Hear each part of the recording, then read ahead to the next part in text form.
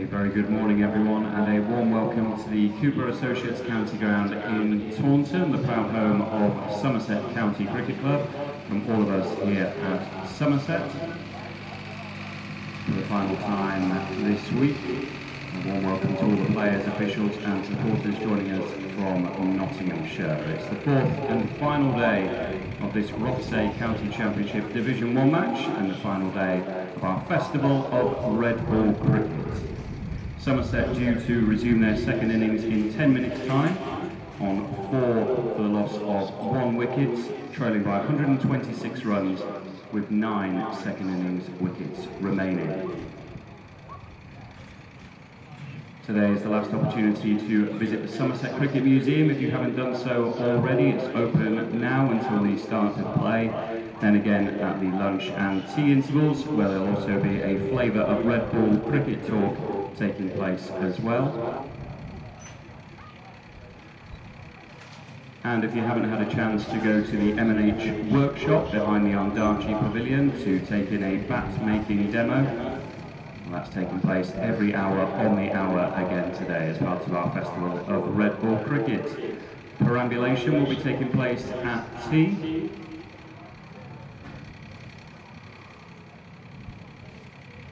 The first session is set to get underway in just 9 minutes time. As usual, our ground-wide Wi-Fi is fully operational. You just have to connect to the network _We Are Somerset. You can adjust your settings or unsubscribe at any time. It allows you to watch the live stream to enjoy replays of all the action free of charge. A big thanks to our match sponsor for this game, Alliance Medical. Founded in 1989, Alliance Medical Limited is Europe's leading independent provider of imaging services operating across the continent. And in the UK, they deliver imaging services across 46 static sites and 64 mobile scanners, including a diagnostic centre here at Blackbrook Business Park in Taunton. They are a trusted and sustainable partner to the NHS and also provide private healthcare imaging services for insured and self-funding patients. A big thanks to Alliance Medical. And if you're considering a half-season membership, well, that's now on sale. It gives you 16 days of cricket for just £115. That's less than £8 per day. And to give you even more value for money, any ticket buyers today will have the cost of their ticket for this match taken off the price of half-season membership. All the information is available from reception in the Marcus Truscothic Pavilion. Once again, thank you for your magnificent support over these last few days. We hope you have an enjoyable day with us in Taunton. Fourth and final day of Somerset against Nottinghamshire, set to get underway very soon.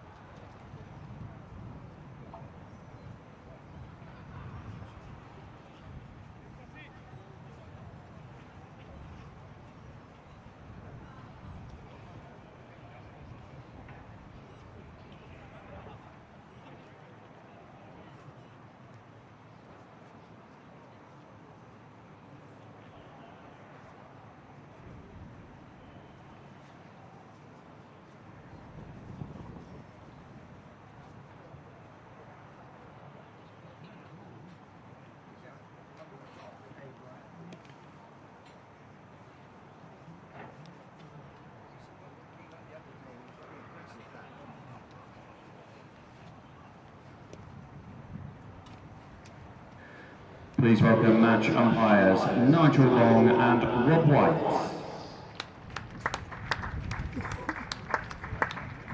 The match referee is Dean Kosker. Scorers are Polly Rhodes and Ian Smith, and led out by Captain Hasib Hani. Please welcome visitors Somerset Nottinghamshire. taking on Nottinghamshire. I'm sure many of our viewers this morning have tracked the game, but at the moment Somerset trail Nottinghamshire by 126 runs. They've lost the one wicket of night watchman Matt Henry, but we have an intriguing day's play here. Nottinghamshire batted beautifully, led by Jack Haynes' career best century. I'm joined by Vic Marks and later Harry Everett, so you have the joy of listening to us talk you through the day's play. Settle in. Morning, Vic. Good morning, Pete. And it's a glorious day, not out in the sky. And it could be quite a tense day. We've seen a lot of runs scored in this match, and there's been a lot of runs scored around the country. And there feels like there could be a lot of draws around the country with this much discussed, let's say, at the moment, Kookaburra ball. However, please welcome the Somerset you can't take anything for granted. We did see actually a little tumble of wickets at the end of yesterday with the ball not turning viciously, but turning and giving something for the spinner to work with. The ball is only 1 over old. We had quite an eventful last over last night with Matt Henry coming out. That made sense. He was always going to face whatever happened in that over. He hit the first ball for 4, smacked a couple that they didn't run, and then he was bowled by a quicker ball last ball. So he sort of did his job as night watchman, but it would have been nice to see him have a bat as a night hawk this morning, but that's not to be. So yeah, the ideal scenario is he probably saw a little bit of shine off, but not to be. What you'd imagine would be the normal partnership has come together. Cadmore and Sean Dixon. Sean Dixon certainly under a little bit of external pressure to get a score today, and what a great opportunity it is for him. Mohammed Abbas is going to take the new ball from the Trescothick stand end, but yeah, echo your thoughts. I think it will be quite a tense morning, and you have to say that despite the magnificent 6-for that Jack Leach picked up, Nottinghamshire have earned the right to be in command here, and it very much is Somerset under pressure, certainly for this first session, with a new shiny ball in Mohammed Abbas's hands as we look forward to that first ball, and Cadmore just tucks it into the leg side and gets off the mark immediately.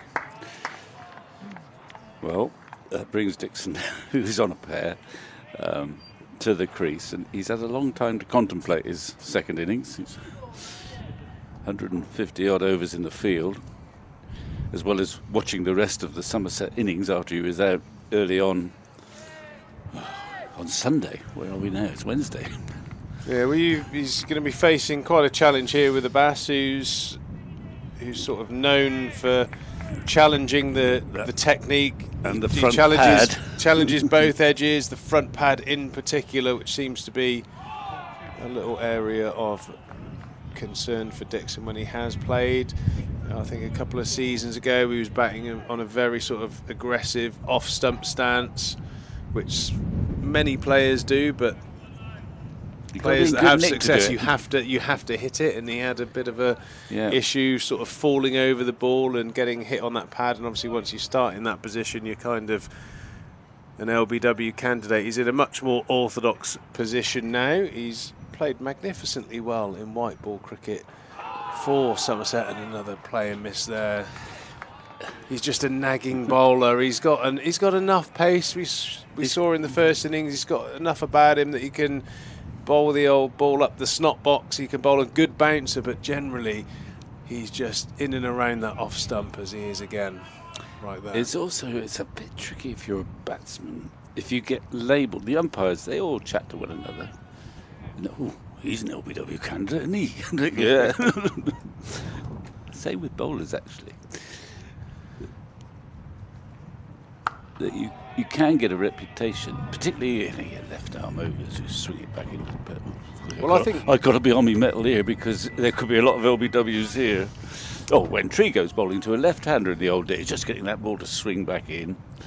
Well, or possibly the one that nips back. My favourite anecdote, I think we were playing against Derbyshire, and the magnificent left-arm swing bowler Kevin Dean was bowling, and Ray Julian was umpiring him. You know, the teams were walking out, and Kevin Dean said to Ray, so, "Morning, Uncle Ray." And Ray Julian's reply was, "Hit him on the pads, lad. Uncle Ray will do the rest." Well, he umpired for a long time, because I played when he was umpiring, and you know, he would, like cricketers would celebrate 1,000 runs in May or something. Ray would celebrate 100 victims by June or something ridiculous like that, and you know, he wasn't frightened of. He was ahead of his time, actually, in terms of giving those LBWs on the.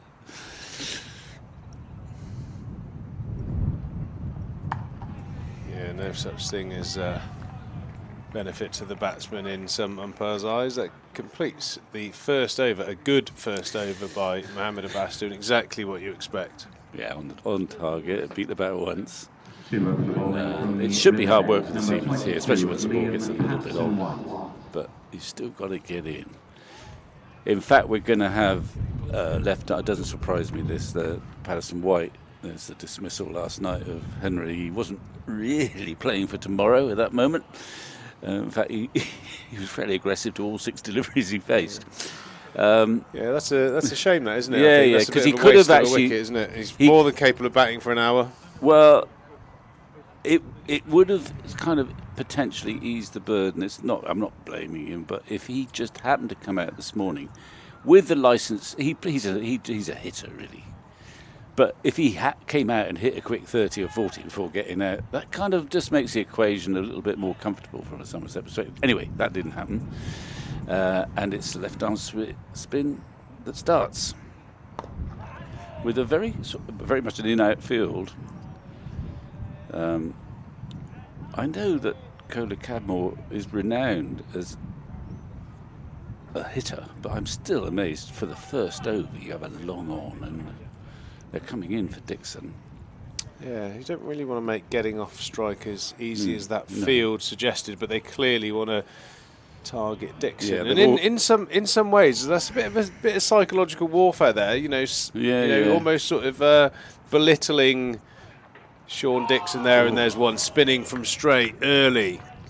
Good signs from Patterson White, who notably didn't get a huge amount of spin in that first innings, bowled quite quickly, but that's an absolute cracker. That's pitching middle and leg and missing off.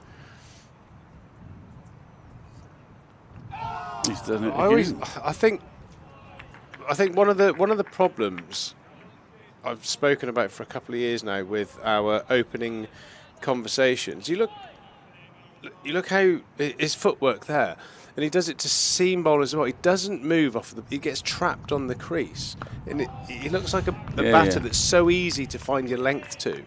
You know, Cadmore gets he bats orthodox, stays in his crease, plays back, and then probably 1 in 2 or 3 balls he faces, he will have a little shimmy down the wicket or bat 12 inches out of his crease. He's always moving around in a positive manner, whereas of late we've seen Dixon just trapped on the crease, and that ball there, it's high risk way of playing left arm spin. You've either got to go back or get really far forward with your hands out in front and smother that ball. Well, that is what's notable, that when he gets a fullish, or he got a good length ball, which you tend to go forward to, you don't come very far. Well, Pete Robinson would call that, he gets in that half-cock position, doesn't he, where he sort of doesn't go forward or back, and I think he just makes life difficult for himself against the red ball. Yeah, and he looked uncomfortable there. I mean, obviously, you don't want to lunge at spinners because it just kind of brings the bat pad in. As if you're still on the moves, it comes into your pad and inside edge. But the good players, they're very decisive, actually. They either go back or they come quite a long way forward, and they can smother that ball and almost get it to a half volley. I often think, too, you watch players' footwork, particularly modern players, who tend to be more aggressive, that when they're playing their normal aggressive game, their footwork is far more decisive. But when they're defending, their footwork is often indecisive. So they get in much better positions when they're looking to attack the ball than they are when they... go back to Boycott even, it was a terrific craftsman. He would kind of defend positively, if you see what I mean. So he would take a big stride, you know. He would, and with very soft hands, defend if he could score runs as well. Don't worry, but he would be very positive in defence. Well, I feel like it is a little bit too early to go down the technical rabbit hole. But one thing that I see a lot from players who have a game plan, know how they're going to combat the bowlers. It's not always determined by huge amounts of footwork, but it's the shift of the centre of gravity. It's getting your body going back into the ball or playing back using the depth of the crease. And what you see from players that have a level of confusion in their game is they end up just staying where they stand and prodding at the ball. And I think we see that a lot. It's be interesting to see the difference between Joel Cadmore as he just rides a pretty good delivery there from Mohamed Abbas. It would have been typical if we're talking positively about the way Joel Cadmore moves and he nicks off the next ball. But I think you'll see quite a marked difference in the way that Joel Cadmore will look to combat the challenge he's facing. Yeah, I mean that's an indication of, it's a pitch in fourth day pitch. It's almost a genuine edge there, but didn't quite carry the second slip.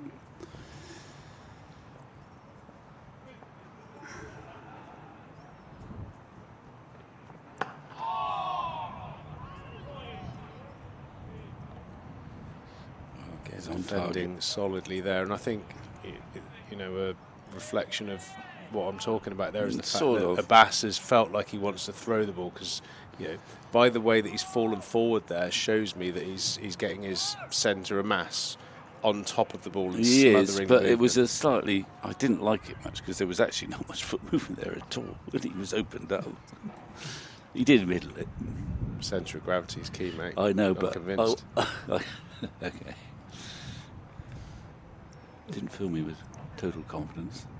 Well, I think back to like the really great players, and obviously because we're on Somerset's live stream, we'll pick the obvious one of Trescothick, who had quite a big back and across movement, that was about as much as his foot moved, but he used to sort of rock back and play the cuts and pull shots. So he was brilliant, in particular I think the cover drive, his foot would sort of make a 4 to 6 inch movement forward, not necessarily getting too far outside of the crease, but he used to lean into those shots, and that's why he hit it so well. Well, that's true. Whether defending was the same, I suppose it probably was. His legs were quite wide apart, weren't they? Yeah, I mean, the one sort of really unique thing that Marcus used to do was play inside the line, as we see another beauty there from Abbas beating the outside edge. There's movement. Early doors, new ball, and he's gone past the outside edge. He's found the outside edge, but didn't carry the slip.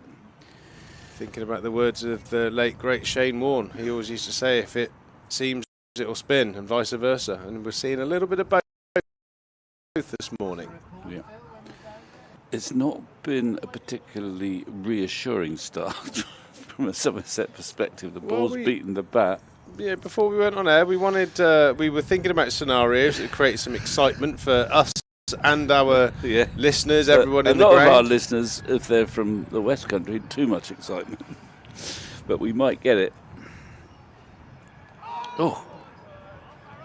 Another ball that's spinning past the outside edge. That must have bounced. That almost took Cushion on the shoulder.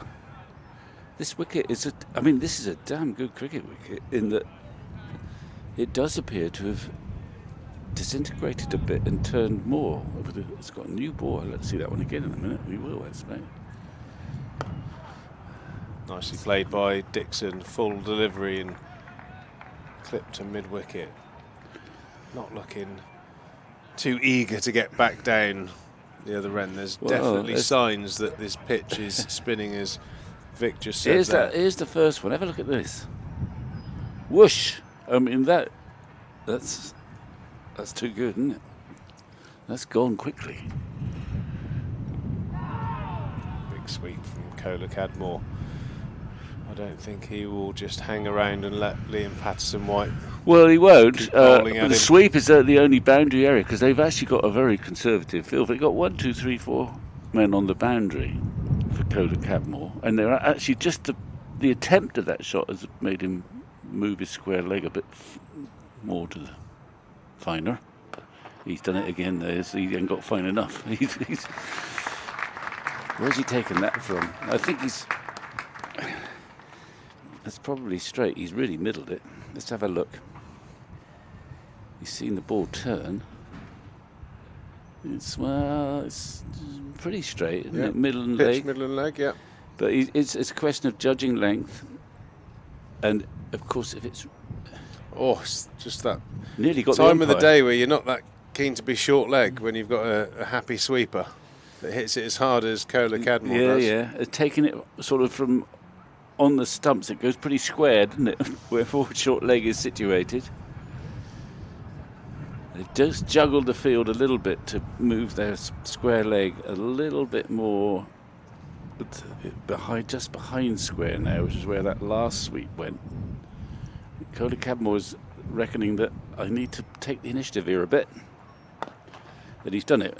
I mean, he swept a perfectly good ball for 4, and that was just slightly over pitch, and he's just pushed it to the deep mid-off. But I think we were talking about how you go about this. And if you set yourself for a blockathon, you can get into trouble. You've just got to bat the way you bat.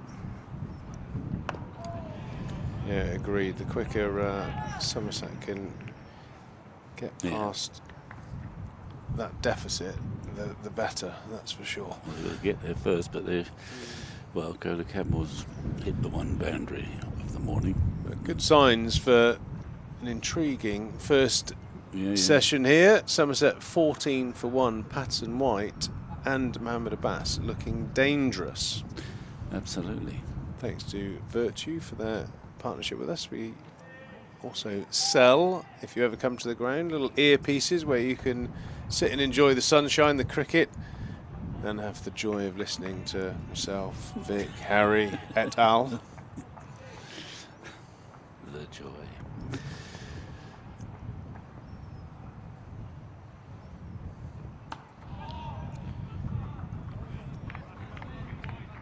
Nicely played there from Cadmore out to that deep point. It's always one of my bones of contention with the way that captains see in-out defensive fields. I think if I was Mohamed Abbas, point would be the last fielder I'd want not in place. It's a catching opportunity as well from this time drive. Yeah, he brings them in for Dixon. It's they kind of respect Cadmore's ability to hit boundaries.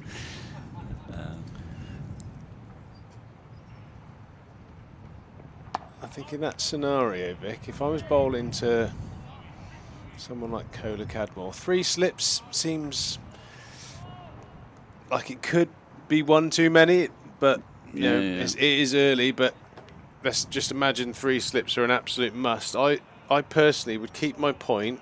I would hedge, cover and mid off, and one of those go out to the boundary to protect that shot. Maybe it's sort of square cover. Have mid off sort of 10 yards closer, trying to cover sort of 2 spots, which isn't easy to do, but that would drive me absolutely crackers if I kept on getting thick outside edges for 1. Because you want to bowl a number of balls at the same batter to build pressure. You know, have time to watch them, watch their movements, see where there's a weakness, a way through.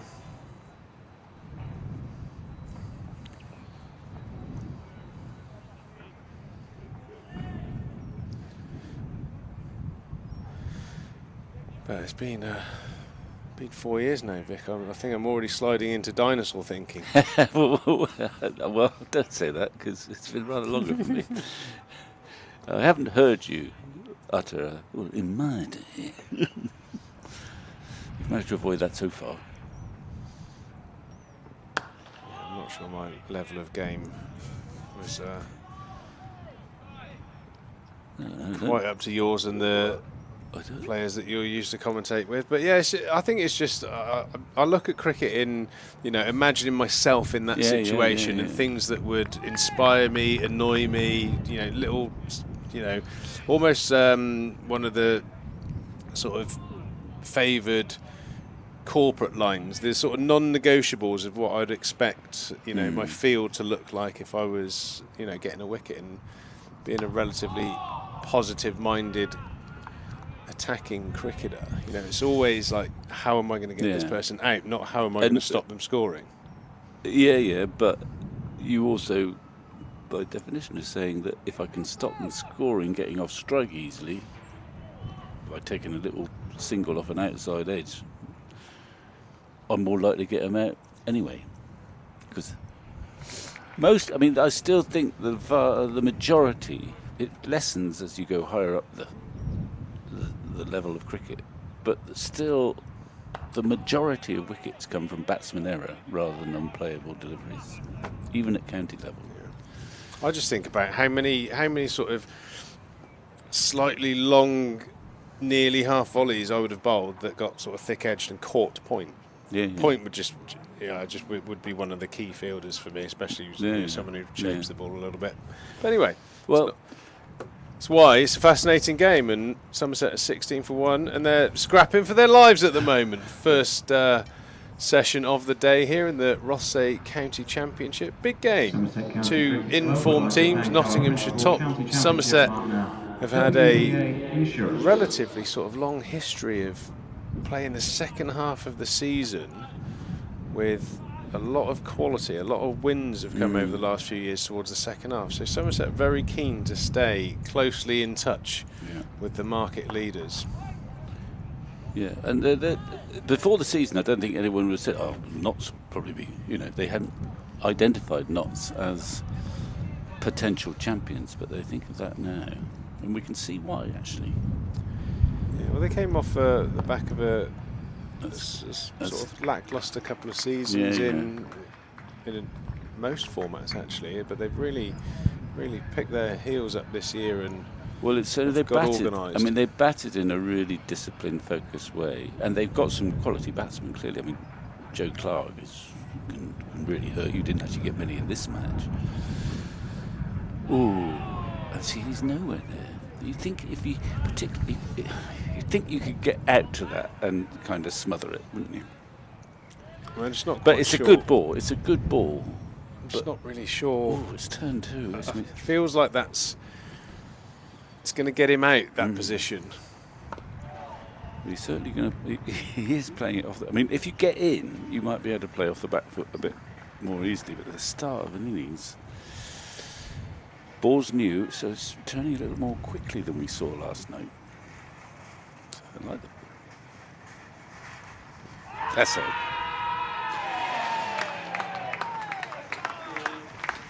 Well, we sort of saw it coming, didn't we? Yeah, when he does go forward, it's just half cock. He's not getting out to the ball, making life difficult for himself. Is Sean Dixon. He's gone for 6. Somerset under a lot of pressure here on day 4. Let's have a look.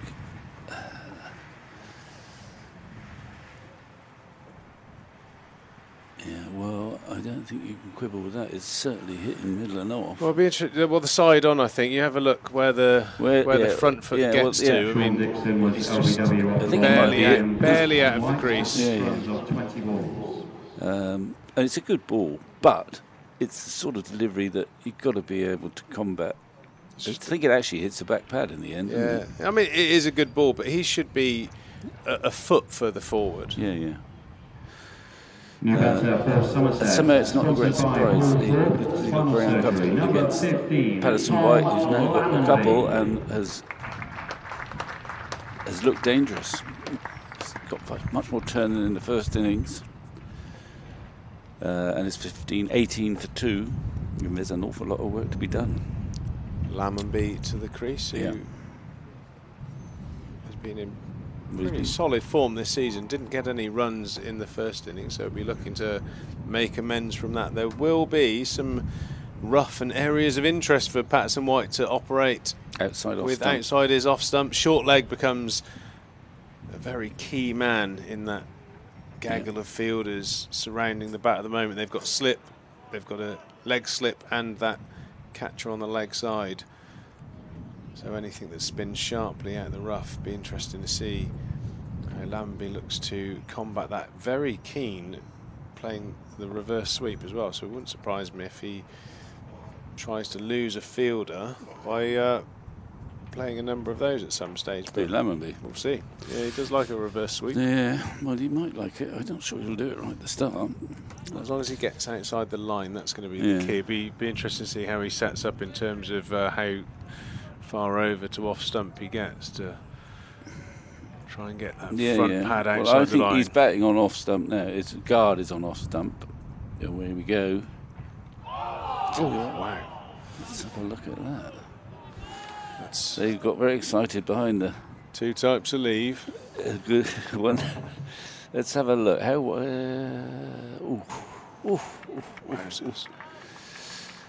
Okay, well, I promised tension, and we got it. We are tense. I mean, taking the sort of Olympian view, we talk about this pitch a lot. I mean, I haven't seen the ball turn increasingly like this at Taunton very often. And it's what, the purists like. They like a pitch that offers the seamers something and the batsmen something in the first couple of days, coming onto the bat nicely. But which kind of sort of deteriorates slowly so that the finger spinner comes more and more into the game. Now, very often at Taunton it just dies. But what we're seeing at the moment is the ball spinning a bit more quickly. It's hard. On the fourth day, it's gone down, which is, what us old timers like to see. Not old timers. It seems to me that the perfect wicket has that happening. Yeah, I agree. It's been. It doesn't happen very often here. It's aged well. I think we've beat the drum of the ball situation a little bit too much over the last few days, and I'm sure the listeners can understand why. You imagine this pitch with a ball that swung a little bit more for the seamers, then you've got a really, really intriguing game of cricket with a great pitch. But as we are, because Nottinghamshire played so well in their first innings, there is plenty there now. That's the key thing for the game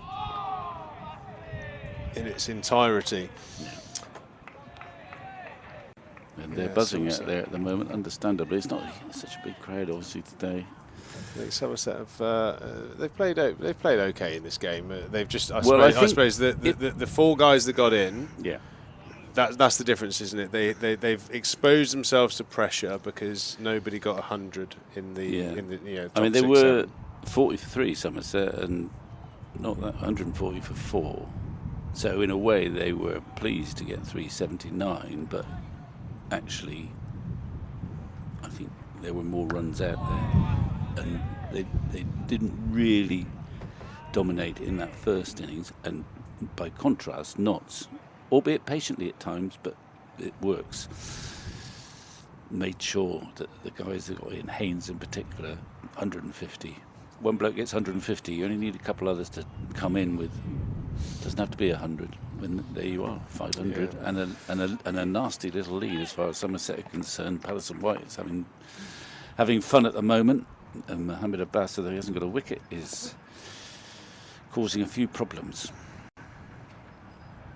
Yeah, I think looking at it, you'd excuse Kohler Cadmore because he's an absolute beauty from Abbas, but Rue 58, Abel 64, Banton 84, Vaughan 35. One of those four makes a three-figure score. All of a sudden, this morning's not quite as pressurised, but Nottinghamshire have stuck to task brilliantly well. And it's what Surrey do too. They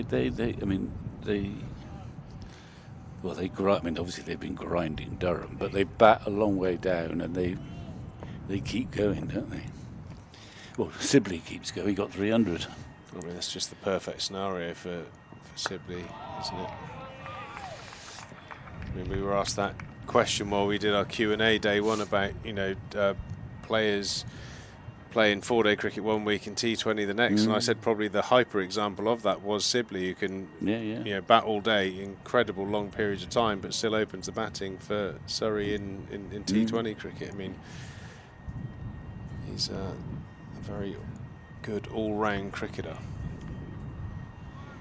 305 he scored off 475 balls. That's a very that's a lot of batting, that's a long net. I expect you've ever batted for 475 balls in one go. Certainly don't think I did. I certainly know I didn't. Probably seasons worth, I thought. Nick, for me. Well, you might do it in May if you're lucky, if you're in good nick.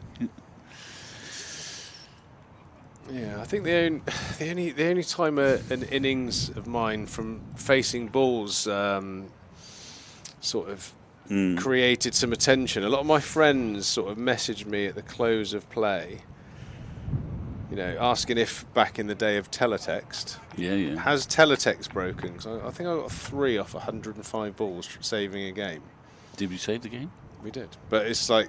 It was so unusual. Who was that against him? It was against Kent. I remember Min Patel and trying to spin us out, and it was just you just blocked. It was a proper blockathon, while enjoying Rob Key, who we can blame for this Kookaburra situation, at mid-off just tearing into me for a couple of hours. It was great fun. Well played. Well, it's odd, isn't it? Because you remember that innings, and you're proud of it, quite rightly, because it's so out of character, out of my comfort zone. Yeah, definitely. Well, we're playing Notts, but this is ancient history. But I once asked Derek Randall, who played for Notts in my era, and was I don't know if you must have come across Derek Randall when you were up at Trent Bridge. A sort of one-off character, a very good batsman, but a bit unorthodox.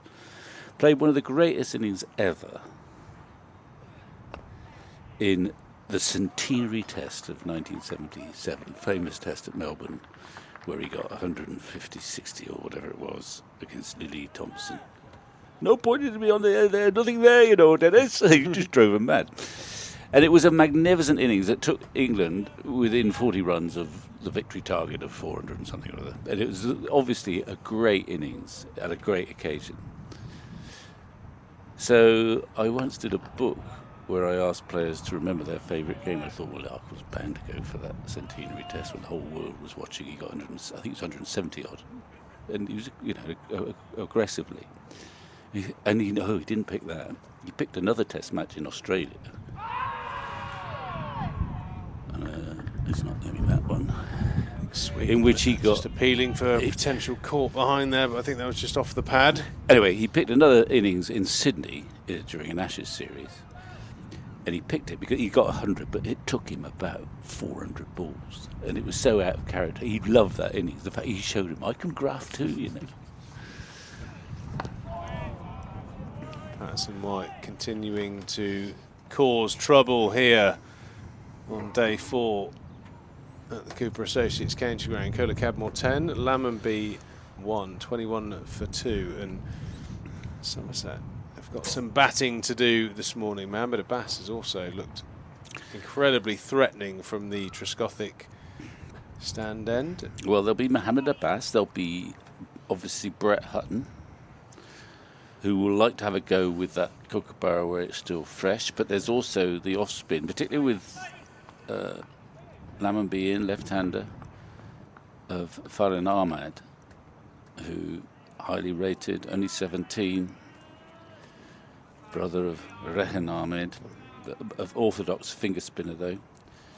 He could be quite excited to bowl on here, and he'll get some overs before too long. Yeah, as you know, we had Paul Franks up yesterday, and bar a little bit of time taken out of the game from that cluster of wickets as Lammonby pulls to the square leg boundary and will pick up 4. Mohamed Abbas has employed the bouncer a number of times in this game towards certainly not for the first sort of 15 overs of his bowling, but the last 10 or so he's decided to keep the batters honest, as we would say. But Lammonby is equal to that task and tucks it away for 4. Yeah, that flurry of wickets at the end. I think the grand plan would probably for Nottinghamshire to be declaring around about now. But I think if they could swap for that, the plan for the situation, I think they'd be very happy with where they are now. Yeah. I think they were looking at sort of 180, and then have a bowl. But yeah, even that wicket of Matt Henry. I mean, there is what I'm just going to let Harry come in a minute. But there is one scenario today where Somerset get bowled out for, if they get it, 270, lead of 140, and there are 19 overs left, and the ball's turning. We get a preview for Friday's T20. Well, except for you don't play T20 on pitches that are 4 days old. This is true. So I don't know whether we'll get that. I mean, it's unlikely, but it is possible. It is possible. I'm not sure if Somerset will necessarily score quick enough. Depends who gets any runs. Lots of there's a long way off. Scenarios, there's a long way off. Anyway, we'll keep us intrigued throughout the day. Yeah, we'll now. Let's get Harry in here. That'll cheer everyone up. I'm hoping Harry's going to be cheerful. He's a little bit quiet yesterday after his Baker Cup semi-final disappointments, but he's had an extra night to sleep on it, and I think he's going to be in top form this morning as Abbas comes charging in. Cadmore rocks onto the back foot and plays that out to the point boundary for 1.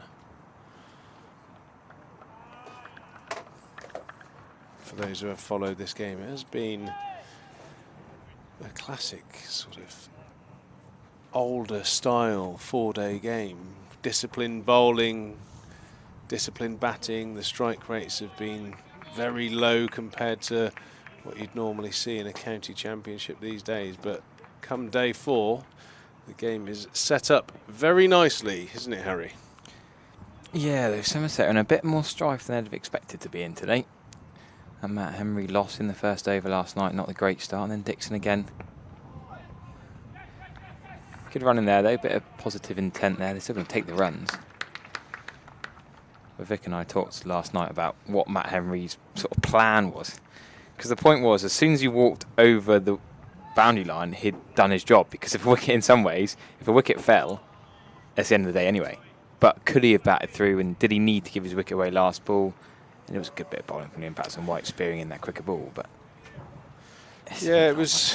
Yeah, I mean, it's probably one of those dismissals he's probably disappointed about now, but would be super disappointed with, depending on how today goes. Because, exactly. Like I said, he's more than capable of getting 30, 40, 50 runs if he's in the right frame of mind. And I'm loath to say that he gave it away, but it certainly sounds like he was setting himself up just about for an over, which I think is, is doing himself dirty a little bit. Because he's more than capable with the bat, as we've seen a number of times. And another over from Abbas, the boundary, and a couple of singles from Lammonby.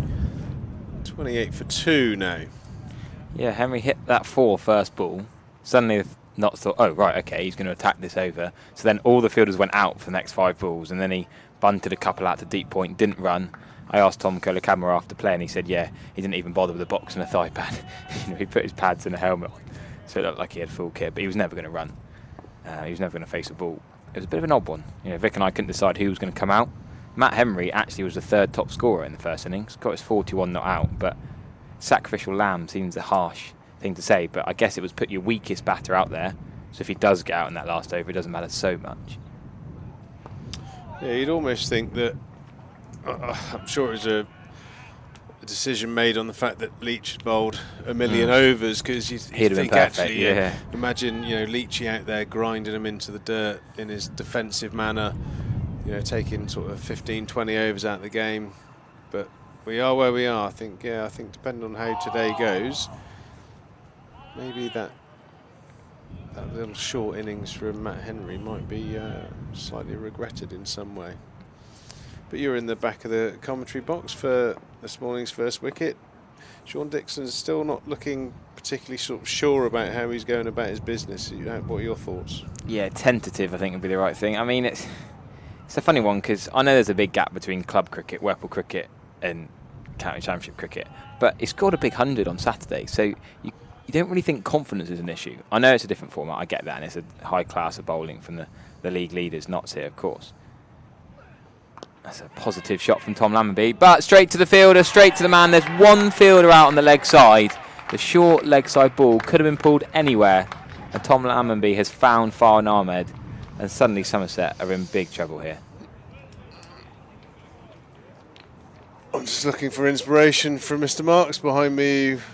Might have a raised eyebrow. Banning out for a draw and a long up straight to one man out on the boundary. Yeah, not many words for that. Tom Lammonby was caught by Farhan Ahmed off the bowling of Liam Patterson-White for 7 runs. Well, Somerset have done it to themselves today. They're 3 down now. Rue coming to the crease with an awful lot of work to do. Cadmore is good, positive, but certainly playing within himself, and Somerset desperately need a Rue masterclasses we've come very accustomed to seeing. Nottinghamshire have found themselves in an incredibly strong position from, I think, everyone in the ground, thinking that something quite remarkable would have to happen to force a result, and I think we've just had 40 minutes where that's pretty much been the case. Somerset have got 87 overs to bat now, and they're probably going to have to bat at least, I would say, 55, 60 of those to put this game safe. So plenty of pressure on. Yeah, we've almost run out of words for that dismissal. In this situation, that's not the shot to be playing. He's absolutely nailed it. He's come off the middle of the bat. If he'd hit it badly, he might have got away with it. But to pick out one man, Farhan Ahmed, with acres of space either side of him. LPW has got all 3 wickets. Sean Dixon was LBW to LPW. And Liam Patterson-White, having bowled Matt Henry last night, has now got Lammonby as well. The left-arm spinner who has bowled so well in the last couple of seasons, allowed Calvin Harrison to go on loan to Northants. Farhan Ahmed will be the second spinner to him. Well, can he get the 6 for Jack Leach got yesterday? And well, that's quite a nice shot from James Rue, a little bit over-pitched. But it's going to be interesting because both of these players are positive. There's positive aggression, but there's positive defence as well. James Rue likes reverse sweep. Played that well off Patterson-White in the first innings. You wonder whether he'll go to that kind of shot, or will he just try and bat and bat and bat?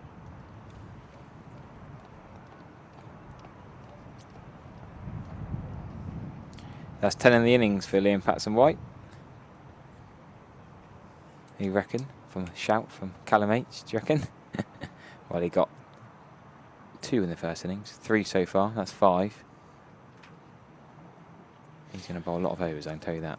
Well, it's certainly out there for him, the way that he's bowling. He's maintained his accuracy. I think that's the real feather in the cap from what we saw in the first innings. Very metronomic, attacking the stumps, and now that he's found a little bit of spin from the pitch, he's become even more of a threat. A number of balls moving away from the outside edge, but again, going back to the technical side of things, a lot of those balls were to Dixon, who just doesn't get off of the crease, so any spin is almost exaggerated.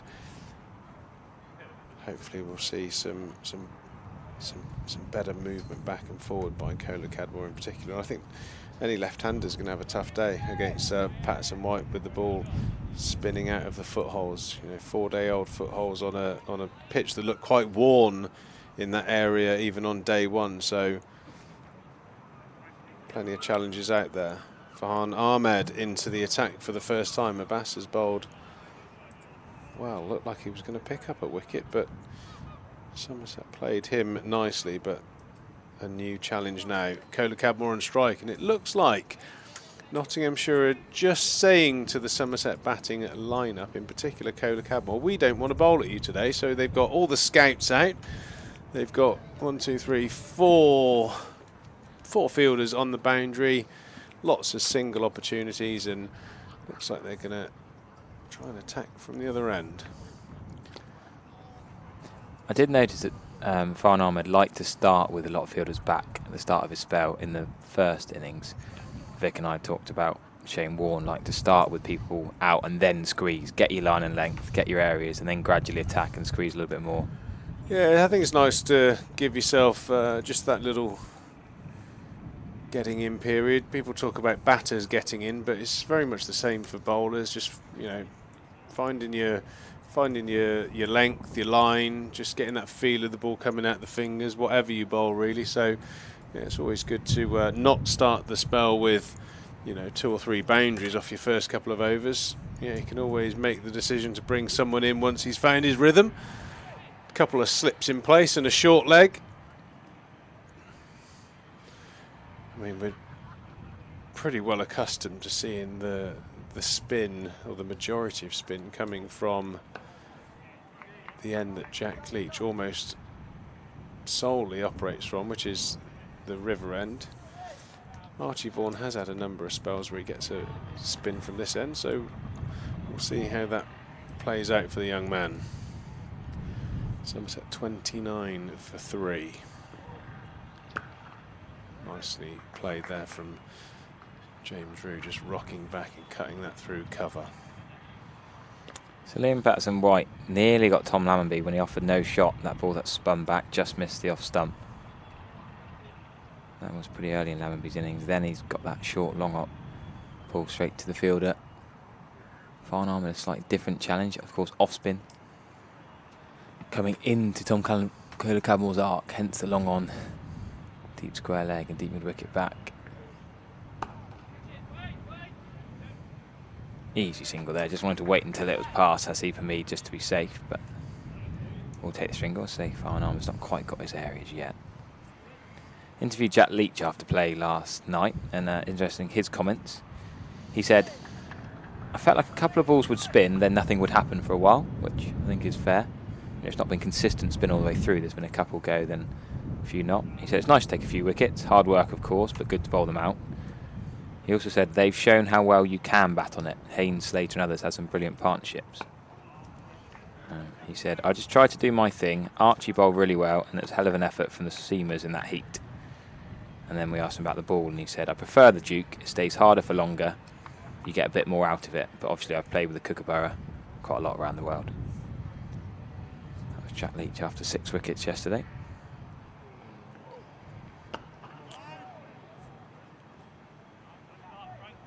Well, we've definitely seen more consistent spin from Liam Patterson-White this morning in particular. Nothing obvious there in Ahmed's first over, but yeah, Patterson-White is definitely getting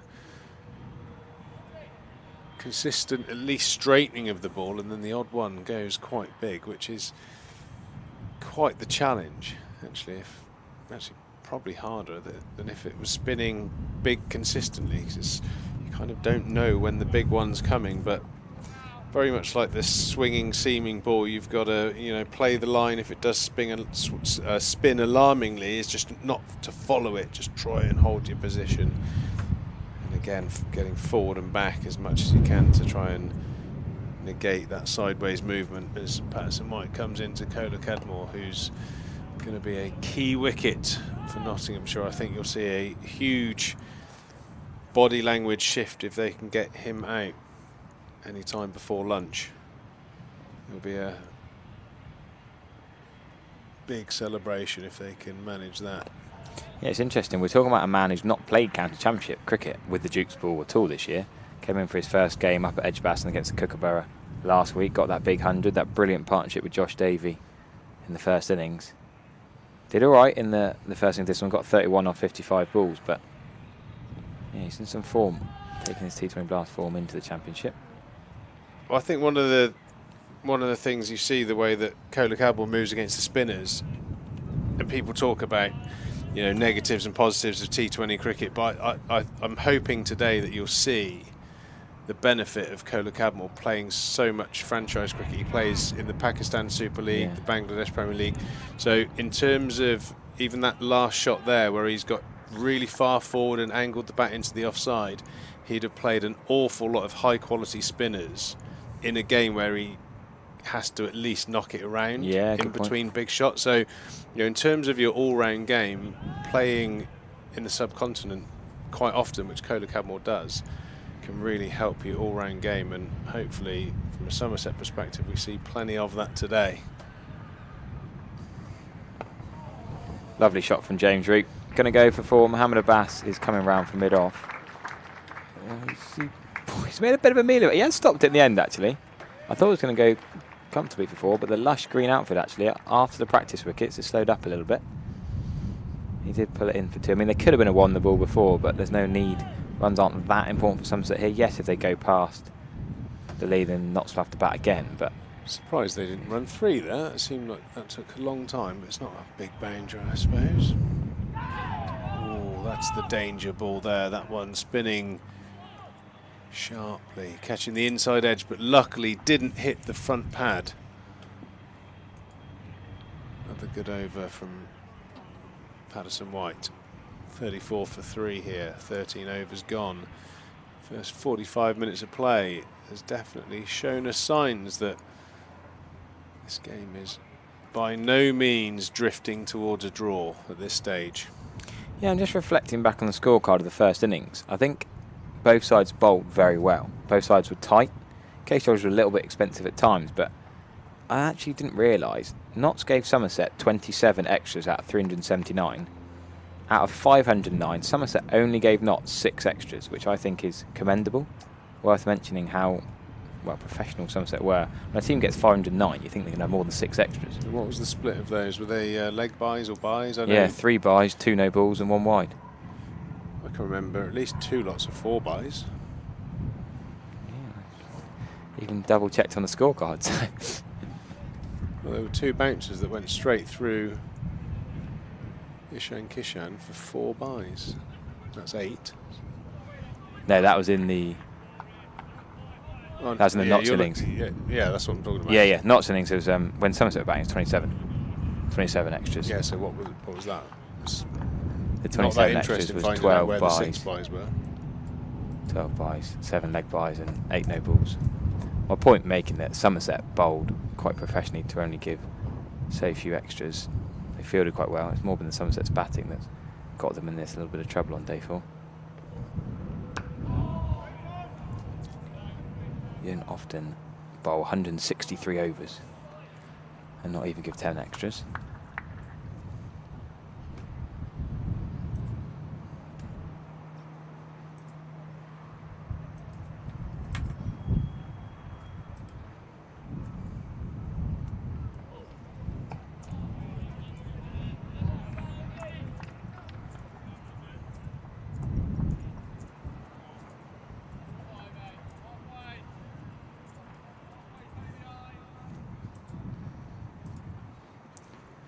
Barn Ahmed and Liam Patterson-White had long spells against Yorkshire at Trent Bridge last round. They've been plugged in for a long while today. Lovely shot by James Root. Just going to be 1 run. A couple of times he's been a little bit short so far in his first 2 overs. But he's just settling in.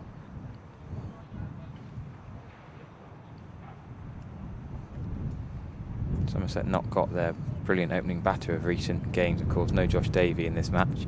Lewis Gregory's on paternity leave. There's been a couple of changes. There is a 2s game at Vale against Gloucestershire, but it's a T20 tomorrow. And then Somerset first team back in T20 action here on Friday against Glamorgan. So plenty of cricket going on for the Somerset squad, but they've just got to bat some more here on day 4. Down the wicket from Cadmore. It's gone high, right up towards our commentary box. That's the closest I can remember a ball coming to the commentary box. Landed just below us on the Thatcher's deck. He's not going to die wandering. He's going to be positive. And Brett Hutton is that long on. And that's gone 30 yards above him. Nearly hit our cameraman. Is it Neil Shillabeer down there on the Thatcher's deck? Previous wickets, that is exactly where the camera would be stationed. It's bounced on the Thatcher's deck and then bounced down below in the seats by the 1875 suite. Good bit of fielding from a gentleman down there. Yeah, powerful strike there from Cadmore. Just mingling in those 4-day and T20 skills that he's got. 21 now, and as I said the last over, he's going to be an incredibly key wicket for Nottinghamshire if they're going to force a result here.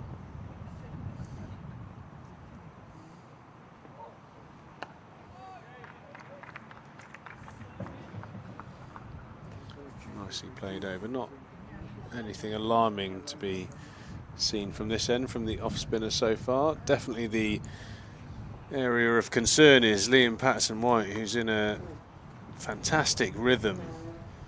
Every ball attacking the stumps and the odd one spinning sharply away.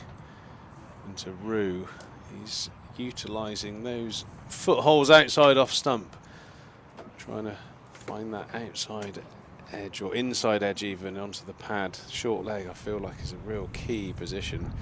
Even that leg slip round the corner.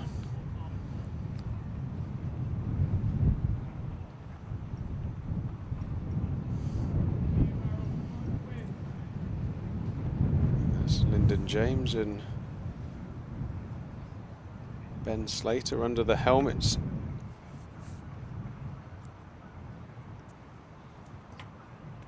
There it is. Sweep, and that's going to be 4.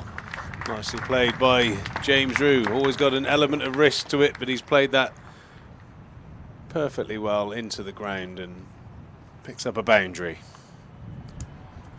Yeah, James Rue batted 6 most of the previous seasons, batted 4 recently. He's down at 5 today with Matt Henry having done his brief opening batting stint last night. Going to play positively. Somerset no. If they score runs, Notts will have to bat again. That's their best way of getting a draw, they think, out of this game. Bat positively. They trail by only 84 now.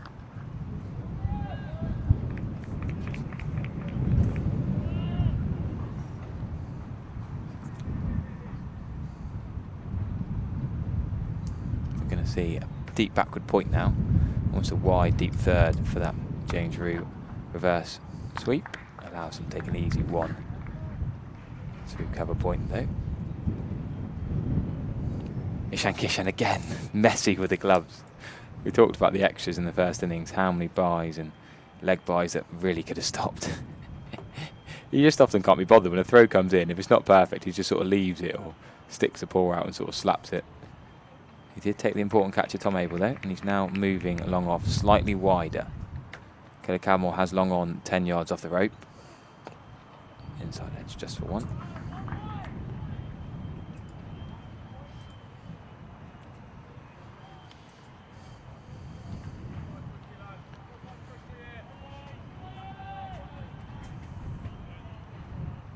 Not many clouds in the sky today. Perfect weather for batting, but also pretty good weather for continuing to dry out this pitch. It's definitely browned off quite considerably over the past couple of days. Spin looks to be the real danger this morning.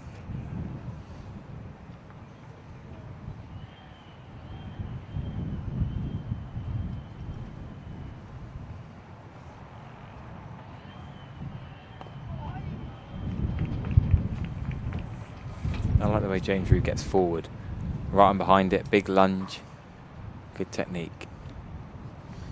Shot not pass when he's defending the ball. Got the match summary up on the board there. The contributors throughout the game, Banton and Abel, 84 and 64. Mohamed Abbas, I thought, well, beautifully. The 2 nibblers for Nottinghamshire doing the damage. 3 apiece for Hutton and Abbas. Leach with that 6 for 121, but absolutely key to the reason why Notts are in charge of this game. Haynes and Slater both passing 100. And right now, Patterson-White with all 3 of the Somerset wickets. Cadmore playing nicely, and he's a big man for Somerset in this 4th day we have here at the Cooper Associates County Ground. Far and armour then, Tom Cadmore mid-off up in the ring. Deep extra cover in place. And long on is Lyndon James down below us. He goes again. This time it's just as high. It's almost going to hit the commentary box again. I had the massive urge to dive forward to catch that. I want to see one hit our tilted windscreen. Anthony Gibson's nervous next door. We're all walking in the commentary box. We fancy a catch here. 2 sixes in almost identical places there. The Thatcher's deck just below our Thatcher's commentary box. And we've got an angled glass screen. Know what you mean? You want to dive forward and catch it. Dave Bracegirdle was confidently sat in his seat, but Anthony Gibson was nervous next door. He wanted to see if the glass might be smashed. Richard Walsh and Richard Latham got out of their seats as well. We've got fans below looking up in excitement. That's woken up the punters on day 4. No school kids here today, sadly. I guess you can't commit to a school's day when there might not be cricket on day 4, but still a decent crowd for day 4 of the Kookaburra round. And we are going to see a new Kookaburra. I guess Killer Cadmore smashing it onto concrete twice in quick succession has knocked the ball out of shape. We're going to see a new ball. Yeah, another great shot from Kola Cadmore. He's, I think he's walked the line very nicely between his defence being watchful and these aggressive shots. That is an absolute full tilt swing. He's pretty much nearly popped it all the way up here twice now. Just a couple yards more, please, Tom. The Notts batter's all looking at his bat. James I just hope this is tough and glass in front of us. I mean, that's my only worry. I would hope so. It's never been hit before.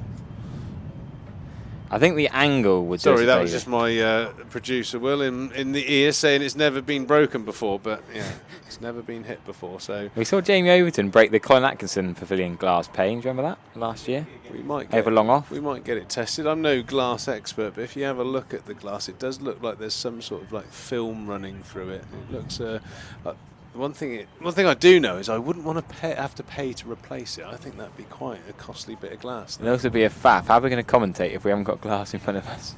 I'm going to take a little break because one man I do know is an expert in glazing is Vic Marks. Oh, I thought you were going to say Max Waller. Barn Armwood still from the Triscothic Pavilion end. Good fielding off his own bowling. Stops there being an extra single.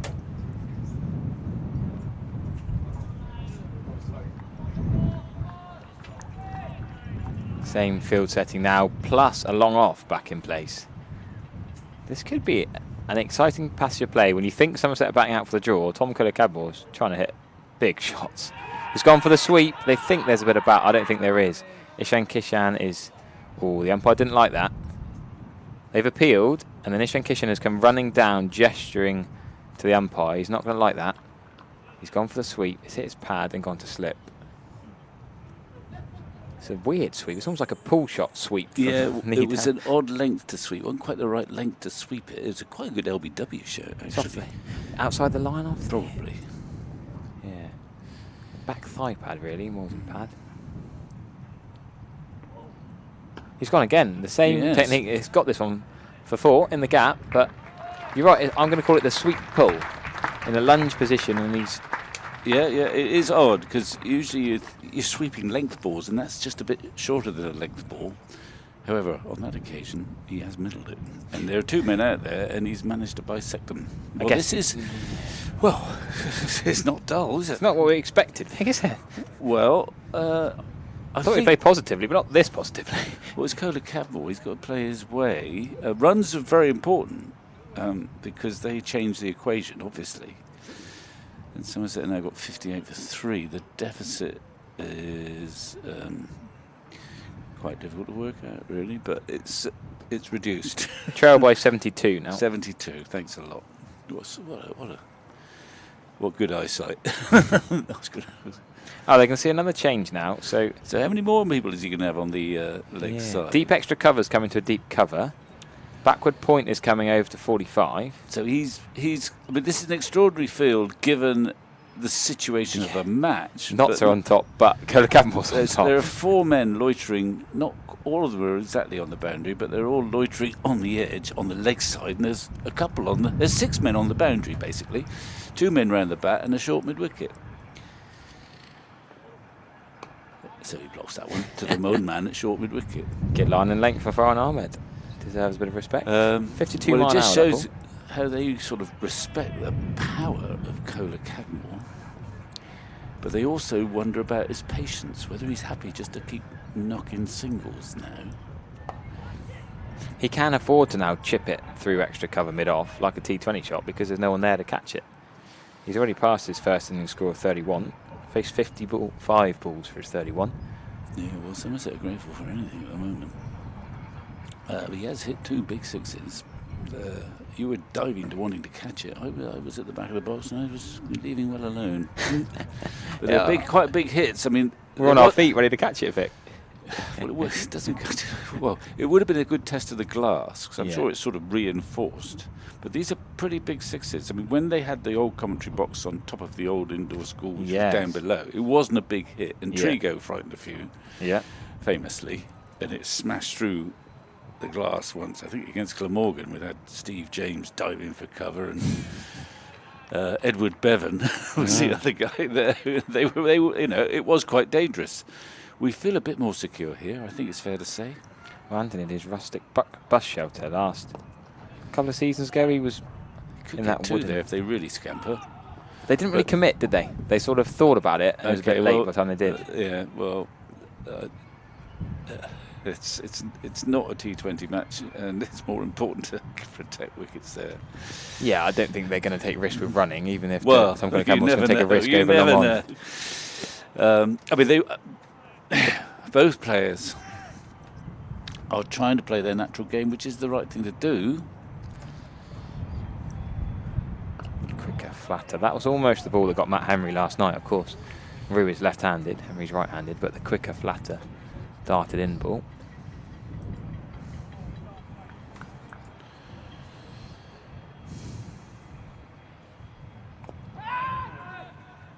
That got them excited for a while, but it's going to go for 4. Yeah, runs are flowing here. Run rate up near 4 and over. Flat pitch on day 4. They both trust the bounce. It's not entirely flat pitch. I think one of the reasons they're playing so many shots is that there is something in that pitch for the spinners, particularly from the river end. And I think there is some validity in the notion that if you just decide you're going to block, The ball might have a name on it. there's a ball there.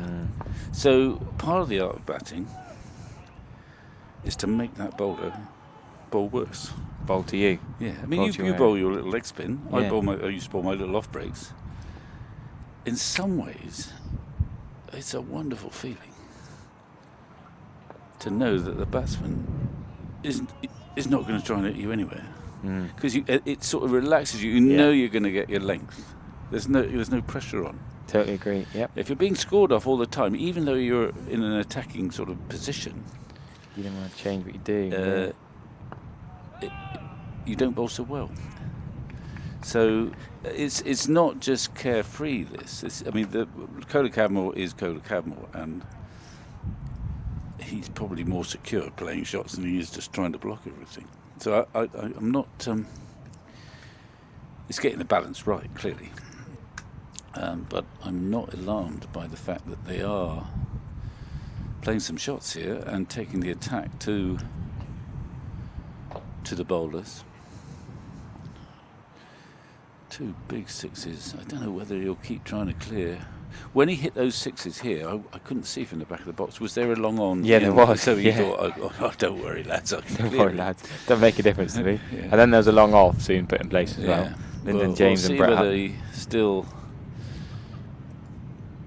he still thinks he's worth clearing them.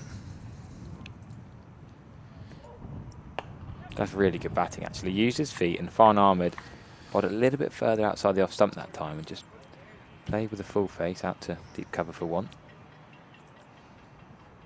It's going to be a good battle, this. Stay tuned. Yeah, quite a substantial field changes. Obviously, a lot of men on the boundary for Kohler Cadmore. It's an extraordinary field, really, given the situation. About 6 men on the boundary for Kohler Cadmore and a couple round the bat. A bit different for Rue, understandably. Left-hander. All spinners like bowling to left-handers. Slip in a gully. Then a ring of 4 on the offside, sort of saving the single, or a couple of them were almost in catching positions. Shortest extra cover, short point.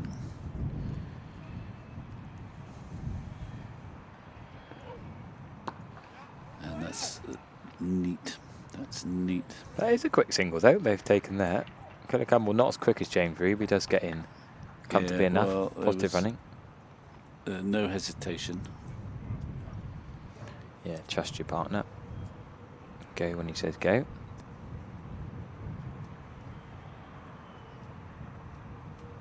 No, another delay.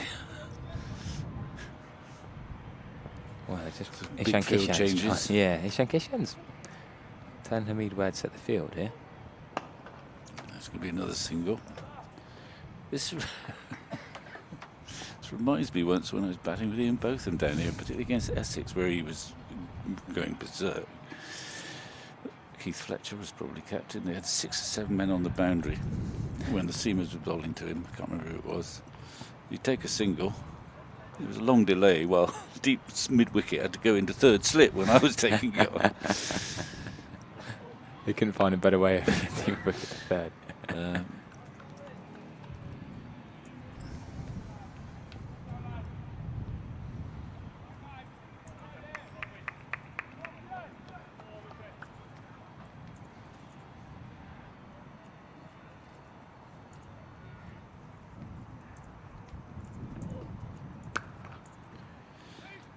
Hit that sweetly. I think it's only one.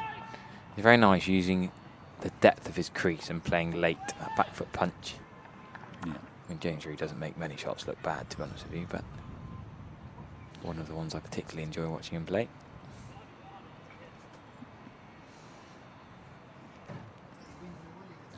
Chat between the captain Hamid and who's that running to short fine leg? I'm not sure. I wonder whether they might just give Hutton a couple overs before the ball gets too old. Yeah. Well, we might be on the third ball by then. He's got his length here. That should be an easy 2 there. Easy 2. And they're going to take him. You're right. Cadmore was aware there. Good batting.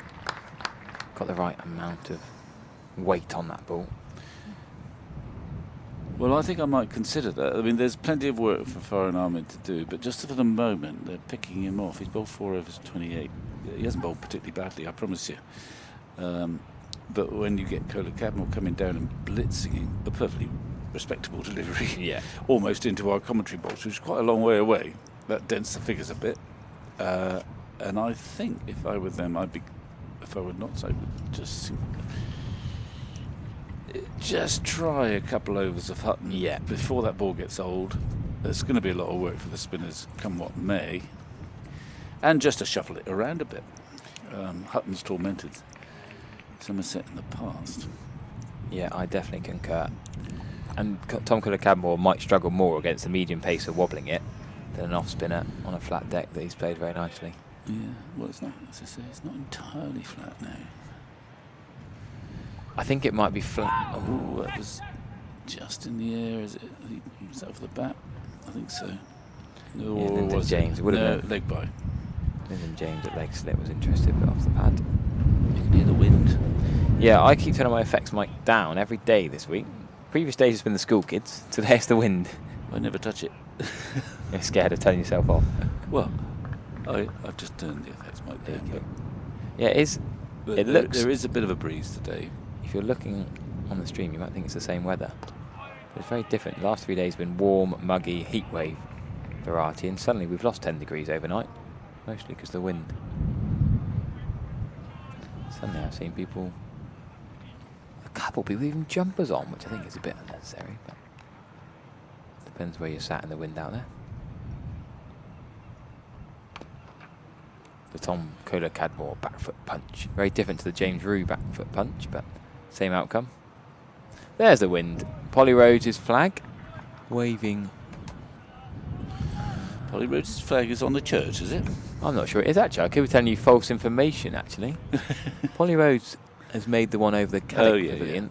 Yeah. Yeah, that's the one above the church. St James's Church.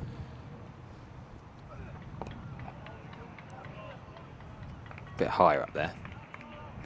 That's where Tom Cadmore's aiming for his next 6. That is a long way. Yeah. With the Cockerel on top as well. Yeah. A weather vane, I suppose you call it. We used to look at that weather vane quite frequently. It used to be quite reliable. To tell you what end to bowl? Or? I told you it was going to rain or not. Before the days of Met Office apps. Yeah. Before the Met Office, we used the Cockerel.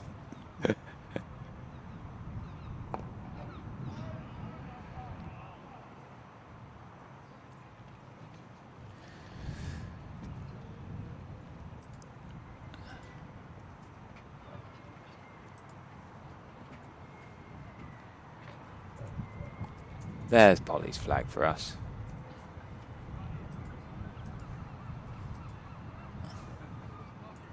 Ah, Harry Trump, our Somerset photographer, tells me. Big old hits, those. He sat down on the 1875 down below us, but he also has a coat on. Very windy down here. He says warm air, but if he's got a coat on, then shows the wind strength tonight. It's a different day. It really was quite stifling the last couple of days, but you can wear a sleeveless sweater if you like today. We are going to see Foreign Armour continue. Yeah. Long discussions. I think they're trying to. They're trying to just make it a little bit more difficult for Cadmore to get off strike so quickly. They've had so many midfielders on the boundary. Hamid is waving his arms a lot. I'm just trying to see. There's a short extra cover now, which is where Cadmore has been popping down the wicket a little bit and punching it for one or two, even on the offside. So he's taken the back pad out and put him to short extra cover.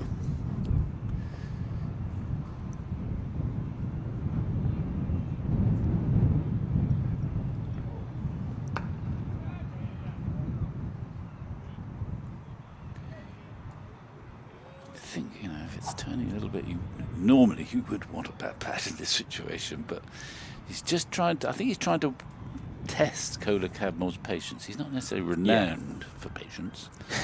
No, fair comment. In fact, he's come towards us again. That's even bigger. That's over the commentary box. Anthony Gibson and Dave Bracegirdle are cowering. I don't think you saw that pic, did you? You weren't bothered. You trusted I didn't see it. That's gone over our head. That is, I'm going to unofficially say that I reckon that is one of the biggest sixes we've seen in recent years here. Well, I don't think in my commentary time in this box, which isn't, 5 years old? Yeah, it's gone over. It landed on our roof, which did it? I don't think that's ever happened before. Producer Will, I'm sure, will give me official confirmation that I think that's the first ever six on the roof of the commentary box in the Marshall Gothic Pavilion. Well, he middled it, I think. There were a few people checking this bat. Now they're going to bring another ball out. I mean, my car's parked the other side of this pavilion. That could have bounced on the roof and landed on my car. Well, let's, it's not all about you, Harry. Well, if I got to get some glass repair, that's a slight issue. You're the glass expert, as Pete reckons. There you go. Okay. Our media team are checking the car park for the ball. On their hands and knees, looking under cars, probably. Well, Pete's car's parked next to mine as well, and that's worth a bit more than mine. Is it? Yeah. He's already had a well, it's another delay as they seek. They've already. I think they've got another one. Is it a cunning plan to run out of balls, says FSM the dog on YouTube? Well, I was advocating getting rid of these kookaburras. Chucking them in the river, weren't you? Yeah. But he's hitting the wrong way, really. I think they've got a few still. But what a shot. I mean, no wonder he's, well, up until now, these long off and long on don't act as much of a deterrent. It's just, if it's in the slot, you just went for it. Will he continue? No, he's not going to go for that one. I mean, so far, his selection has been admirable. Yeah. 78 for 3.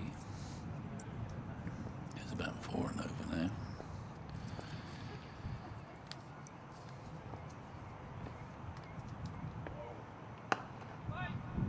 He's just going to content there with a single down to long on. He's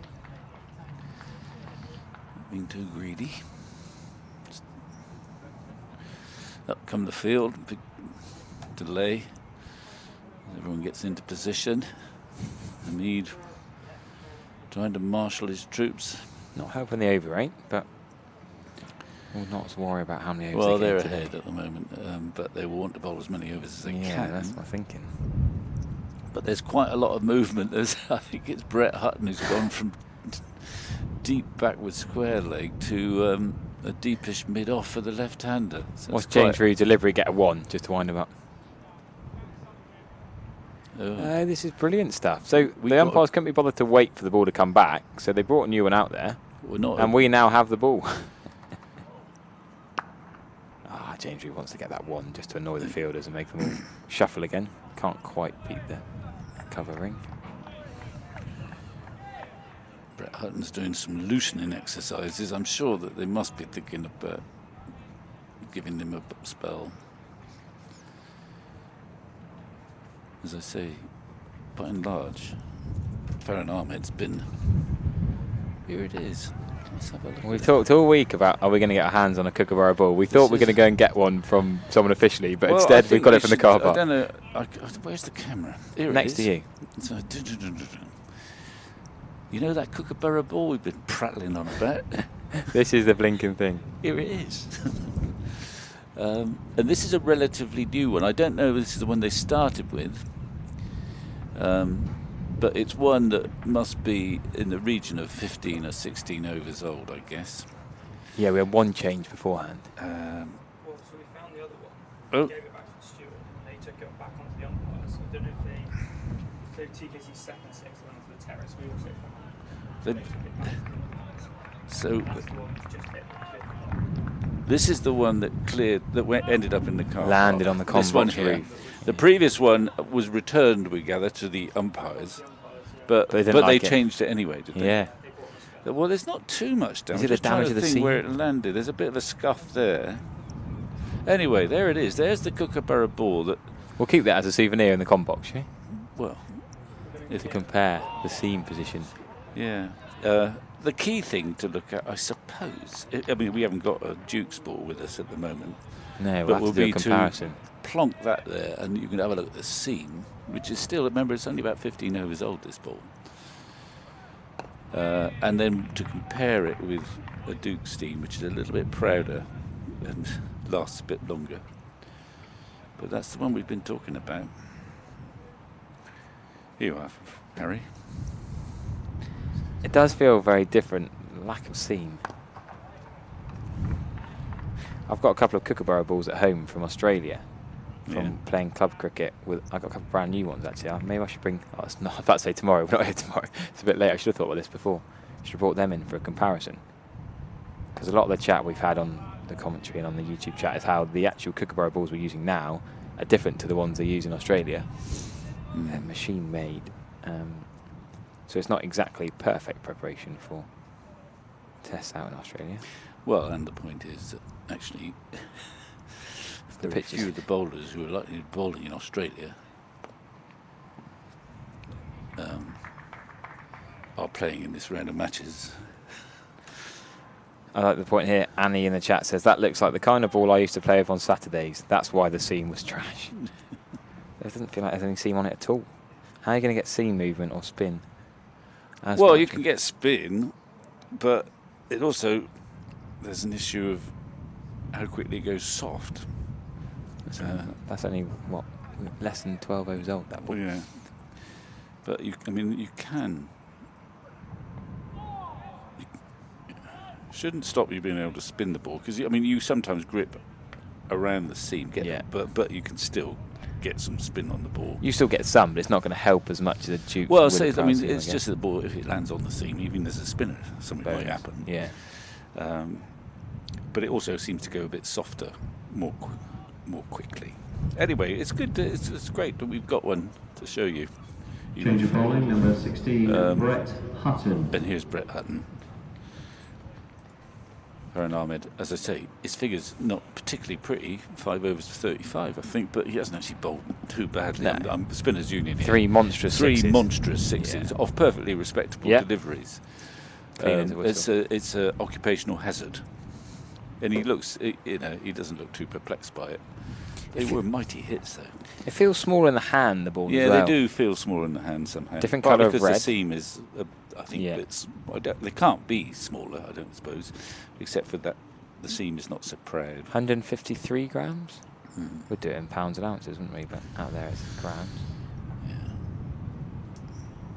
I mean, it's a long time. I mean, I've played with the kookaburra years and years ago, but in Australia, and they always used to say you've got to treat it like a gem for that first 20. You've got to try and treasure it for that first 25 overs. You've got to use it well.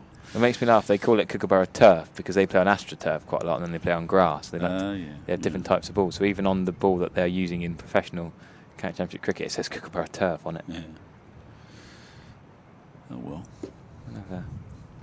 So Hutton round the wicket. The Roo 81 for 3. As I say, it is not just a question of blocking out and batting overs here. It's a question of keeping an eye on that scoreboard. Get to a stage where you get into the lead. Every run is almost worth twice double because they've got to get them.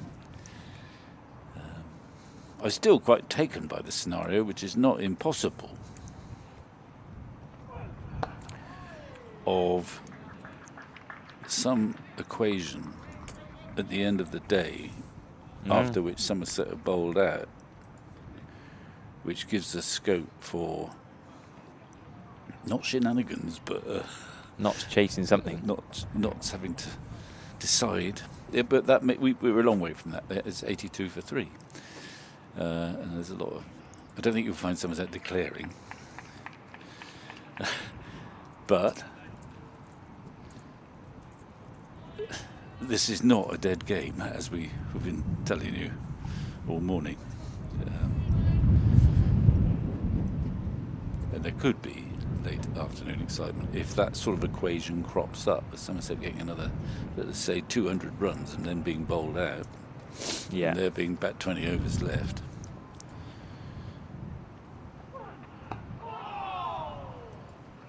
Well, hands on hips. No, on heads. Hips or heads, what's worse? He seemed to hit it reasonably well in the middle of the bat. He didn't quite time it, maybe a bit of inside edge. Anyway, he's still there. Joel Cadmore on 47. He wasn't actually signed, I don't think, as an opening batsman, but he's making a good fist of it. Well, Sean Dixon was signed as a red ball player and has done better in the white ball game. Tom Cadmore was signed as a white ball player, and he's now performing pretty well in the red ball game. As well, yeah, definitely. Good call. Good attacking of the ball from Mohammed Abbas at mid-off. He was slightly on his heels and then saw Joel Garner thinking about it. Yeah. Ran on in. Just had a text from a Middlesex fan. Martin Weiler says, a friend of mine, Aidan, in China, is watching our live stream and really enjoying the interaction. There you go. Cricket fans in China. Good Lord. Welcome.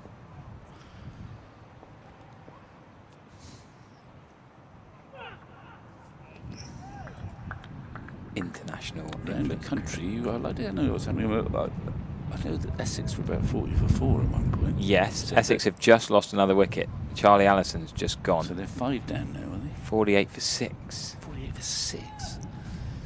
Whoa, because Critchley went before that. Yeah, well, they are going through a tricky time, Essex, and in Yorkshire. Cock a hoop. Raining at Hove. Wow. Bit of rain at Lords, bit of rain at Northampton. Are they playing early lunch at Hove because of the rain? Okay. They're going to try and start at 1:10. Ovals. And now rain stopped play at York with Essex 48 for 6. Ben Rain's batting with a runner at the Oval. Durham are 9 down. They are playing in their first innings. Yeah, they did have a delayed start though. So a bit of rain in the east of the country. The India under-19s, England under-19s game still delayed at Northants. Test match? We're keeping. I suppose we could mention the Test match. Yeah, we'd like to. What's the we just want people to watch County Championship, not Test cricket. Well, 64 for 1 are India after right. 17. I think they must have accelerated then. Yeah, Jai's well. And Karen Nye at Petrie goes colleague from East Burbage and Eastern Royal, teammate of last year. Batted at 6, and I actually said to someone on comms early in the week, I said, I think he's more of a 3 than a 6. Well, he's done quite well at 6. He got a triple century there once. No, that was a 3. Oh, was it? It was at 3, because Virat Kohli missed that game, remember? Oh, right. Well, I watched it. I did. Yeah. He didn't play for a while after that. He got Okay. dropped. And he batted 6, and they Okay. swapped the order Beg your around. pardon. Oh, gone for 2, bowled by Wokes. Chris Wokes, who seems to bowl better for England than he does for Warwickshire, I often seem to find. Yeah, well, it's probably the right way around. Right.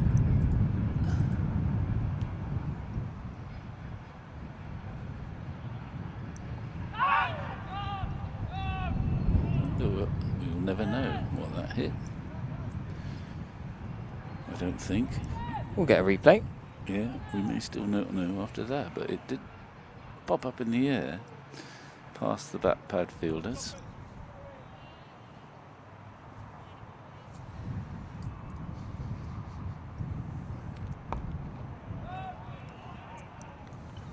It's an odd. I wonder how Derbyshire are going. Sorry, are they playing there? Derbyshire are 5 down. Okay. So Lancs need 5 wickets for their first win of their Division 2 season.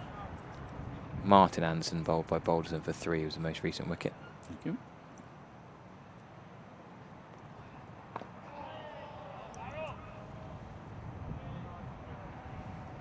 Dan Hogg was overnight on 9, and he's still there, nearly an hour into play at the Oval. Fair play. Durham are putting a bit of a rear guard in their first innings still. They'll follow on eventually. And the one game I haven't yet mentioned, at Canterbury, Northants. Oh, this is a draw all over it. 671 for 6 in their first innings. Saif Zaid with 175 not out. Justin Broad 136 not out. That might be the last time we bother mentioning that game until more records tumble. Yeah.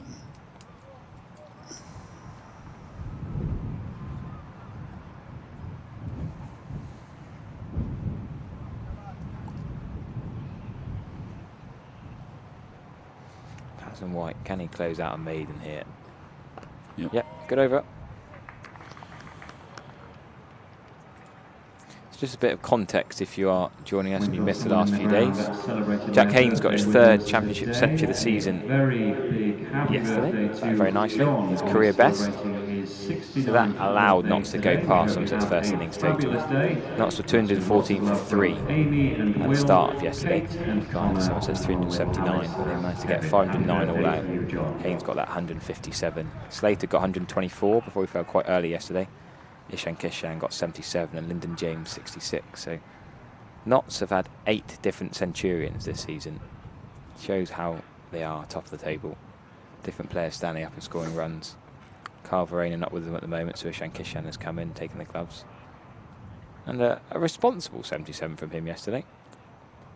He'll have half an hour on the test match and half an hour on any injury to Rishabh Pant or loss of form of anyone in that top 7. He'd have a slim chance of maybe pushing into that squad.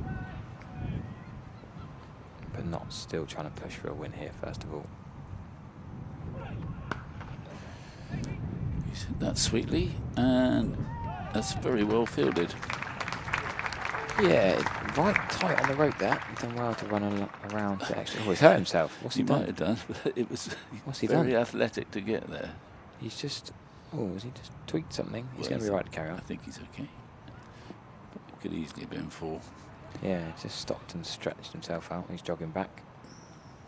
That's Ben Slater doing the deep cover, which is now a deep backward square leg, as 2 go out on the leg side for left-handed James Rew.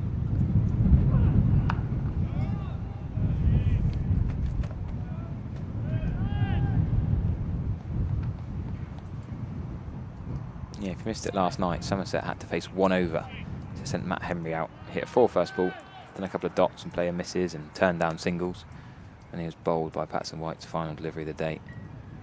That man has all 3 wickets in this innings so far.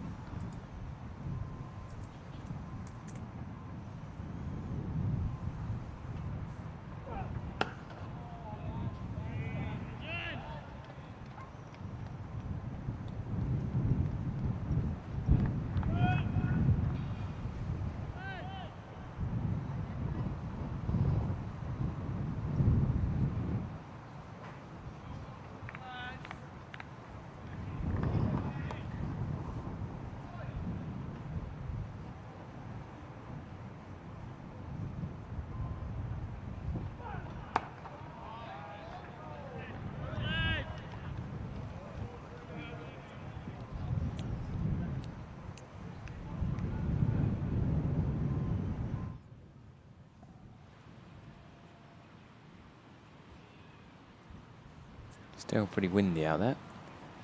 Not sure the wind's going to affect the ball. It's not strong enough wind to make it swing more necessarily or hold the ball out, but not quite as warm as previous days.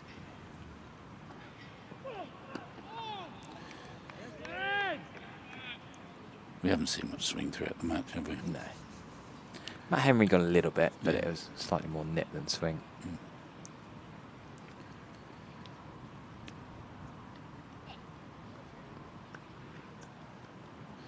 Just going to switch angle. Around the wicket. He's going to have a go over the wicket, Brett Hutton. They certainly brought order back. The introduction of Hutton and Patterson White have stopped the flow of runs.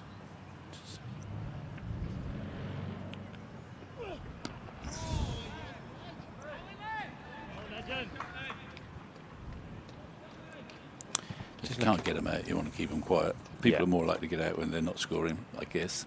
Well, no, I know. But in that over, Rue was content to just respect the ball and defend it. Patterson White, he's going to keep going. Just reflecting on Peter Moore's Notts head coach's comments after day 3 last night, he was particularly positive about Jack Haynes, his great batting, him and Ishan Kishan's mature partnership. He said they both played beautifully. And for Jack to be able to carry that on and bat nearly all the way through the day was really important. He said it's a tough place to come and play. Somerset are a good team and they've played some good cricket in the past few months. They played well in the Championship before they went into the T20s and then played well in the T22.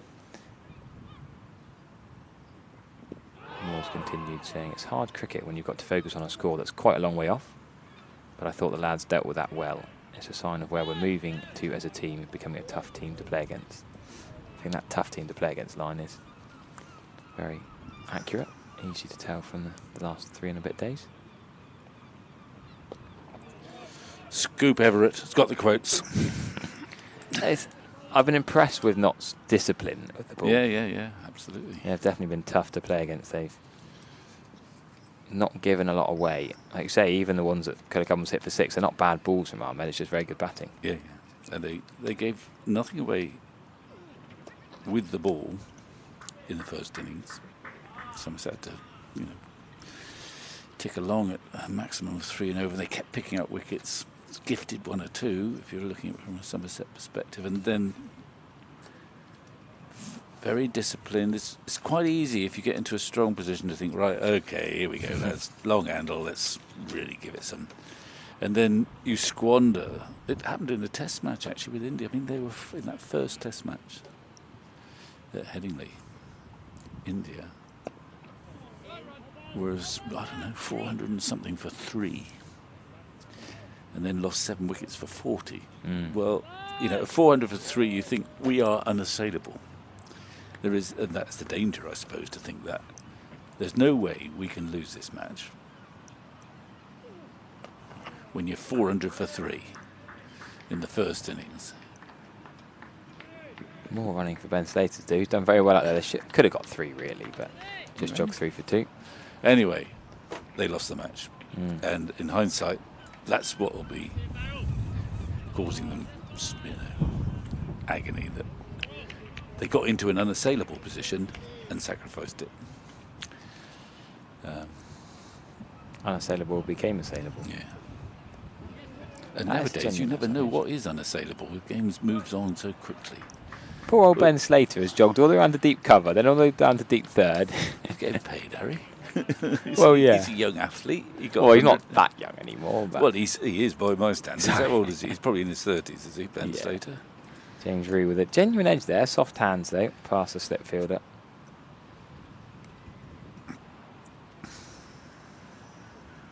So Notts have done all those things extremely well. Yeah.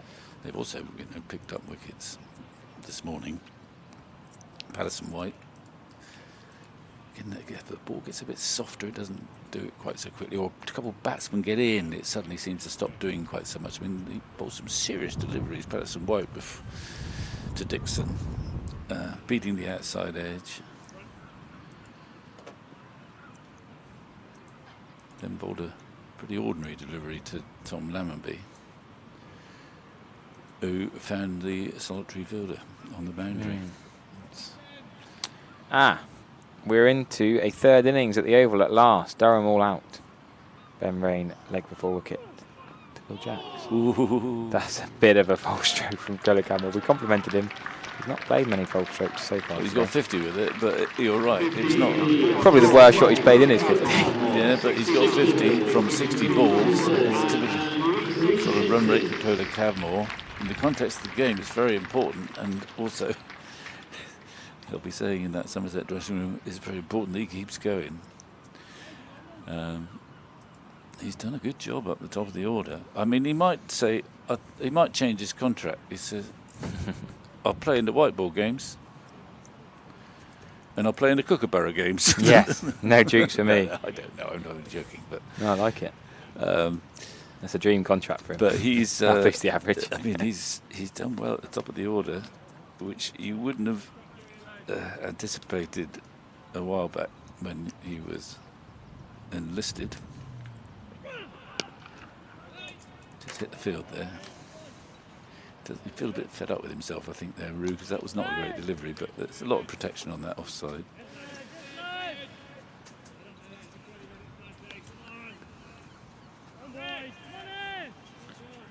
Right on cue. I'll bring Pete Chico in to take you through to lunch, Vic. Oh, right.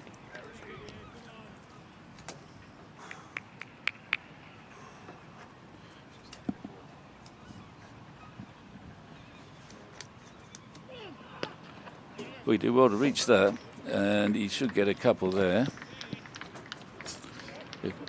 He's got it in the end. Just a little fumble, but just a couple. Where have you been, Pete? Well, I went down and had a coffee with Max yeah. Waller, How's put he the going? worlds to right. He was saying he's got an interesting sort of portfolio of jobs. Yeah, he's Exeter University, head coach a at bit Exeter 100. Uni.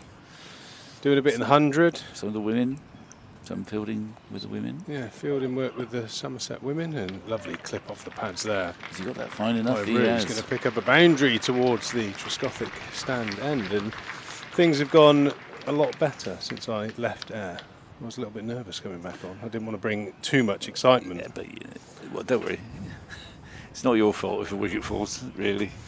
I did watch Max a while back with the academy guys. I think it was last year, and he was putting them through the sort of fielding routines that you were spared when you were in that academy.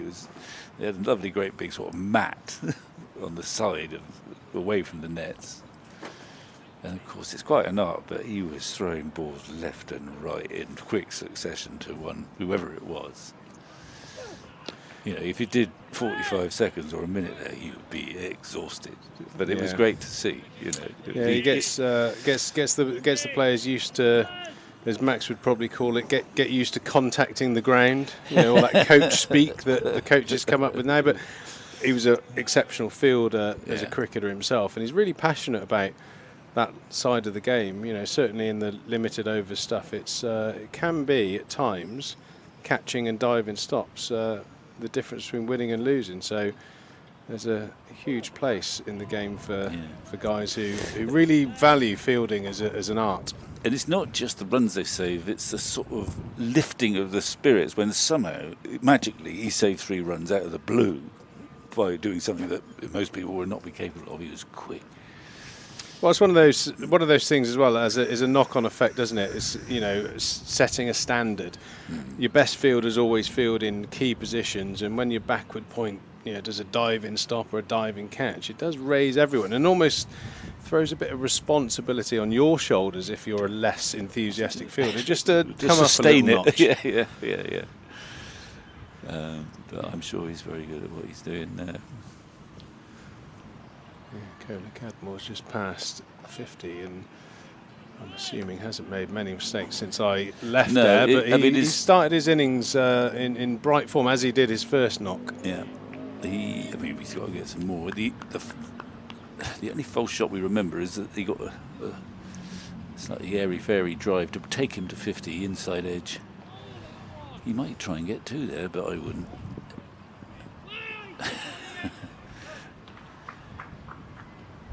quite right.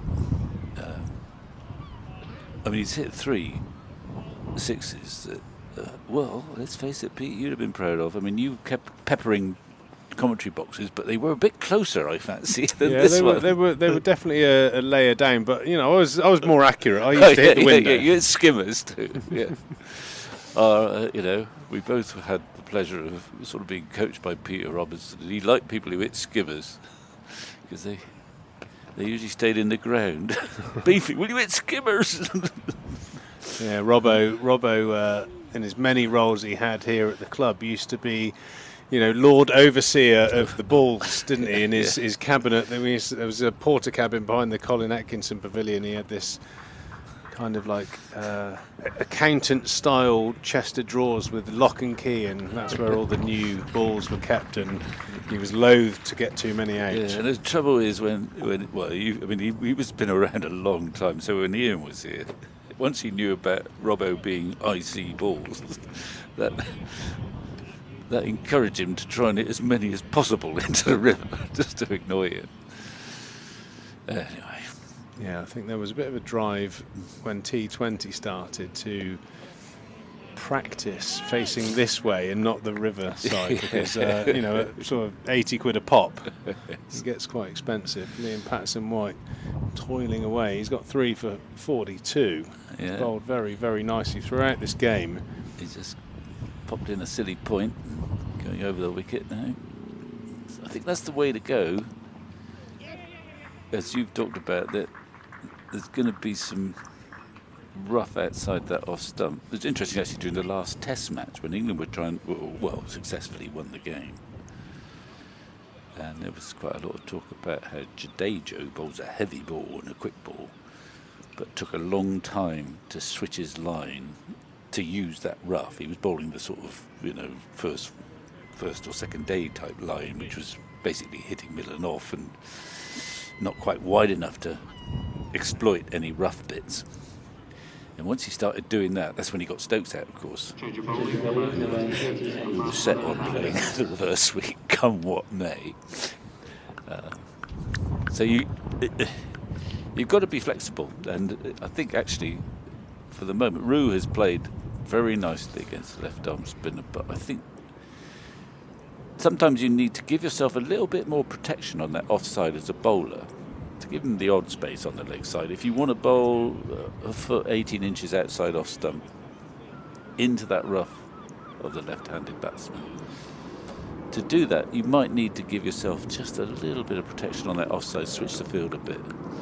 I agree, but I was going to make the comment on that last ball from Liam Patterson-White. Rue had his feet outside of off stump, so not giving Liam Patterson-White an obvious angle through, and what Rue does really well, I think, from that position, when he gets forward, he makes a big stride and smothers the ball, and anything he sees into length, he's right back on his stumps and is able to work the ball away as he does. So again, quite a contrast, just really clear in a game plan. I think that's such a key aspect to playing spin if there's turnaround, to be really sure about what you're looking to do. If you're just looking to go down I think it's at professional level, you know, you hear a lot of players, you know, I suppose probably at the dawn of T20, sort of like see ball, hit ball and play the ball on its merit, but I think that leaves you exposed when there's spin around. I think you've got to have a real clear way of negating the challenge and being able to rotate the strike, and Rue looks like he's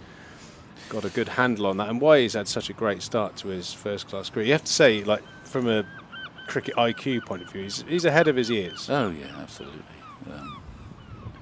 Well, they both are by the looks of things. They've both been summoned to captain sides at a very young age. But the contrast, I like the contrast in terms of playing the spin, in terms of his defending on the front foot. He takes a big stride, and not getting at Dixon particularly, but he was going nowhere when defending. I did mention to Harry with the Cadmore scenario, I know some cricket fans find hard to find transferable positives from T20 cricket into four-day cricket, but I think what you're seeing here is, in particular, maybe slightly a unique case with Cadmore. His real big contracts. We see that beautiful delivery there from the Bass. Drew him in. Luring Rue into a big drive. I think Cadmore's big opportunities and contracts and where he's done really well is in the Pakistan Super League in particular. And you can see that 2 or 3 seasons playing out there, and I don't think you'd have a great time over there if you weren't a very competent player of spin. He's always been a good hitter, but you see now these, little angle blades where he'll get himself off strike, and in T20 cricket, yes, you've got to play the big shot, but you also got to not face too many dot balls, and it really feels like his time in T20 cricket in the subcontinent has definitely helped him. Yeah, today. I'm sure that's right, and I think actually in the IPL too, you get more turning pitches in the IPL than you will in Pakistan sometimes. But you're right that experience is invaluable. And I mean, I've never been one to say, you've seen a lot of actually Test cricketers now who I think have evolved differently because they play T20. Obviously, they play many more shots. I mean, if you're in the England side at the moment, you don't reverse sweep, something's up. Or reverse scoop. You don't have anything to. Goes now. That was the 100 up for Somerset. They trail by a mere 30 now. So these two doing a great job and a much needed partnership. Last wicket fell on 28. Yeah, well, it is a much needed partnership, but the job's not done. They've added 72. Well, we had a brief chat with Jamie Cox earlier as Cadmore flicks powerfully off his legs and gives fine leg a fair bit of work to do and picks up a couple of runs. Good piece of fielding there on the long leg boundary by Farhan Ahmed, by the looks of it, number 7 on the back of his shirt. Yeah, we spoke to Jamie Cox, and I suppose the game within the game is I think his exact words were, I wouldn't mind a 4-hour net out there this afternoon, and good opportunity. I think the players that I played with, I think this would be a day that Peter Bowler would love it. Just love the thought of, no pressure on him to score runs. And well, the other thing is that, Peter Bowler could play shots, couldn't he? But I remember playing against Peter Bowler in a joke match here for Peter Anderson, and I'd retired, but I was dutifully lobbing up a few off breaks, and he kept reverse hitting me. Not very far, but far enough. In a way that is commonplace now, but he was doing it then. You never saw him do it in a championship match, of course. But someone like that, if it's an ideal situation, batting out on a good surface when you have to get the draw, because with the pitches might be quite true, but they've got to have a few attacking fielders too, so there's more gaps. So boys would love this. Not.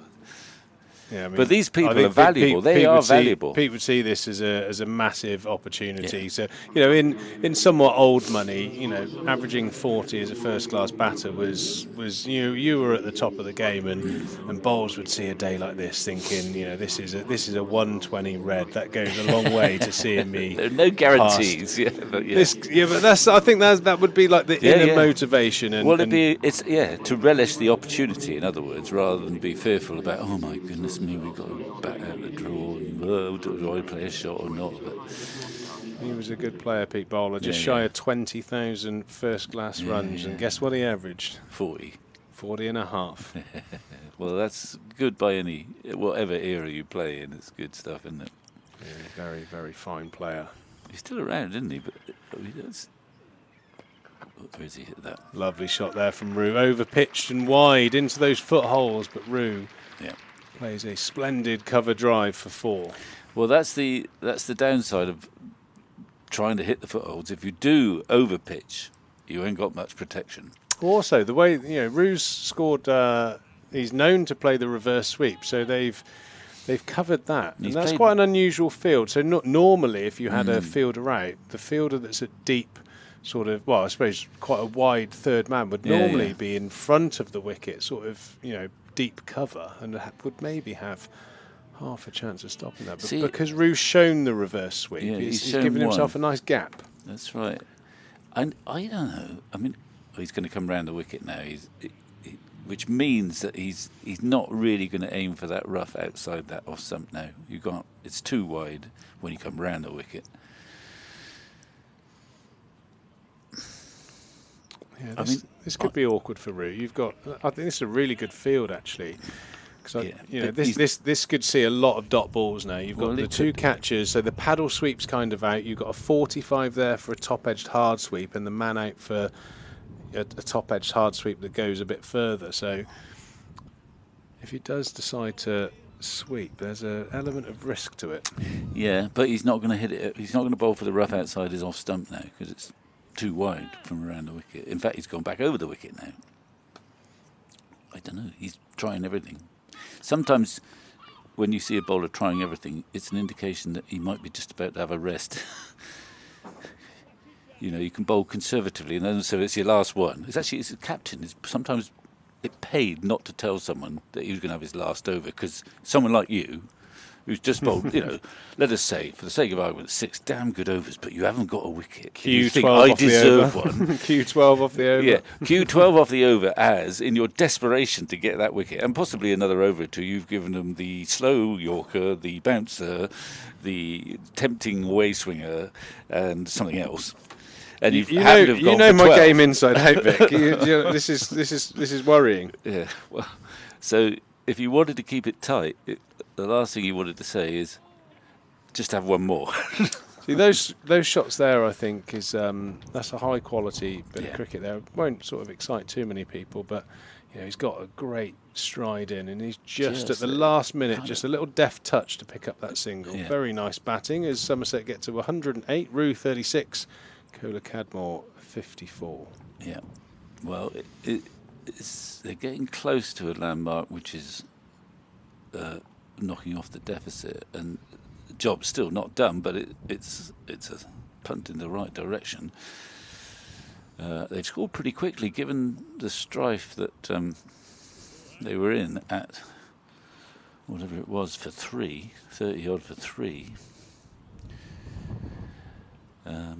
But as we keep saying, there's a lot of work to be done yet. It's going to be shuffling the bowlers around. Still Mohammed Abbas, is it? Yeah.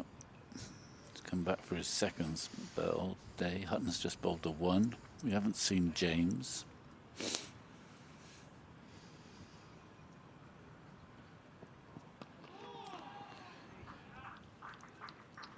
I almost think they've almost paid him too much respect, Kohler Cadmore, in that he's batted in a very controlled way, but it's been so easy for him just to knock it and get off strike, and the odd boundaries bound to come along. Yeah, just like actually talking about that reverse sweep. Roo's played 1 reverse sweep, which went for 4, prompted the fielder out there. I mean, I'm thinking on this surface where it bounces a bit uneven, I might want him to play a few reverse sweeps, and it could create an opportunity.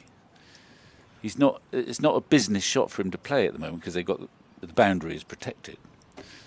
And I'm thinking, well, I know he plays it well, but I don't mind seeing him play 1 or 2 more.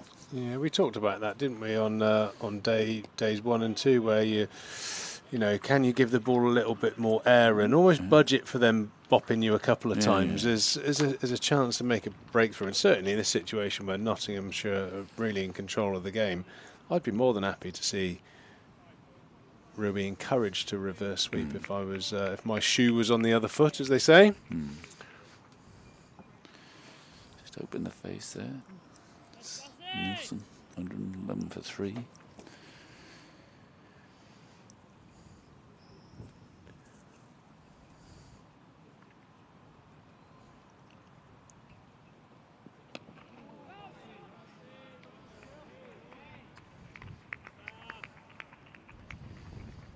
Yeah, certainly had a calming second hour to this morning session. Well, they calmed it down, and it's worth remembering this in a way, in that, I heard someone say, it's going to be a blockathon today.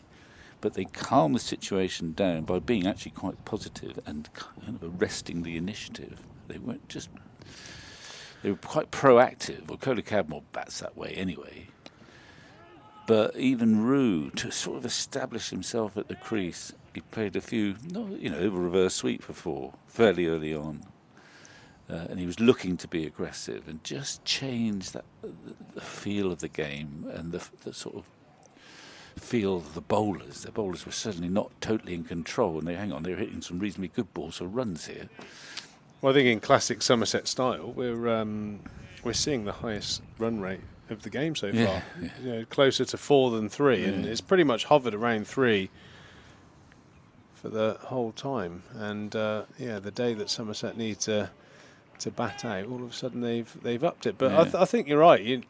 We had that conversation earlier, maybe even before we went on air, about it's quite a dangerous tack to have a blockathon. You kind of want to play your there is an equation involved. It's not as if Somerset have been set an impossible 500, so it doesn't matter whether they really have got to bat the overs. But when there's this equation of getting a lead, if you get a lead of a certain amount, you're taking time out of the game. You're reducing the number of overs they've got to get you out. If you've got runs on the board, because the target is getting higher. It's a different equation, and runs are important. Yeah, with the T20 restarting as well, I think if Somerset do play well, it wouldn't surprise me if they gave Jack Leach a new ball just to try and make a few psychological inroads. Put the game far enough. Sort of make it safe. 10, 12 overs, get 200 ahead or something like that. Give another little phase of Jack, but with a new ball on a pitch that's actually turning a bit. You wouldn't want to bat, would you? No, you absolutely wouldn't. But I don't think that will happen. I mean, I don't know what will happen. Whether you just automatically... There's a game coming up, T20 game. Somerset have hardly changed their team, have they, in the T20? They've had to replace Banton. Lammonby played a couple games. Then Dixon was injured, then he came back in. So there's that batting equation. There'll be some games where they'll be thinking, I would have thought. Well, Leach could play at Hampshire, big ground where it often just sort of grips a little bit in T20. You could easily play a Leach in T20 as we did last year, I think, on that sort of surface, on that sort of ground. Anyway, we'll see. We won't preview the T20 just for a minute. Oh, I just quite like the idea of, if it was 5 or 6 overs, Vaughan and Leach are likely to take a little bit of a break when the T20 starts. Yeah. Try and spoil a few memories of Taunton for a couple of the Notts batters. Well, we're some way off from that. Your mate, Ben Slater, I don't suppose he'd like to come out for half an hour. However, we are a long way from that. There's still a lot of work to be done. Somerset's still 14 behind. No, 18 behind. 19 behind. Actually, 18, that one's wrong. 18, you're right, Vic. No flies on you. The clock has ticked. This will be the last over before lunch. And this will be the last ball before lunch. He's kept trying something. He's going round the wicket, over the wicket, round the wicket. 2 short legs hovering. Roux not bothered, and let's go and have some lunch. Well, intriguing. The first hour belonged to Nottinghamshire. The second hour belonged to Somerset. It's 112 for 3, and it's a very good partnership we've just witnessed. There's still a bit of life in the game. Don't take anything for granted. We won't. No, there's still a bit to do, and while the lunch break's on, we've got a interview with Richard Walsh and one of the Somerset greats, Joel Garner. So stay tuned and listen to that. And while you are, enjoy your cup of tea, slice of cake, and a ham sandwich, whatever your choice of lunch is, and we'll be back in about 40 minutes. Well, that was actually...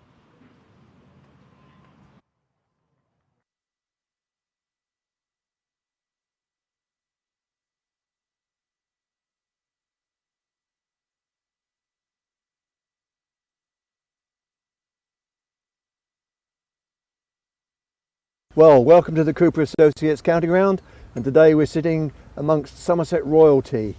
I'd like to welcome to the ground Mr. Joel Garner, who really needs no introduction to people who've been following the game for a long time. He's somebody who's very special, and we're delighted to welcome you back here, Joel. Thank you very much.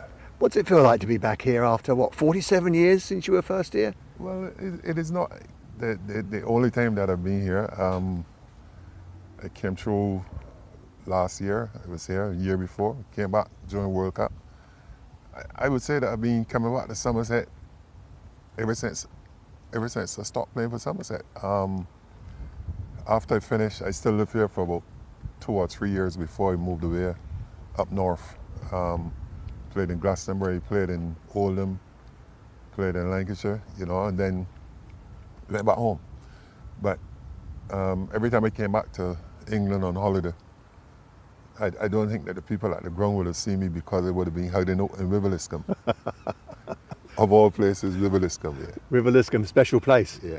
A very special place. Yeah, my very good friend, Bugsy, Right. he is from River Liscombe, and that is where I would spend a lot of my days when I come back to Somerset. Of course, when you first came here, Closey was captain, and what do I need to say more? Have you got a few Closey memories for me? I don't remember a Closey, man. I think it's because of Closey that I didn't start at Somerset a little bit earlier. I decided, as long as he was captain, nah. For the few games that I played with him as captain, I worked really hard. When I say work really hard, my first game was against Australia. I bowled 3 spells before lunch, and after we went back up for lunch, he said, your turn. I said, you gotta be joking. He said, you gotta be kidding me. I said, Closey, all iron rest. And this isn't all iron. And I said, if I keep bowling like this, I won't be able to play very long.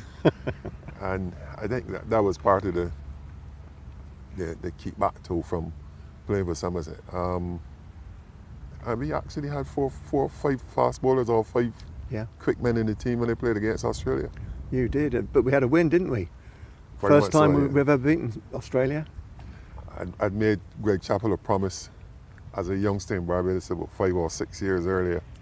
Australia came to the West Indies to play in a test series. And I met him outside of Kensington Oval. And I asked him for an autograph. He gave it to me, and I said, I'm going to see you in the not too distant future, and I'm going to torment you. And you did? And I did. And he looked at me. He said, can't use the language that he used. When I met him, he says, yeah, you sure did. Yeah. And then we were in the old pavilion still here, weren't we? Old Pavilion, oh my, that's a place. We used to call it the shed. We had the heat in the middle of the room. You had to get in early and pick the spot up so that you can keep yourself warm. And it was an interesting place. I think the senior boys like Merv and them used to be up the stairs. Merv and Budgie, the old fellas, but the youngsters would all be huddled downstairs around the heater. And what about the shower unit? Or was it a bath there? What was it? A big bath, wasn't it, if I remember rightly? Yeah, but you got into you always went. I was never one, even though I don't like baths. I prefer to have a shower. So I would get in early, I'd get my shower because I knew what was going to happen when Mr. Botham got to the shower. It was going to be a madhouse. Yeah. Still the same. Still the same. Still the same. Anyway, Joel, let's wind back and talk about your beginnings back in Barbados. How did you come to learn your cricket in the first place? I don't know if it's a matter of learning it. Like all of us played cricket as young boys. My cricket started on the field behind my house. My uncle was a cricketer. We had a village team, and they played cricket.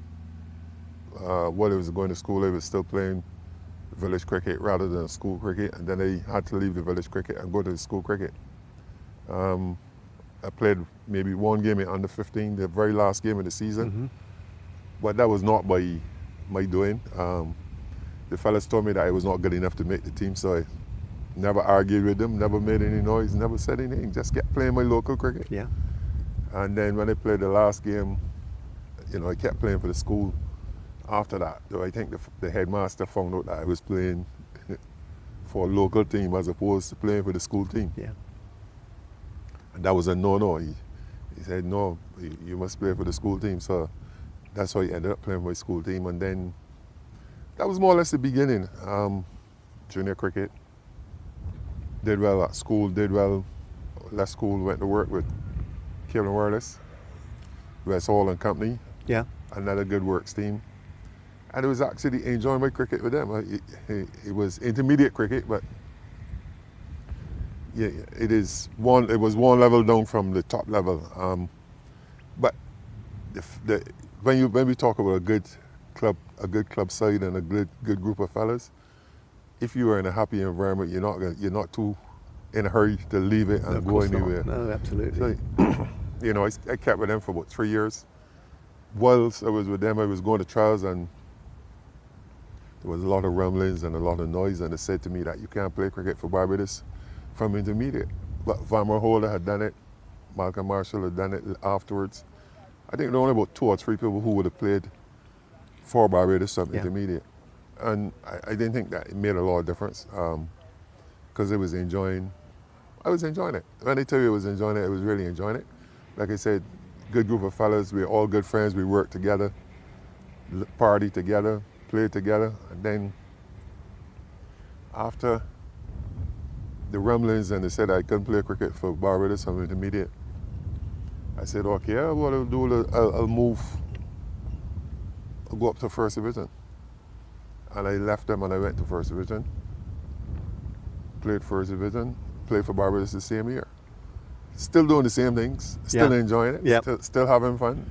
But I always went to clubs. I always played for clubs that had good club life. Yeah. I think that is part of the success of any business. If you got workers and you got people who get on and who enjoy each other's company, it is going to be the place that you would want to be. Yeah.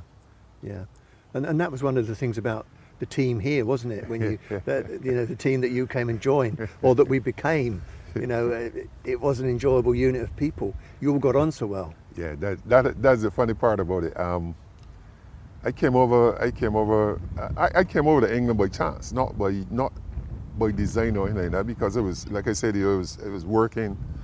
I was happy working where I was playing cricket in Barbados, and Duncan Carter said to me, Littleborough is looking for a pro. I said, don't. I'm happy at home, I'm comfortable. I actually had permanent residence to Canada while I was growing up. Yeah. Because my family lived there. Yes. And my mum and my brothers and they were all there, and I said, don't. I'm happy playing where I am. He said, give it a try. I said, you sure that he said, yeah, you would do well, man. I said, don't. I'm enjoying what I'm doing. I'm happy, I'm comfortable. I don't know. I didn't resign. I actually went to Littleborough. I took vacation. Yeah. And I organized with some fellas from the same workplace to work for me when the vacation was up. I said I'll give it 2 months and see if I enjoyed it. If I didn't, I would come back to work. And then after about 2 months or so, I said, can't keep asking the fellas to work for me. But I always had a backup plan, because if it didn't work for me, I'd given myself 2 years in the cricket business. Yeah. And I said, if I didn't make it by the second year, I would have gone back home and joined the police force. Right. So I always had a plan. Yeah. I always knew that after the cricket, I was going to work anyhow. Yeah. And of course, you were successful at Littleborough, weren't you? You had a big season that first season. I had 3 big seasons at Littleborough, but the first 2, and I'd signed a contract for the third when I started playing with Somerset part-time. Yeah. But I was on one. I didn't, because I've signed with them, so I said to them, I won't break the contract. What I'll do is I'll play out the contract, and then I'll make my mind up on what I'll do in the, going forward. Yeah.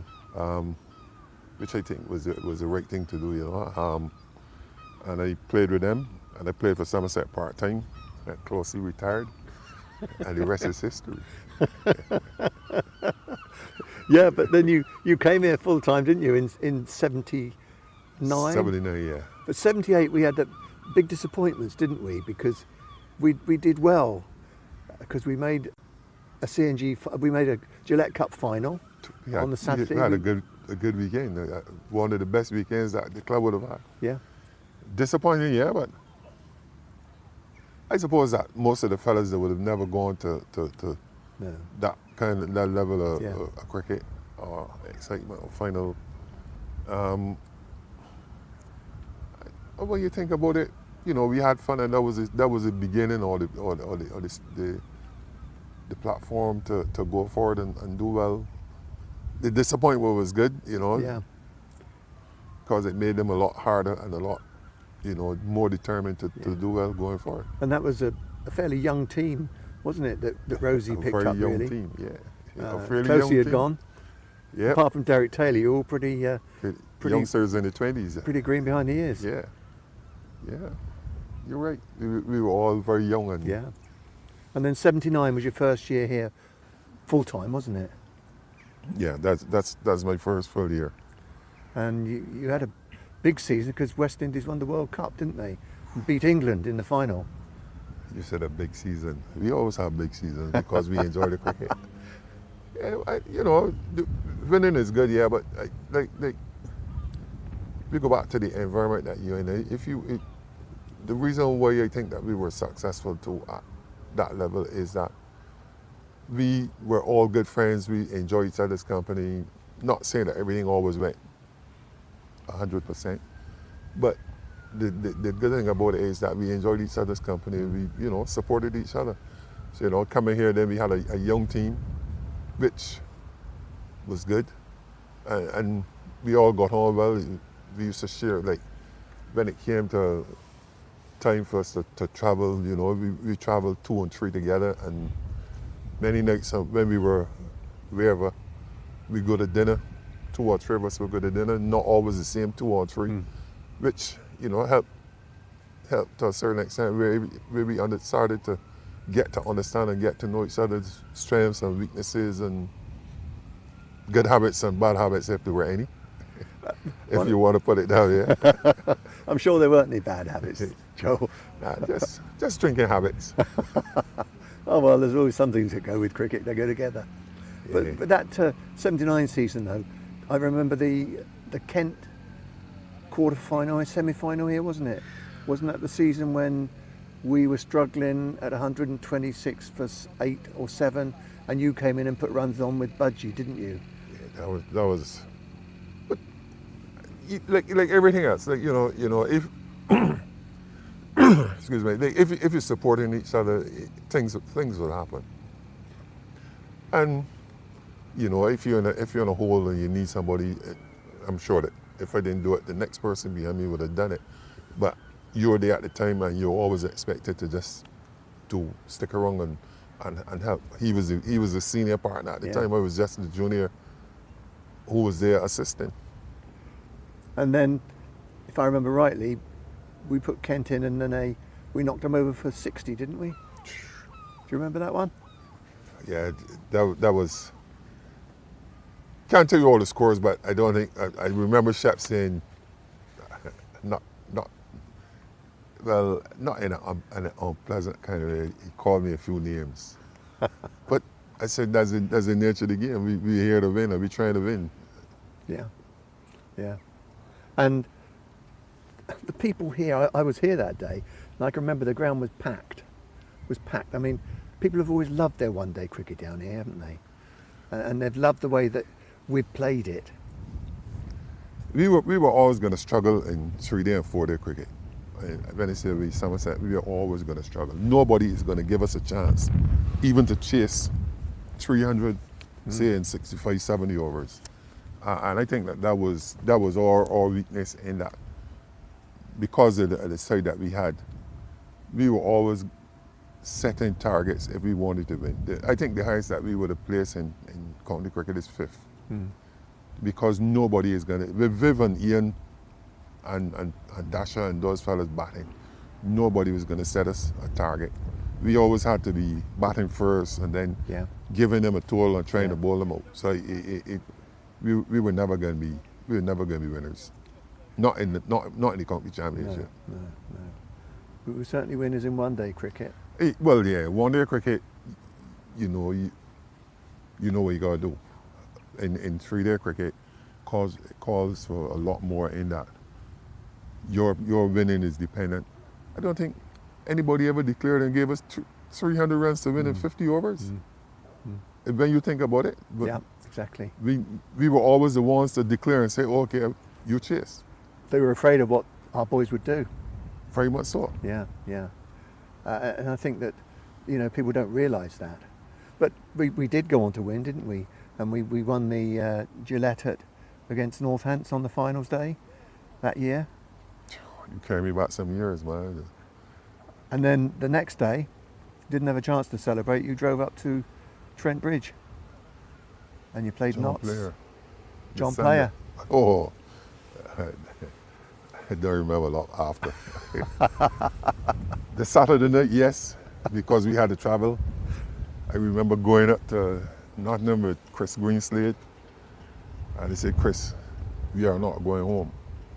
We are not going to drive after this game. And he said to me, you sure? He said, I'm sure that we are not going to drive anywhere after this game. And so I said, so then we came up, we left Nottingham at 11 o'clock the next day to drive back to Taunton, because they knew that we weren't going to drive, not after the night. It is like we played a final at Lordstown. When we played the final, the fella said, Taunton is the place we want to be. I said, nah, we in London already, let's stay. The fella said, no, Taunton. You're coming on the road and you pass 13 or 14 coaches coming down the road, coming back. You made it back to Somerset and you made it back to Taunton, and that was it. You slept wherever you were for the night. You wouldn't drive again. No, that's right. No. Yeah. We had. I think that people down here knew how to celebrate as well. And what made it interesting too is the Scrumpy and the Bears are here, going to Lords. I don't think that the people at Middlesex knew what hit them when Somerset were coming to a final. Talking about cider, look, we've sorted out a brew for you there, Joel. There you go, Joel. Cheers, thank you. Cheers.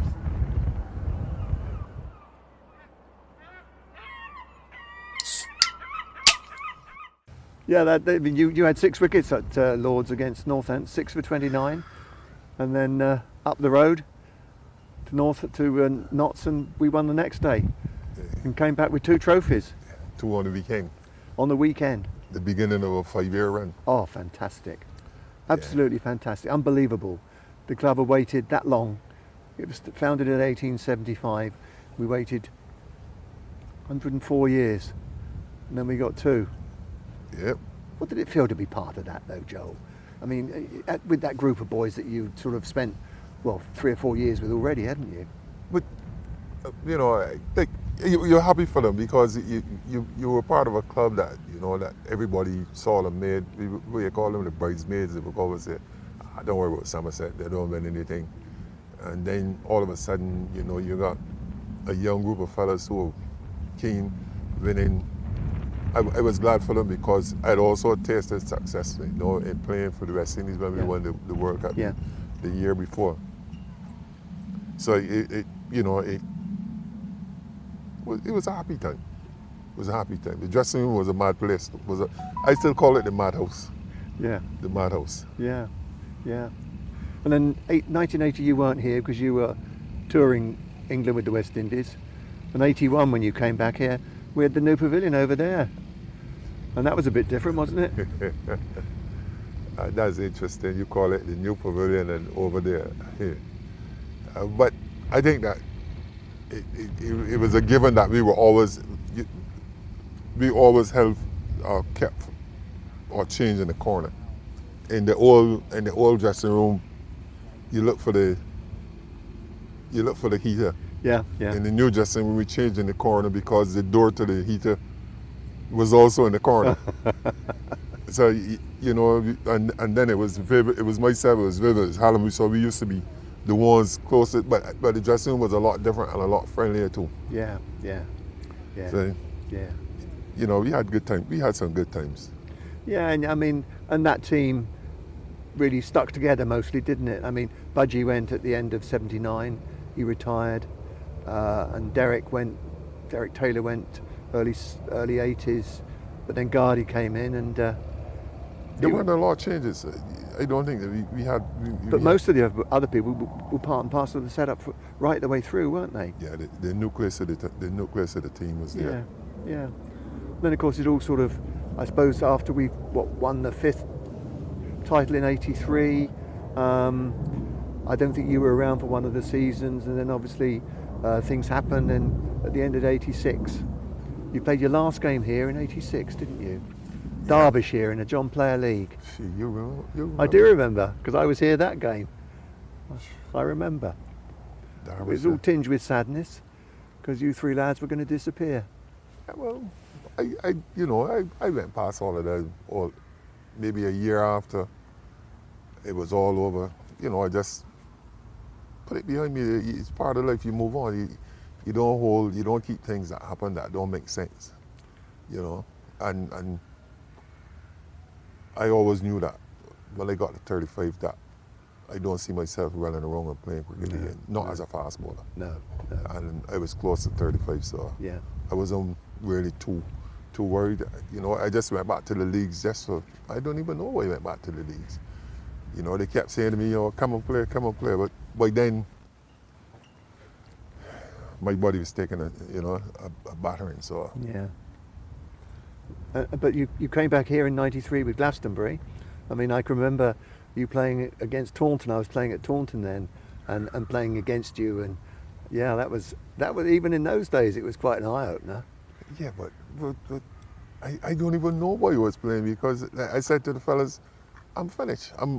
I was over 40 at the time, and the fellas said to me, no, come and play. I said, old men don't play cricket. And if part of the confusion is that you played on the Saturday or you played on the Sunday, and then you had to recover. You had to recover Monday, Tuesday, Wednesday, Thursday. You spent those 4 days recovering, and then you said, you mean they're going back to do the same nonsense again on the weekend? You go back and you take the 4 days. I said, nah. Body can't take this. But again, you enjoyed your time, because I know you did, because you were great company when you were locally here playing cricket again. But it is like to me, cricket is like work. If you go to work and you don't enjoy it, or you got a job and you don't enjoy it, you look for another one. And if you play cricket and you don't enjoy it, you look for another job. Yeah. So why am I going to go and play cricket if I'm not enjoying it? So, I have no regrets whatsoever when I was playing the cricket. And if I had to do it all over again, I'd do it all over again. You'd come to Somerset all over again? All over again. Well, put it this way, when I was talking to Somerset, or when I had more or less agreed, when I was playing part-time for Somerset, Lancashire offered me a contract. I started laughing, because I used to go to Lancashire during the day, during the week, and go to the nets. They weren't interested. And then the chairman said to me, it's a privilege to play for Lancashire. I said, you gotta be kidding me. You had first opportunity, none of you were interested. Clive was away with the West Indies team when I was going there. I think only 2 people, Peter Lever. Yeah, that's his name, fast bowler. Yes, it was. He's still around. Peter Lever and Farouk Engineer were the only 2 people who actually talked to me when I was there. I was like, you walk into this club to play cricket, well, I was around here for a whole year and nothing was happening. These are the only 2 people who ever spoke to me when they got to the nets. So how did you end up coming down here? How did that all come about? I don't know, but what I could tell you is that I'm sure that I might have been playing in a test match. And Viv said to me, there's a man called Lane Creed who wants to talk to you. I said, Lane Creed? Yeah. He said, yeah, you want to talk to you. Wonder if you were interested in playing cricket for Somerset. I said, I think about that, Smokey. He said, he's here, he's in Barbados, and he's going to talk to you. I said, no problem. And I had a word with Lane Creed, and I said to him, I'm already playing cricket up in the north. And he said to me, you should come to Somerset and see what it's like. I said, I should come to Somerset and see, but I'm already playing cricket up in the north. Well, he said, no, you'll like it. But then Viv said to me, oh, it's a good place to be. And I said, all right, we'll see. And then Lane Creed was talking to my chairman at Littleborough, Fred Hammer. Yeah. And he told him we were talking that they didn't know. And Fred just turned to me, he said, you're going to Somerset to play cricket? I said, Fred, I haven't made up my mind yet if I want to play cricket in Somerset or not. He said, well, the chairman is calling me and make your mind up. I said, but I got a contract with you. He said, I know you got a contract with me. But he's in my ears every day. And I said, well, good luck to you and him.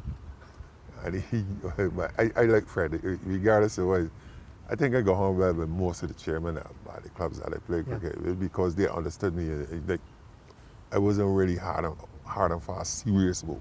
Yeah.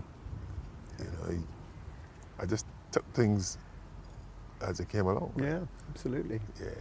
Absolutely. And when I played against Australia, maybe 12 or 14 people from up north came down to watch the game as well. Did they? Yeah. Yeah, came to watch the game.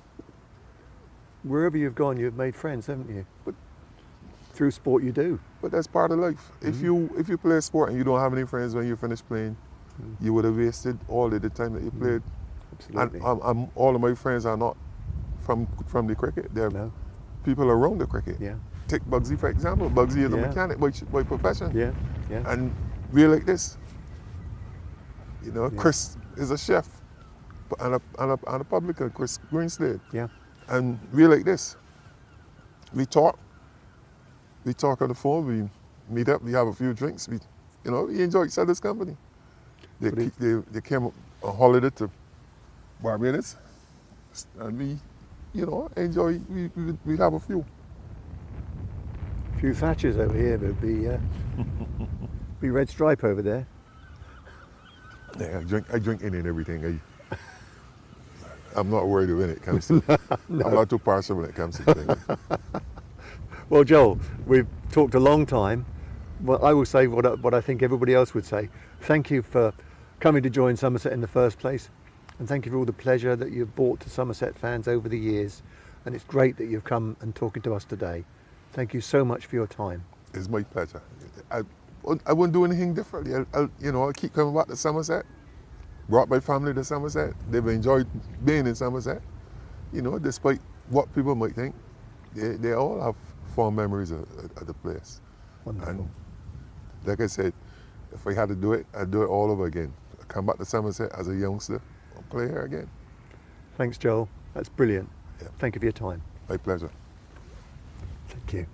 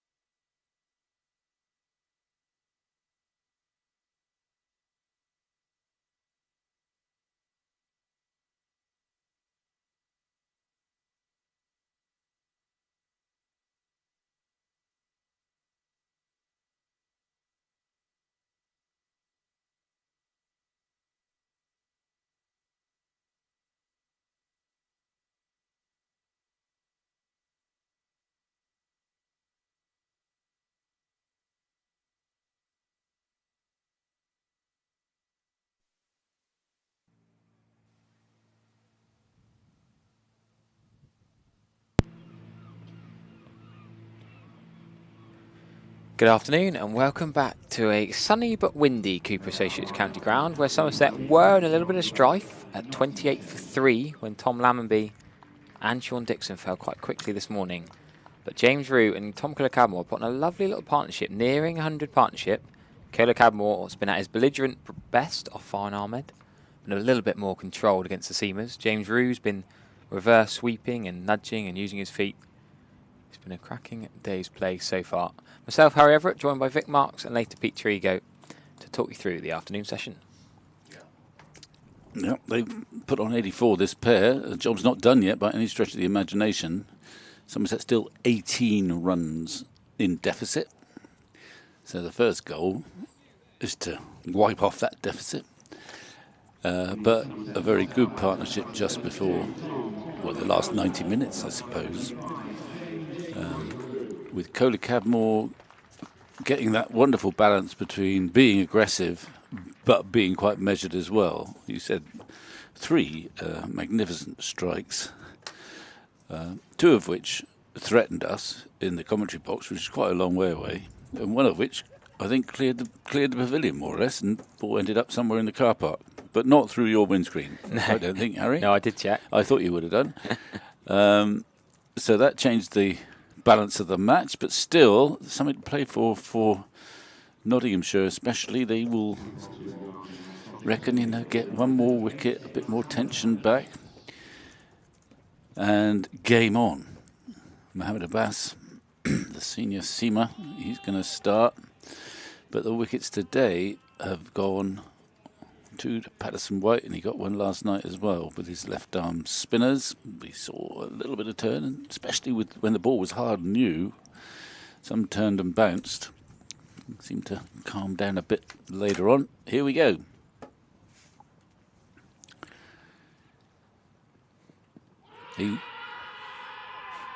That's quite a good shot, that, but he's not going to raise the finger. It's a bit of a post-lunch prod.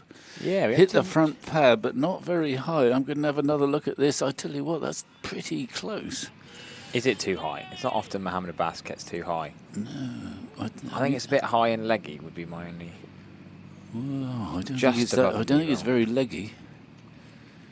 I tell you what, I'd have a bill for that one.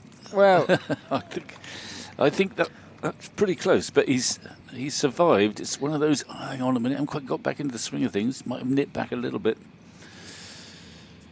We didn't see much beating in the bat before the match at all. Use of the feet there, Mohammed Abbas following through quickly. Well, yeah, and I bet you he thought that was close too. I think it took Cadmore by surprise. Might take the umpire by surprise a little bit. Here's your side-on view, looking from square leg. Around about the knee roll, wouldn't it? Anything below the knee roll is unlikely to be going over the top. It's not as if it's a bouncy pitch. Anyway, the decision was not out, so Cadmore is still there. But can he get back in the swing? I'm just about to say mid-wicket's in place now. Mid-wicket's is the catcher. That inside edge just short. Good competitor. He's taking nothing for granted. Still 3 exciting balls out. Bit of a cat on hot tin roof from Tom Cadmore with these first 3 balls. The play and miss, the appeal for OBW, then the walk down the wicket, then the inside edge. 3 different balls, 3 different shots. Good start for Abbas after lunch.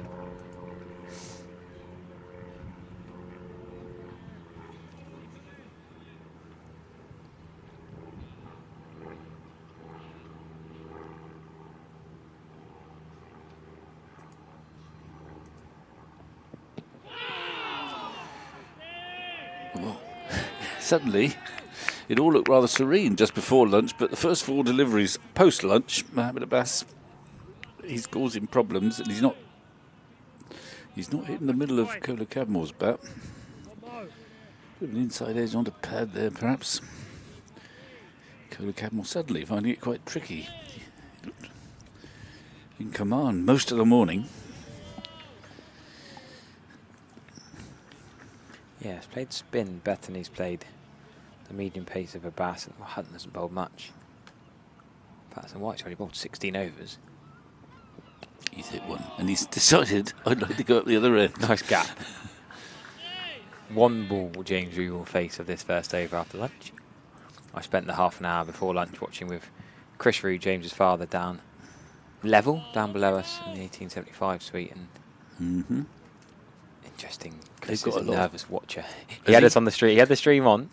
Oh, did he? I said, well, why don't you have an earpiece, Chris? Because then we're not 3 seconds behind. But he was quite happy having the YouTube on, watching the ball live, then watching it again on the YouTube straight away. He probably just doesn't want to hear us. No, he had the volume out. I promise. As I walked walked in, the volume as well. Yeah. Oh, right. Oh, right. Well, He's listening. he's got a lot of watching to do. Yeah, well, I don't know whether Thomas on the other Tom phone. is playing today. They've started that just game. started, yeah. Of course, Tom Rew got a brilliant century in the ODI match, the under-19s, and he led them to a very tight win. Brilliant one-wicket victory, yep. Well, he's batting the same position again. He's at 5 with Rocky Flintoff at 4, so he's not needed yet. 75 for none at England under-19s after 11 overs. 11 overs. I think that's reduced to a 40-over game. Yeah. Because they've had some weather in Northampton. You wouldn't believe it here, but there's been rain in Northampton, rain in London, rain in York. Is it still raining in York? No, but there was rain this morning, which obviously changed the lunch session timings.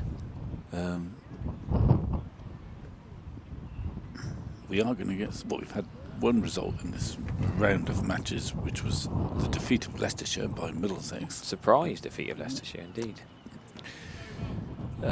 Derbyshire must be on the brink Yes. of defeat to Lancashire. Lancashire, their first win of the season. Soft hand. Suddenly, It's just not to get a bit excited here. Gets Well, another good ball. Well, it's because they keep finding the edge of the bat. It looked quite, before the lunch interval, Somerset were on top. These two batting really well, and suddenly a couple of good deliveries, a couple of edges, mostly from Cadmore. James Rew's going to face his second ball of the session now.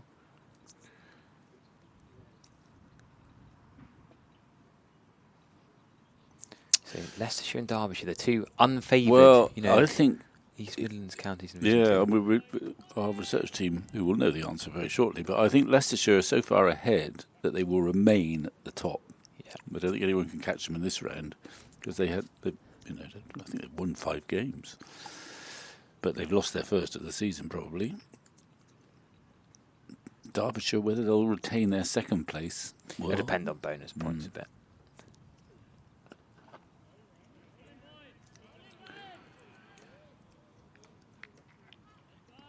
Yeah, at lunch, Lancashire had Derbyshire 231 for 8. Yeah, well.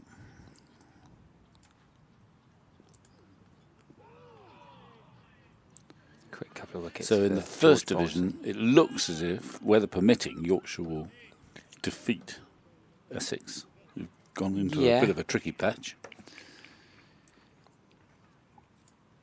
There was rain at Canterbury. But that's probably the deadest game of them all. Well, last I looked, Northamptonshire was still batting, with 760 on the... Zaib and Broad were having big hundreds, so there being rain there isn't really a problem for anyone, if we're being honest.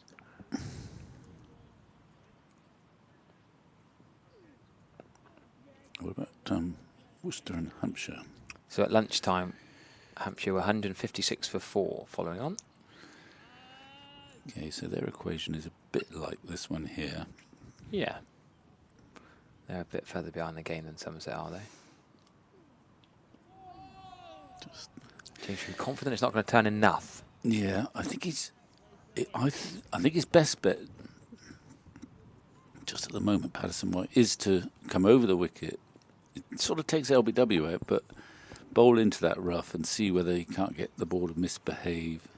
I might even consider bringing up his protection to the reverse sweep, to encourage the reverse sweep just after lunch, because there are, I mean, Rew plays it beautifully, but there is a risk attached, and it's worth taking the risk of the odd boundary, I think, to try and get the wicket. I reckon if they brought that man up from backward point up into the ring, Rew would be tempted to play it. And he might play it very successfully, but he might not. Yeah, 84 these two put on before lunch. the afternoon session of the morning session, I suppose you could say. We always call it the morning session when it's 11 till 1, don't we? But technically, half of the morning session's actually the afternoon. No, Harry, you have a point. But that's just cricket vocabulary, isn't it? That's a crunching shot from Tom Cadmore on top of the bounce. Not really front foot, not really back foot, just the weight into the ball. Yeah, well, they've had a man back there quite often. Yeah, Slater was there. They've changed the field slightly in that Mohammed Abbas wants to bowl later in the innings if it keeps a bit low. He wants to bowl a bit straighter, so he's got 5 men on the leg side, giving him leeway to bowl straight, try and go for those LBWs, and not have that extra man on the offside, which means that there's no protection back there at deep point where they've had one for most of the morning for Cadmore, but he dispatched that pretty well. First time he's middled the ball since lunch, but middle it he did indeed. He did.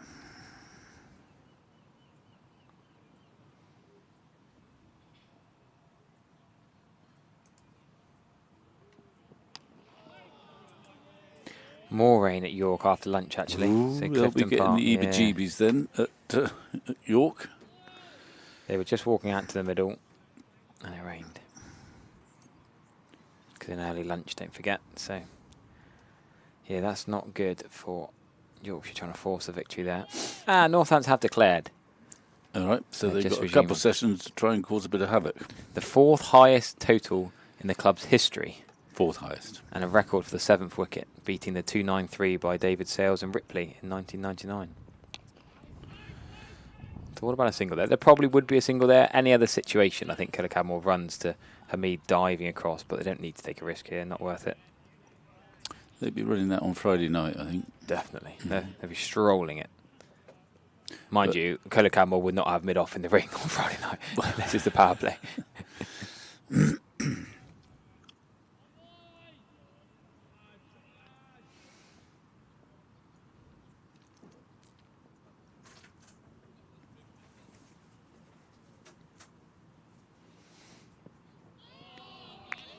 He likes the odd bouncer, doesn't he?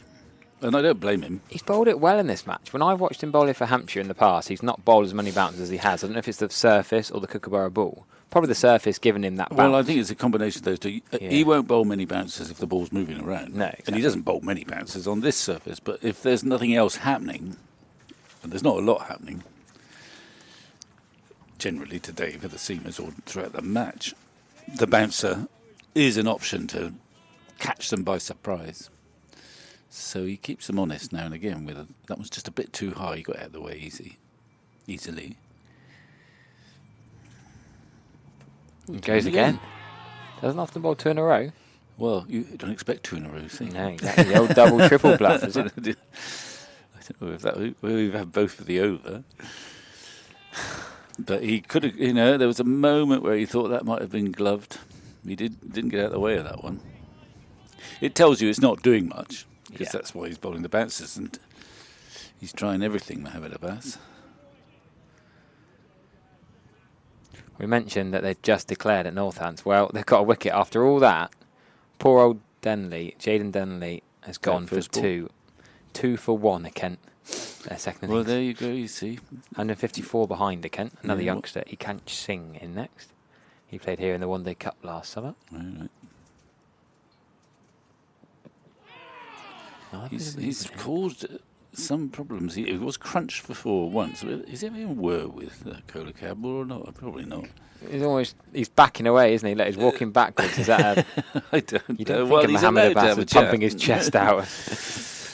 But another good over, just 1 boundary. But other than that, Cadmore struggling to find the ball. Somerset only trailing by 12 now there, which is going to be important. Yeah, well, runs are always important in this situation, but it's quite a good start by Notts after lunch, particularly against Cadmore, who's taken most of Mohammed Abbas, but not with great conviction, apart from that boundary to square cover.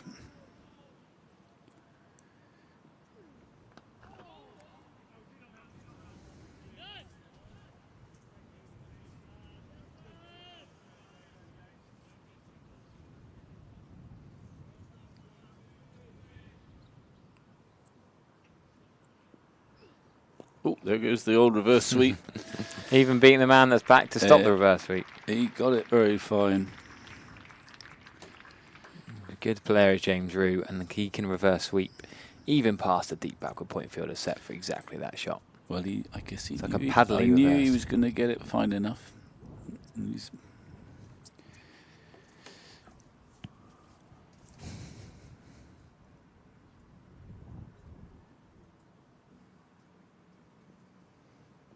Ooh, that was probably off the bat. We'll have a look.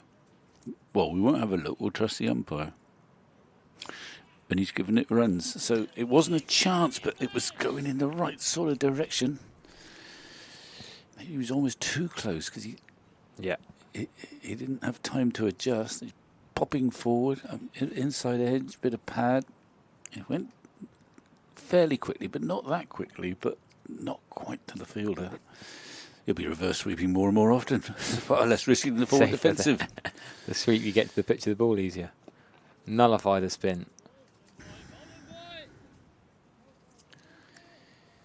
There we go. I mean, it's not a chance, but it was in the air for a little Great while. effort.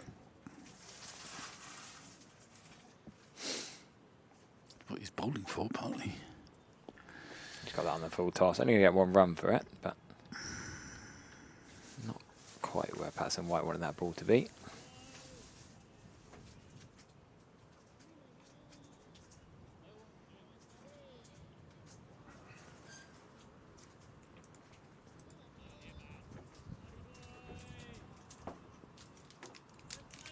Oh, look at this. Pete Trigo's been shopping.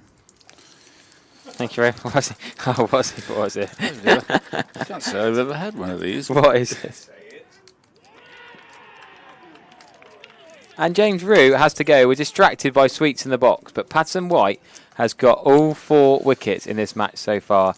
James Rue has been playing well the reverse sweep. Now he's going to have to go for 43. Liam Patterson White now 4 for 57. Yeah, well, Somerset's still behind, 6 behind. We'll just have a look at that sweep shot. He's usually very good at the sweep shot, but here we go. It's the conventional sweep, but it's gone up in the air, and he knows he's in trouble now.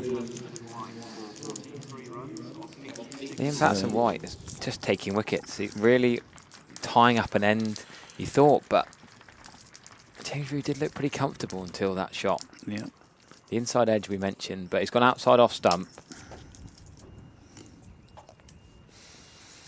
So, new man is Tom Abel. He played well again. He's had a period, actually, James Rue, where he's looked in very good nick. Got established, but we got rather used to him last year, getting mammoth scores. But he, Should we confess till we were distracted for that wicket? Pete has gone and bought us camel balls, they are. Vic didn't even read the packaging. Vic just opened it and put it in his mouth. What is it? It's a camel ball. Well, not really. Anyway. It is, I've never seen it before. Do I swallow it? It was a gum. I don't know, really. Never had one before. Extra sour, it'll be entertaining. Trigo bought them and not eaten them. I love that you didn't even consider what it was. It was Well, open no. wrapper, put in mouth. I don't think I'm swallowing this. Anyway, more importantly... Can't swallow the camel ball. More... I'm not swallowing it. In fact, it was a mistake to start. We've got more serious things happening out there. Somerset are -6 for 4 at the moment.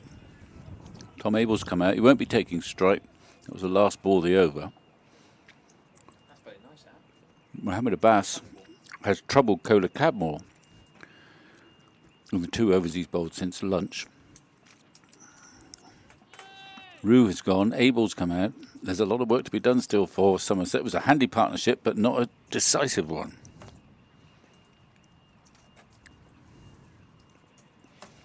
Rue made 43.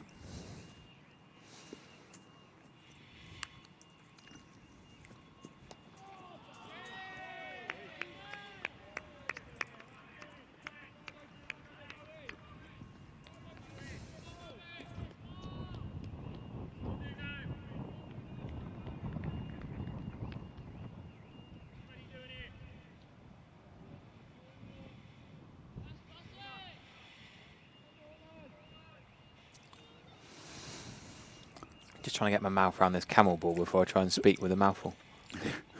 Stuck in my teeth. One slip and one gully in place.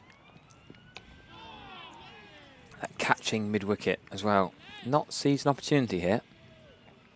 Cadmore's going nicely, but he's a kind of positive player who, whatever he's on, he could give you a chance out of nowhere. Yeah, he hasn't quite got back into rhythm or free run scoring as he managed just before lunch. Added pressure on him in a sense, another wicket's fallen. So much depends on him. Still a bit of batting to come, of course, but there's also a lot of runs to be got.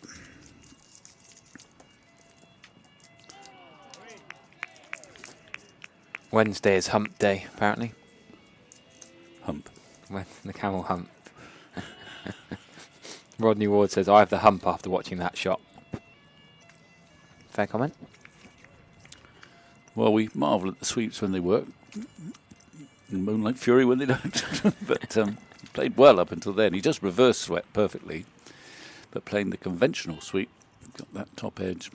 It makes you wonder. I was watching a Ben Duckett interview this morning before play. They almost play the reverse better than they play the conventional these days. Depending on where they're and they bowling, probably play it more often too, actually. Yeah. And he was taking it from outside off stump, of course.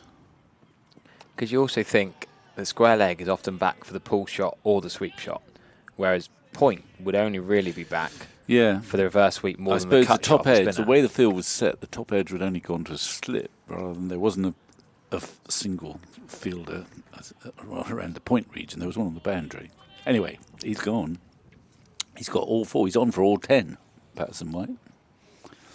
He is. Someone said earlier he was going to get 10 in the match. He got...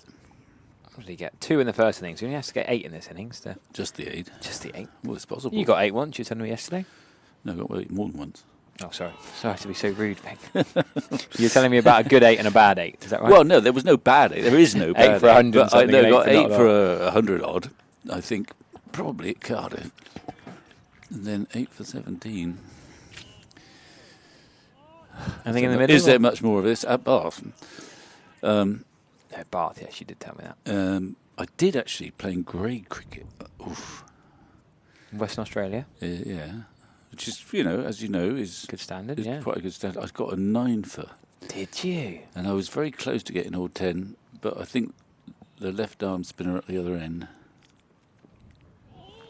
got either the 9th or the 10th wicket. I can't remember which. You never dropped catch, did you? I don't remember, but I don't think so. They caught pretty well there, though.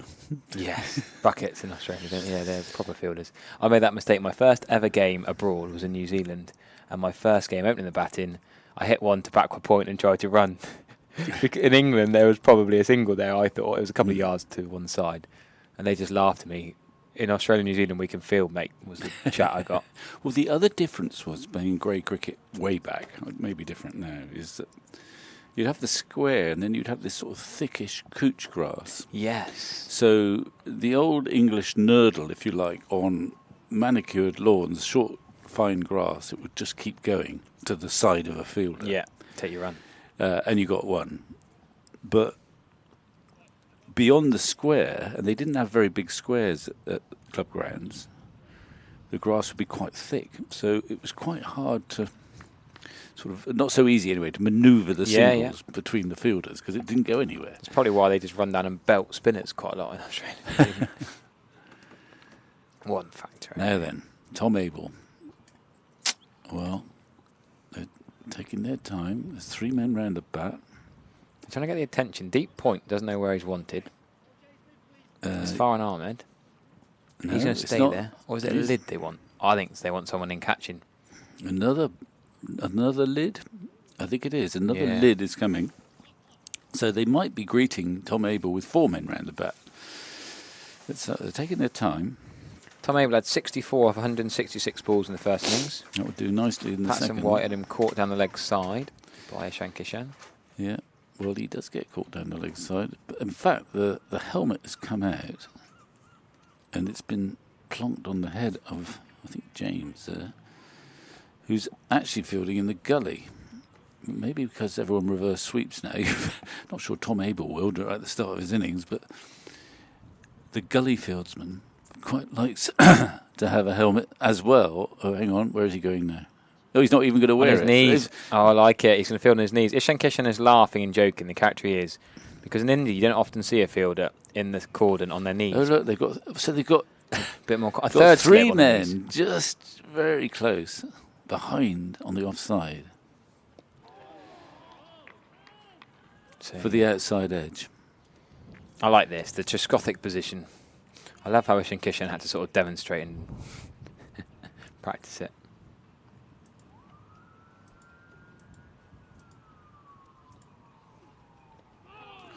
Just looking to turn that on the leg side. Squeezed out on the offside. The Trescothic, fancy having a fielding position named after you. Well, I bet it was done years ago, but in recent Not times, often. no. Never off your bowling. No.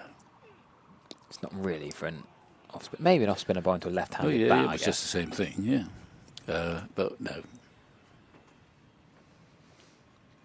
Gordon Avery says, time for new gloves, then drinks, then the physio, then repeat. Could be a single there. Not worth the risk, decides Tom Cadmore. Quite right too. Tom Abel might have been tempted to sweep that ball, but was content Too to full, play the actually. straight bat. Yeah. You don't. If it's half volley length, you don't want to start sweeping them. Getting a bit of a tangle. One man is back on the sweep, deep square leg. More bold. Keeping the pressure on. Get a wicket. It doesn't matter who the new man is. Keep him bottled up. Always vulnerable at the start of an innings.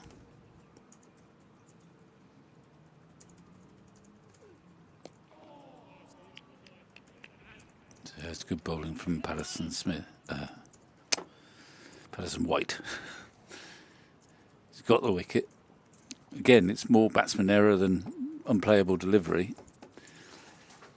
Got a new man in and gave him no peace. Three men hovering. Runs have stopped coming. Tension mounts.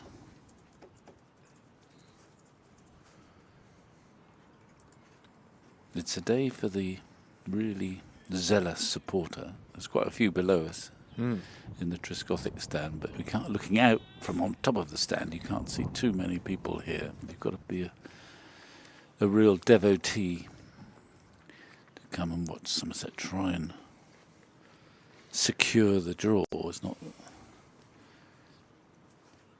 to be spectacular cricket, maybe, but it's engrossing. That's beaten. That looked like it might have just left him a bit, and Abbas can't quite believe he hasn't got a wicket.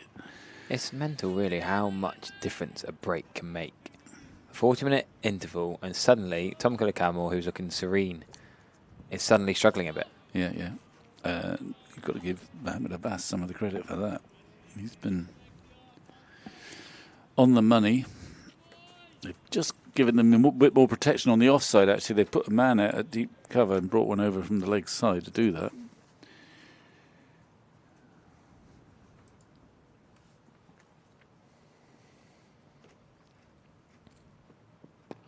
Shot again, but should He's hit that be hauled in. He did a good bit of fielding. Lovely he bit might of get a fielding. couple, but again, once he gets the opportunity, if it's a bit short outside off stump, he smacks it away. Good piece of fielding out there. It's quite a short boundary. You've got to be quick. Back- Is that Slater Deep still? cover. Yeah, Slater's out there, sort of cover point and running round to deep cover. Nice tumble. Good technique to dive, roll, keep it to 2, launch it in. Is that what you coach, Harry? The diving roll. Yeah, it's hard to perfect. I still get a lot of scars on my arm. I wear the Tom Abel armbands, I call them. But not many do. I still seem to have bruises and cuts all over my knees and elbows, whatever fielding technique I employ myself. I always used to prefer a long sleeve sweater when I fielded. Whatever the temperature? No, not long sleeve sweater, long sleeve shirt. Sorry, long sleeve okay. shirt. Just No, I to don't protect like- my elbows a little bit. Don't like that's why I wear my armbands. I wear short sleeves and my armbands every game now. It's also if I'm fielding from my own bowling, you're diving on rock hard pitch sometimes. Nice push for one.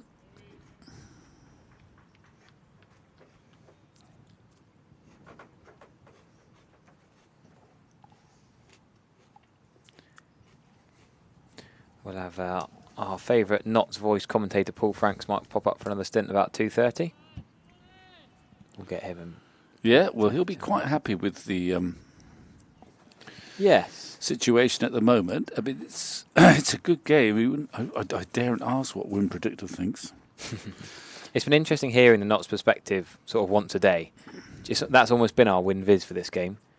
Get Mr. Franks up here. What's his mood like?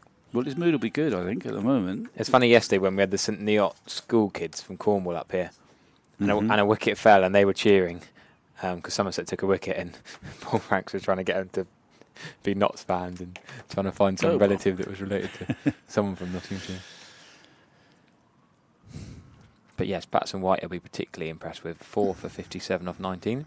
Abbas has bowled well without reward, particularly in this spell.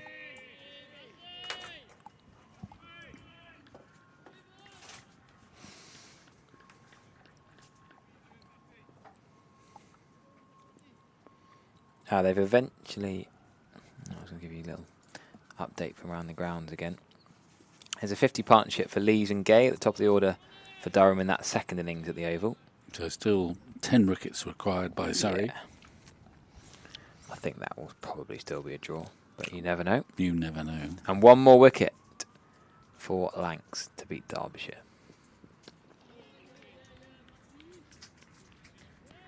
Sixth maiden for James Anderson, but he doesn't get the wicket. It's Tom Bailey.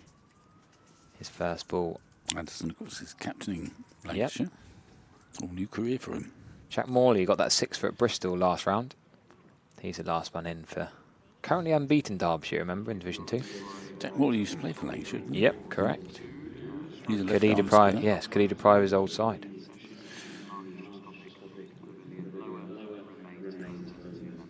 Oh, no, he can't. Just finished. Just as you were staring at a screen, he's gone. Yeah. So Lancashire beat Derbyshire by 262 runs. Well, Jimmy Anderson will be a happy man, so will a lot of Lancastrians after a tricky start. 4 for George Balderson. Nice single from Tom Cadmore, and Patson White does do the fielding. Nah, we'll leave it for a bat. Balderson got 82 with the bat as well, so he's probably going to be man of the match in that one.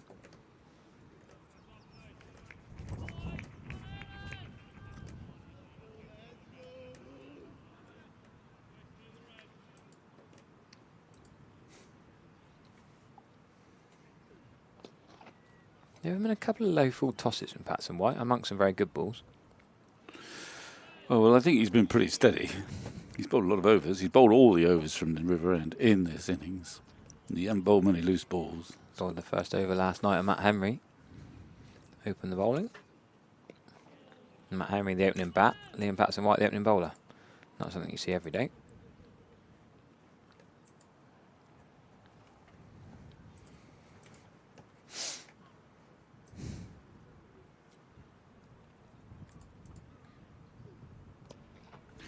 And Tom Abel's off and running for a single.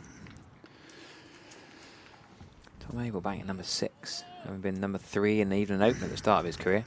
One place lower because he's a night watchman, but he's number 5. Then you think Banton and Aldridge.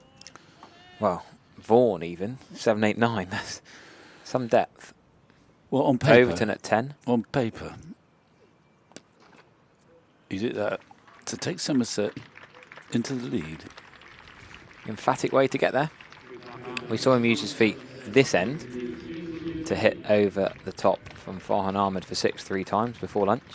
First time we've seen him go over the top from the spin at the far end now. 4, not 6, but the head movement of Cadmore. Right into the He's ball. only got to do it once, and then his man back, retreats to long off.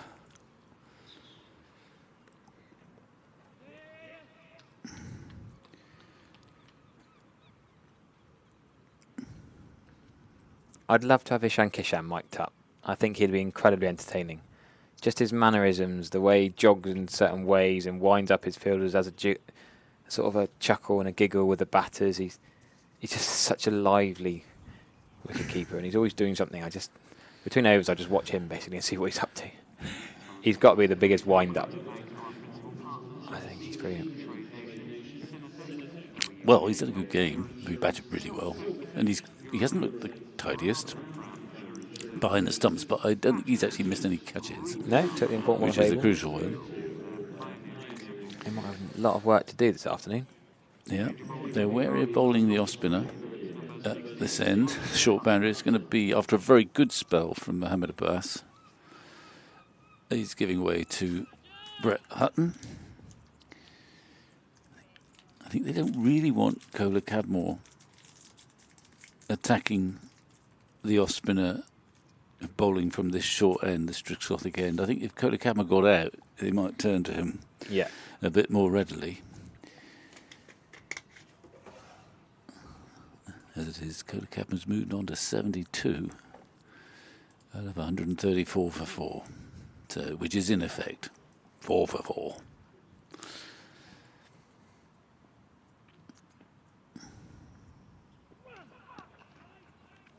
If you missed a bit of transfer news overnight in the cricketing world, Australian all-rounder Hilton Cartwright has joined Hampshire for the remaining Blast group matches. A couple of transfers they've had there. Is he replacing someone? So Luhandre Pretorius and Dewalt Brevis have been called up to South Africa. Okay. Hilton Cartwright is a West Aussie, isn't he? Yes, played for Perth Scorchers, the Big Bash. Bowls a little bit as well, but I say he's a batting all-rounder.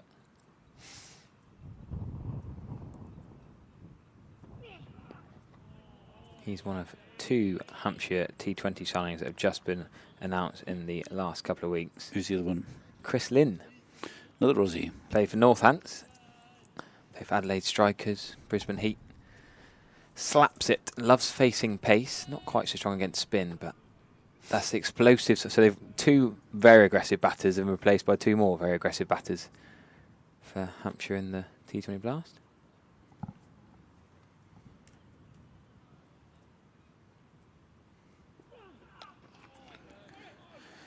I mean, surprise package in the top well, not to say the southern division must be the fact that Essex haven't won a game.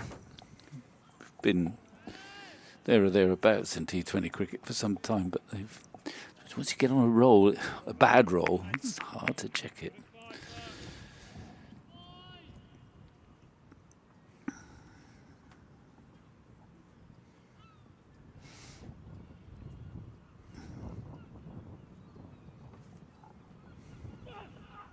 It was a sort of slow bouncer, if we're honest. Yeah.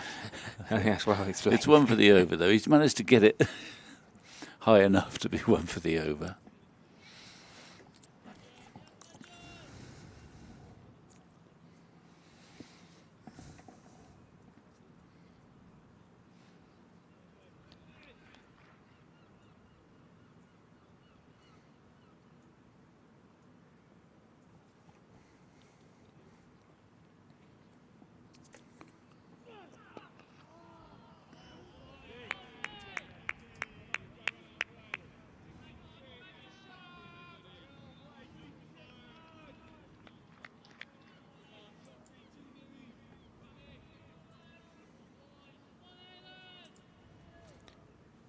I wonder when someone like Lyndon James might get a bowl. We've seen the 4 main bowlers bowl. Hutton will get a bit of a spell now. Abbas has had his go. Lyndon James bowled quite well in the first innings, 1 for 63. Thinking about 2, but not having it. Yeah, well, he's an option, and the other option is the off-spinner. But I don't think they want to take Patterson White off. No. He's bowled 20 overs off the reel, but he's also got all 4 wickets to fall. So I think you'll have to keep going for a while. And then I suppose your next choice is it Lyndon James or is it Farhan Ahmed? I mean, you'd think the off-spinner would need to do some more work here. It's just a slight problem of Kohler Cadmore, really. In that it does take the wind out of his sails if Kohler Cadmore does, as he's done 3 times, smacks him straight for 6 off blameless deliveries, perfectly respectable deliveries. Makes it difficult. the more left field option we haven't mentioned yet, Freddie McCann does bowl some part-time spin. What's he bowl? That'd be later down the line. Jack Haynes, a part-time off spinner as well. Freddie McCann, I think, would be most likely. He's a left-hand bat. He batted 3 for Notts in the first innings. He didn't bowl in the first innings of this one, but did bowl quite a lot in the game at Trent Bridge. He bowls off breaks, but not going to be as good as Farhan. You'd go to Farhan first. Yeah. He's done nothing wrong. It's just that. The only thing is, though, might you want Farhan to be bowling from Liam Patson White's end? Well, yeah, but you don't want to take him off just at the minute. No, exactly. That's your conundrum. Anyway, I think I wouldn't rule out bringing Farhan back. That would be, my next move. Even with Cadmore still there? Yeah, yeah. And, I mean, he's the best off spinner. Yeah. And if he wants to keep clearing mid on, long on, well, that's up to him. And the pavilion, and the commentary box. Whatever else he wants to clear. Nice glided touch, should be 2. Yeah, we'll get a couple there. Joe Clark nearly messed that up, actually. He was very close to getting that wrong. He should have just picked it up and thrown it in. No one would have known, though. Other than us two, looking right down at our eagle eyes from up here.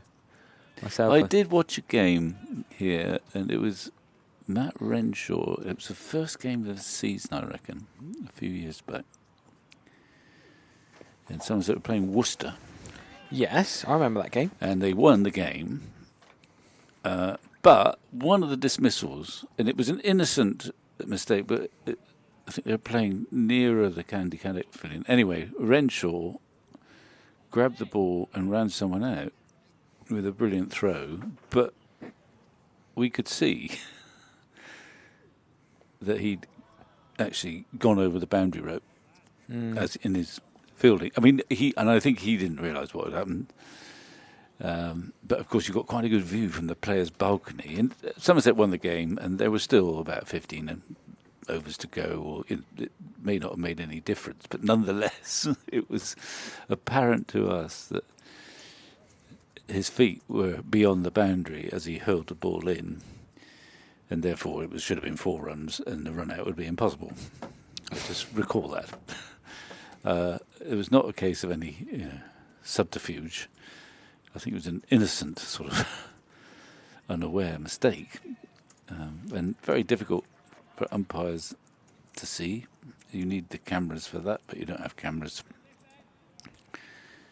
helping the umpires in these games. One day you might, I suppose. We've got got pictures here. It's a question of manpower. You'd need a third umpire probably. But isn't there a match referee as well? Could they be doubled up? Nice shot from Tom Cadmore. Is going to beat the man out there for 4. I suppose you could do. There's a match referee here for all 4 days, right? Yeah. And that would be rude. What are they actually doing? Is the match referee qualified to be a third umpire? Not necessarily. I just think it's a lot of payment for 4 days and not doing a lot until something goes wrong. Do you know what I mean? Like at Gloucestershire when the match was abandoned, the match referee obviously has a lot to do, a lot of pressure. Who's the match referee in this match then? Any ideas? You want to know if he's a qualified umpire? Who is it? Dean Kosker. Dean Kosker. Yeovil. Yeah, born in Weymouth, but was he? I thought he would. Anyway, but the Dorset. Glamorgan, stalwart Glamorgan left arm spinner. It's an odd role to have, match referee. I suppose you go and have a chat with the umpires if anything's happened. It's probably a bit of a dull job, dare I say. You're not out there. You need to like cricket, really, don't you? But are you just sat there watching, but you've got no vested interest? I guess you want the umpires to do well. You celebrate obviously you want the umpires to do well, and you have to liaise with the umpires. Yeah, but you're not liaising with them until the intervals, I guess. Well, no. The odd walkie-talkie, maybe. It's just when things happen, you suddenly. It's a sort of job where you do nothing for a long, long time, and then suddenly there's a bit of a panic on because there's an incident of sorts. I think when you're waiting for something to happen, and then when there's a controversial decision, you could easily be the third umpire as well. Because the third umpire is a very similar job in that you wait and wait, don't have anything to do until there's some controversy. Maybe. There you go. We'll revolutionise the game, Vic. Well, slow the game down a bit, I suppose. But it could do, yes. No, right. Well, especially if you had reviews as well. Anyway, we got the double act, just gearing up. 3 days all the way. Yeah. From the Ratcliffe Road end. Oh, he's gone, is he? We've lost part of it. We've lost the only wise. But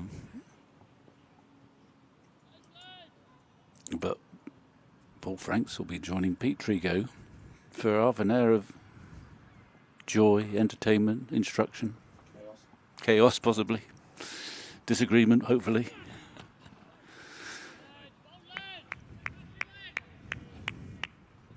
$142 for 4 then. Or it may be that the cricket is so captivating, another wicket falls and we really are in game on territory. There could be a Tom Kohler Cadmore 100 soon. Dare I mention so? Shall I read you out his stats for the season so far? I'll let Brett Hutton bowl his last ball of the over, and then I'll give you a few Tom Kohler Cadmore stats of county championship action.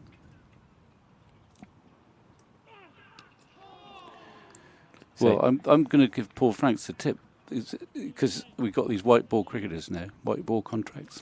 I'm thinking Kohler Cadmore's going for a white ball Kookaburra contract.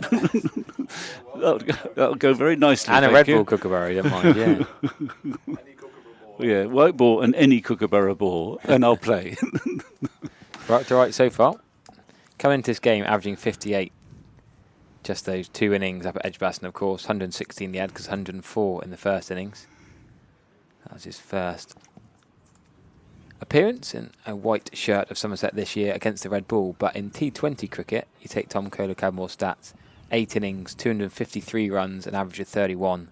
High score of 64. He's taken the confidence from the class. Well, I mean, it's not for me to, but I think it's interesting that I bet you he plays. He's playing T20 on Friday night, and there's another batch of T20. And my gut feeling is that he will be an even more dangerous proposition because he's had a 4-hour knock here, 3-hour knock here, or whatever he has. He's in rhythm, and he'll be very dangerous. And so, and we've seen Will Smead has changed from a exclusively white ball contract. Tom Banton here was eager to play red ball cricket last year, and I think became better white ball cricket as a consequence. Anyway, that's for others to discuss. I'm going to give way and go and lie down, I think. Thanks, Vic. I'll see out the rest of the over before we have a double change. Tom Abels seeing Liam Patson's white here from the River End. Patson White into his 22nd over. But Tom Kohler Cadmore's overall career stats: 101 matches, high score of 176, 5,242 runs, an average of 33. Now, a lot of them would be against the Duke's red ball. He's had 12 hundreds before today. One last week, of course. That's first-class cricket from 2014 up to 2025. Now, I wonder if, like Vic says, he never faces the red Duke's ball again. Does his average keep going north if he just plays Kookaburra ball rounds, which there are 2 more of in July, sadly? Or we should do all we can to get everyone listening to complain and hope that Rob Key might change his mind and not do these July rounds with the Kookaburra ball. Start a campaign, Pete. Could be quite an even split of player information. I'm sure plenty of the batters would be keen as Tom Abel plays a beautiful shot there through mid-wicket, slightly over-pitched there by Liam Patterson-White, who's bowled beautifully this game, and in particular today. He's picked up all 4 of Somerset's wickets so far, and the game's still very much on a knife edge. Lovely timing that from Tom Abel. Straight bat, punching through mid-wicket. I was saying earlier, Liam Patterson-White's bowled very well, but in his 22 overs there's been a couple of low full tosses when he's just over-pitched, allowing the batters to strike it for 4. Well, I'll make way. 43 overs gone, and bring a bit of a Knott's voice in for you. Yeah, great. Over the last few days, we've been able to call upon the opposition, a man for any occasion in a Nottinghamshire shirt, and doing a couple of valuable stints with us.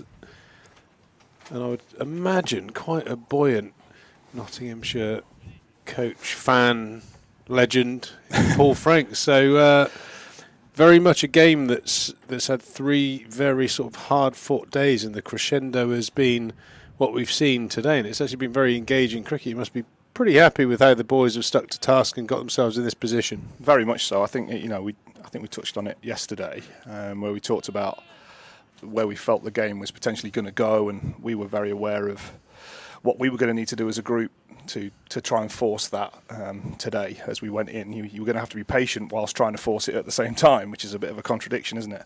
But we were pretty comfortable with, to take early wickets was one of our main targets, and then obviously Somerset had the second hour this morning where they built that little bit of a partnership, which was frustrating.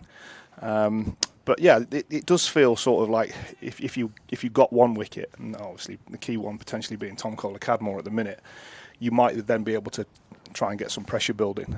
He played Farhan really well this morning, didn't let him settle. Not particularly big in terms of dimensions and downwind, a couple of big sixes down the ground, which made it tough for Haas to keep him on. That being said, Patterson White's done a great job, held the rate really nicely and looked threatening. And who knows what could happen in the next hour in the lead until tea. Still 54 overs left in the day, plenty of cricket left to be played. Yeah, as soon as you put the headphones on, it seems to be a bit of a thing. You watch a game of cricket, you can't help but get the crystal ball out. And we were talking yesterday about the ideal scenario as, getting, I think the ideal scenario was sort of 180 on, maybe about a little bit into today, and hope for a mad hour where you guys can take a few Somerset wickets. It didn't go perfectly to script, but after that first half an hour of today, you'd been very, very comfortable.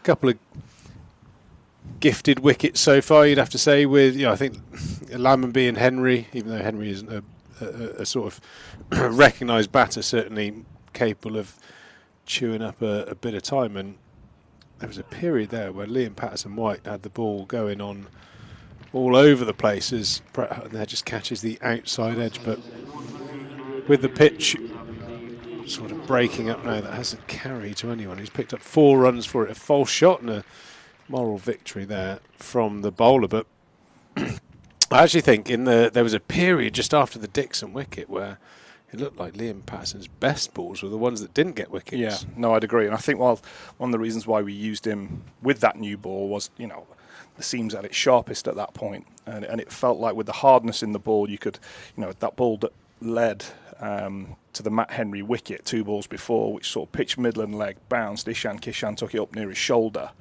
You were sort of hoping that was going to be the ball for today, weren't you? You were sort of hoping that that's where the game was going to go, but I think we knew that once potentially that seam settled down a little bit and the ball softened, that it may just quieten a little bit. There has still been signs of turn.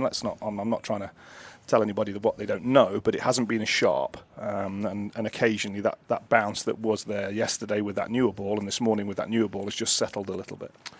Yeah, to credit in particular Tom Cadmore, I think a lot of those deliveries were faced by Sean Dixon, that we made the observation that he got very stuck on the crease and didn't really move forward. He played back quite a lot, which seemed to be his preferred, but when they had a ball into a fuller length, he played, as an old coach of mine would say, half-cock, never really pressed and smothered the spin. And I think Cadmore and Rue to a point have played very nicely. When they have gone forward, they've got a big stride in, got the bat out in front of pad and made it hard for Patterson-White, and credit to him, he's bowled an awful lot of overs in this game, nearly 60 I would imagine by now, and very rare to see him miss that target. He's always in at the stumps, and as soon as there's a bit of spin, he's very much in the game. Absolutely, and as much as the one that spins is very threatening in that aspect, it's also the one that can slide on. If you get the right line, you can bring the LBW in as well on the inside edge, as well as threatening the outside edge. And I think that's one of his biggest qualities when he's bowling well, which we've seen in the last couple of weeks. He can bring all sorts of dismissals into play. Yeah, I suppose he's bowled all 22 overs from one end. He might be requiring a little break at some stage. It doesn't look like it's coming anytime soon as he whips off that green and gold hat for another trundle. Somerset have got a small little lead of about 21, if my maths serves me correctly. We'll stick with that. Yeah, let's go with that. That sounds good. But 4 wickets down already. Banton yet to come in, Archie Vaughan, but it does look like Cadmore is holding the key for the day's play, whichever way it might go, and he's on strike now. I thought the partnership between Cadmore and Rue, they complemented each other very well, didn't they? Like Rue, confident in defence, but still had attacking options, and Cadmore, playing the way he plays, I thought made captaincy difficult during that period because the run rate for the innings escalated quite quickly compared to the rest of the game when Somerset had battered, and we felt like we'd held the rate really well throughout the whole game, and for that period they felt like they were in control. So that's been a little bit of chess, and this type of situation where you've conceded a first innings lead and you're behind and you're trying to bat on a wearing surface, the runs that you score are often as important as the time you take out the game, and trying to strike the balance between how quickly you try and go and then how far you need to be in front at a certain time. Or do you just, because I heard you mention earlier, the danger is you end up in a blockathon and you might get a good one anyway and you've not really done anything or gone anywhere. So it's that real sweet spot, and you want your players to be able to take control of that situation and judge it properly. Well, as Harry mentioned with the numbers there, Cadmore's got a good first-class record, and why wouldn't you bat in that natural sense? But I think one of the aspects of that particular partnership was, Cadmore slightly on the elevated aggression side of things compared to Rue.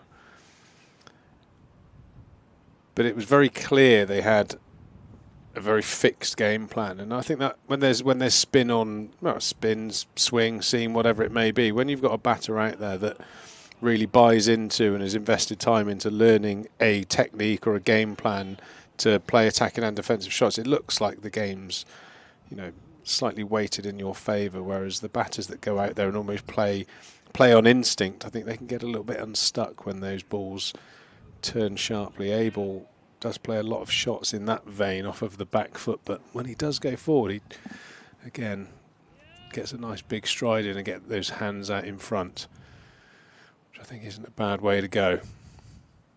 Game is still very much in the balance, and Somerset have got a lot of work to do.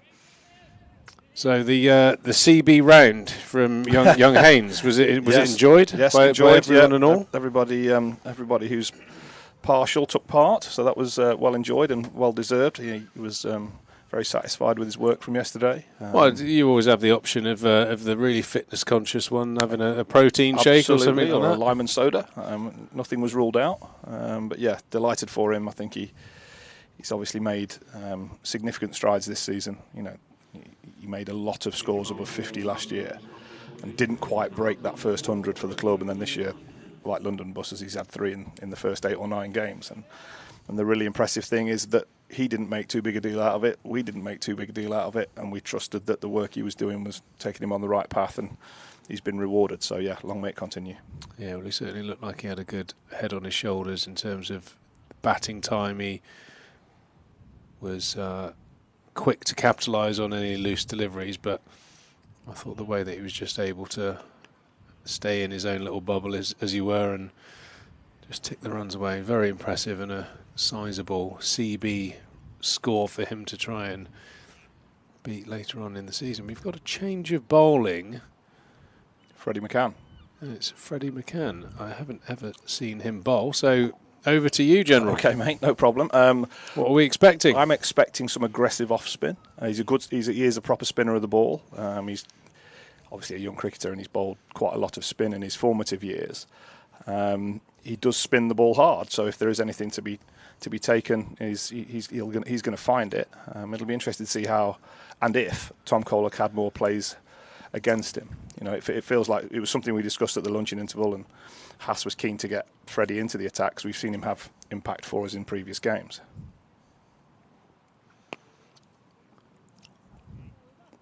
I'll go into the loosener category for young Freddie. He's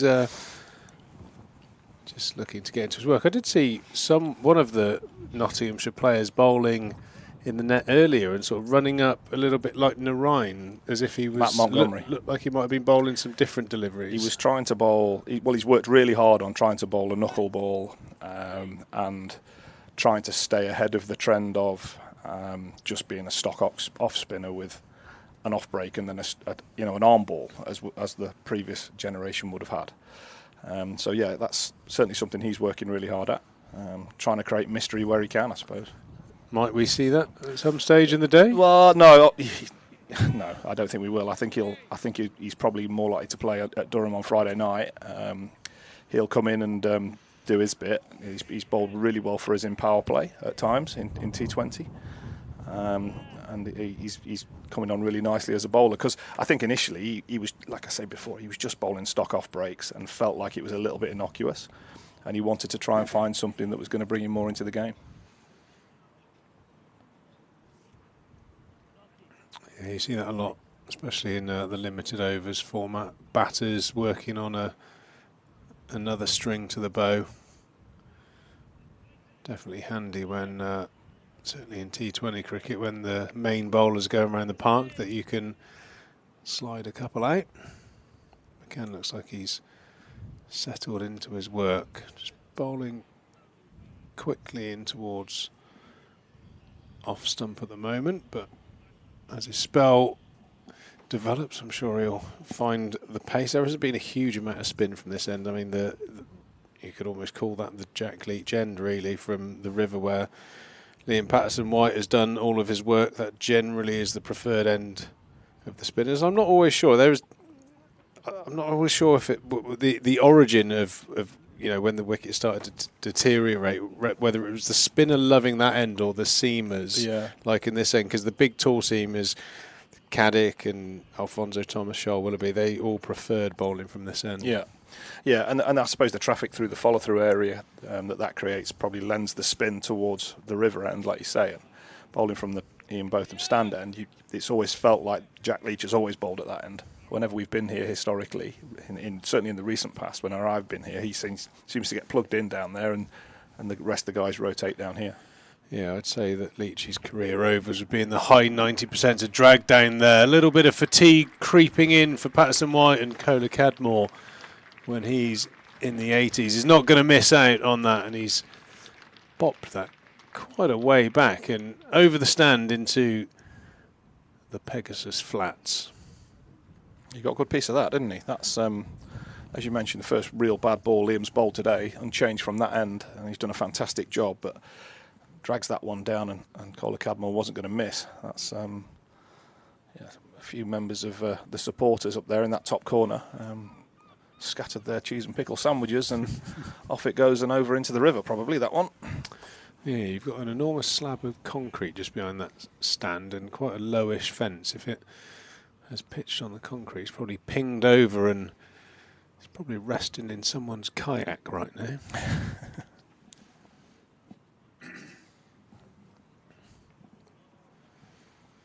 Yeah, rare loose delivery there from Patterson-White. Another observation of how these guys have gone about their business. I mentioned Kohler Cadmore in terms of his 20-over cricket, his franchise cricket that he plays. He's quite famed in the Pakistan Super League. Plays a lot of the Asian varieties of franchise cricket. And I think to survive over there, you probably become quite accustomed to being a good player of spin, but also a good rotator. And that was, I think, a feature of his batting. He didn't face too many spells for Patterson-White, whereas continuous balls, he was always able to get up the other end, and Patterson-White, especially with Rue, was having to change his lines quite often. So I think that's one of those sort of 4-day positives you can get out of playing in different parts of the world. Yeah, I think particularly with regards to Tom's batting, he's batted in multiple different positions in red ball cricket, hasn't he? He's batted in the middle order at times. He's obviously been a white ball top order batter, but in red ball cricket he's never really found a home, I would suggest, in the batting order. But it looks to me like if Somerset playing in this style of cricket now, it might be that the top of the order is the place for him. Because they had a bit of an overhaul at the top of the order, didn't they? Lewis and Josh Davey went to the top of the order a few weeks ago, is that right? Big overhaul, big talking point. Really? Lewis going up was slightly more of a surprise than Josh Davey. Josh Davey, I mean, it's quite a difference in terms of his game, but in terms of like his own career, massive opportunity for him, and I think he actually took it pretty well and scored some good runs at the top of the order. But even when Josh Davey would bat sort of 9-10, always looked very correct. He had a very good technique, moves forward and back well, leaves, and sort of you could see the attributes there, and things were sort of going a little bit sideways at the start of the year in terms of the opening combination. And Lewis being Lewis, as you know him well from being around him with the Trent Rockets and stuff, he's one of those leaders that there was probably another position that was up for grabs, and you just know that Lewis is going to put his hand up and try and take responsibility. So he came in and scored a brilliant sort of second innings, half century more, maybe an 80 or something, and played really, really well in a win here. So it was a bit of a surprise, but one that kind of made a little bit of sense, to be honest. And actually the team they put out with Josh and Lewis opening gave a spot for another bowler, and it all of a sudden looked like there was enormous amounts of bowling and batting depth in the team. It sort of suited the team quite well. It seemed to take a little bit of the heat off Archie as well. Archie then stayed in the team, but allowed him more time to settle in that middle order potentially. But I don't know whether long term, I've not seen enough of Archie Vaughan to suggest where he might settle in the batting order. What's your thoughts on that? Well, he looks a very organised player, but also you can't forget his age and where he is with his game over the last couple of years. Almost coming straight out of the junior teams and playing for school, straight into opening the batting, which is undoubtedly the hardest position to bat in any team. And without that, I'll do it back in the day, but back in the day, you'd probably have to get a good season of second team cricket under your belt, multiple hundreds, before you got elevated into the first team. It was almost like too much too soon, and he settled into the middle order, and I think it looks far more comfortable. The heat's slightly off you. You're still going to face the same bowlers, but likely with a slightly older ball. And I personally think for his development, being a good fielder, quality looking batter, offers and bowls very good off spin, I'd like to see him there for a few years where he just learns and develops and maybe go further up the order, on merit when he scores a weight of runs in the middle. I think that's my view, and it feels like that's the thinking at the moment. Okay. Yeah. Yeah, the combination of Dixon and Vaughan didn't really yield too many partnerships. Both of them struggled, and I think Dixon was able to shoulder that burden a little bit easier because of his experience in playing, but looked like it sort of quite negatively affected Archie confidence-wise. So nice to see him get a few runs in the middle. I think he got an 80 in his first game, batting at 5-6, and a contribution in the first innings here. So hopefully that will continue. Patterson White having a change of angle here, going around the wicket, bringing in that rough outside the leg stump. I don't imagine Cadmore's the type of player that's just going to pad it away. Could see some sweep shots, but that's been well protected with a very fine 45, a sweep man on the boundary behind square in a more orthodox position, and then another one out just in front of square that Nigel Long is keeping a good eye on to make sure he doesn't sneak backward of square.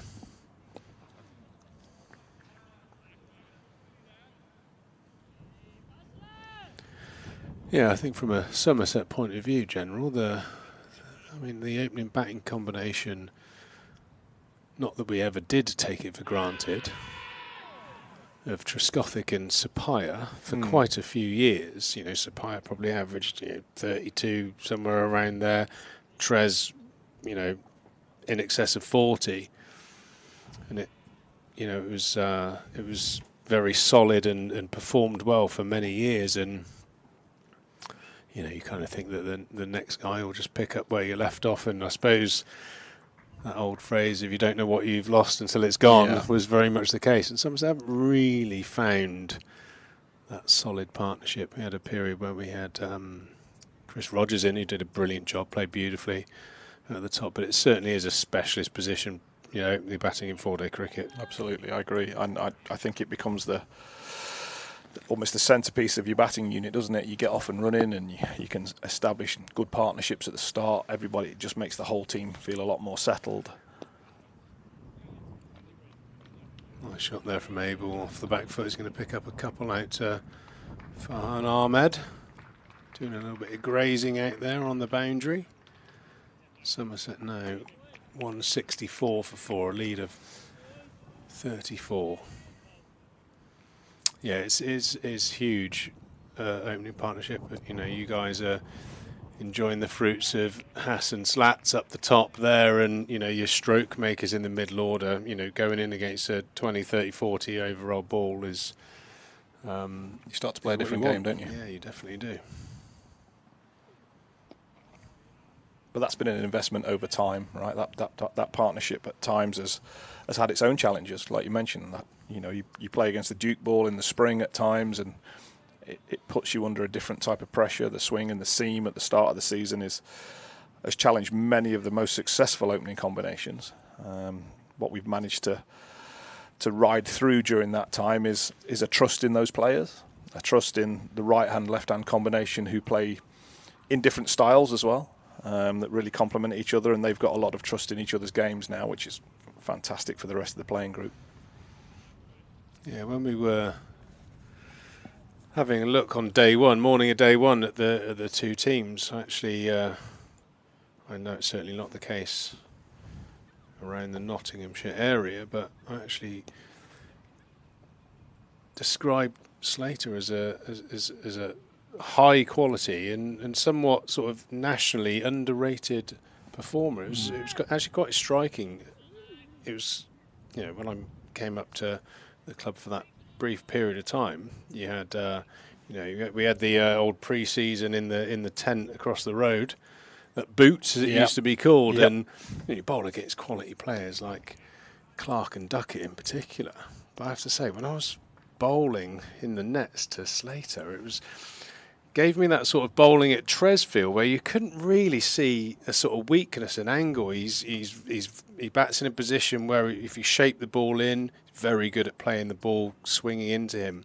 And he doesn't really fiddle outside the off stump. He plays a very tight line. He's a good cutter. Yeah. And I found like not really knowing too much about his cricket. He was one when I joined the club. And since then, following how the team have progressed, you know, very, very impressive opener. And Hass has just like blossomed. So you've got two very different players. Hass, you know, in his shorter innings, in the first innings, it looks like you can't really get much tighter to middle stump than middle stump. Yeah, no, exactly right. Yeah, anything through there. He played some beautiful shots through the leg side, and he's become a serious player. We got a double 100 recently, didn't he? He did. He played beautifully, and much like I mentioned before, they complement each other so well. And a lot of opening batsmen now that they've got to be strong in mind, strong in technique, have a great understanding of where off stump is. But they've got a responsibility to be able to score, and managing risk is a massive part of that as well. And you want them to play to their strengths. But they've also got to be respectful of who they're facing and the situation in the game. And there's so much for them to deal with. You hope that the experience that they've gained through good and bad stands them in good stead as they get to the stages of their career that they're at now. Another McCann over there, Cola Cadmore onto 92, coming off the back of a championship 100, opening the batting up at Edgbaston last week. So certainly a man in form.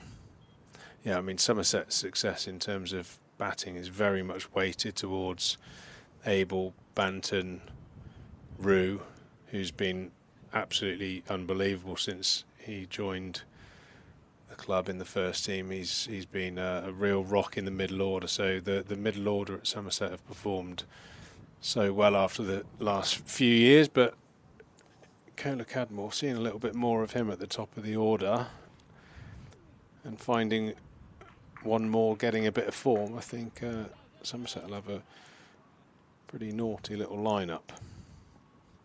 The next batch of, I know they come to Trent Bridge in a few weeks' time. We play them again quite soon. What's the next game for Somerset? You know, off the top of your head? The next game is, I'm not sure about the championship stuff. I'll have a look on my rota. Okay, maybe have a little look when you work in next. Yeah. They've obviously got that period of T20 cricket, which the players will enjoy.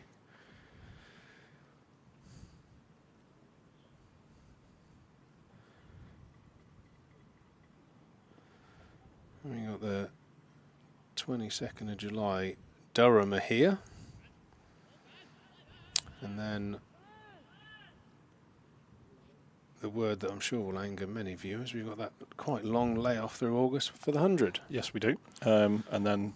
So there must be one away game and one home game. Yeah, one of the away games at Trent Bridge.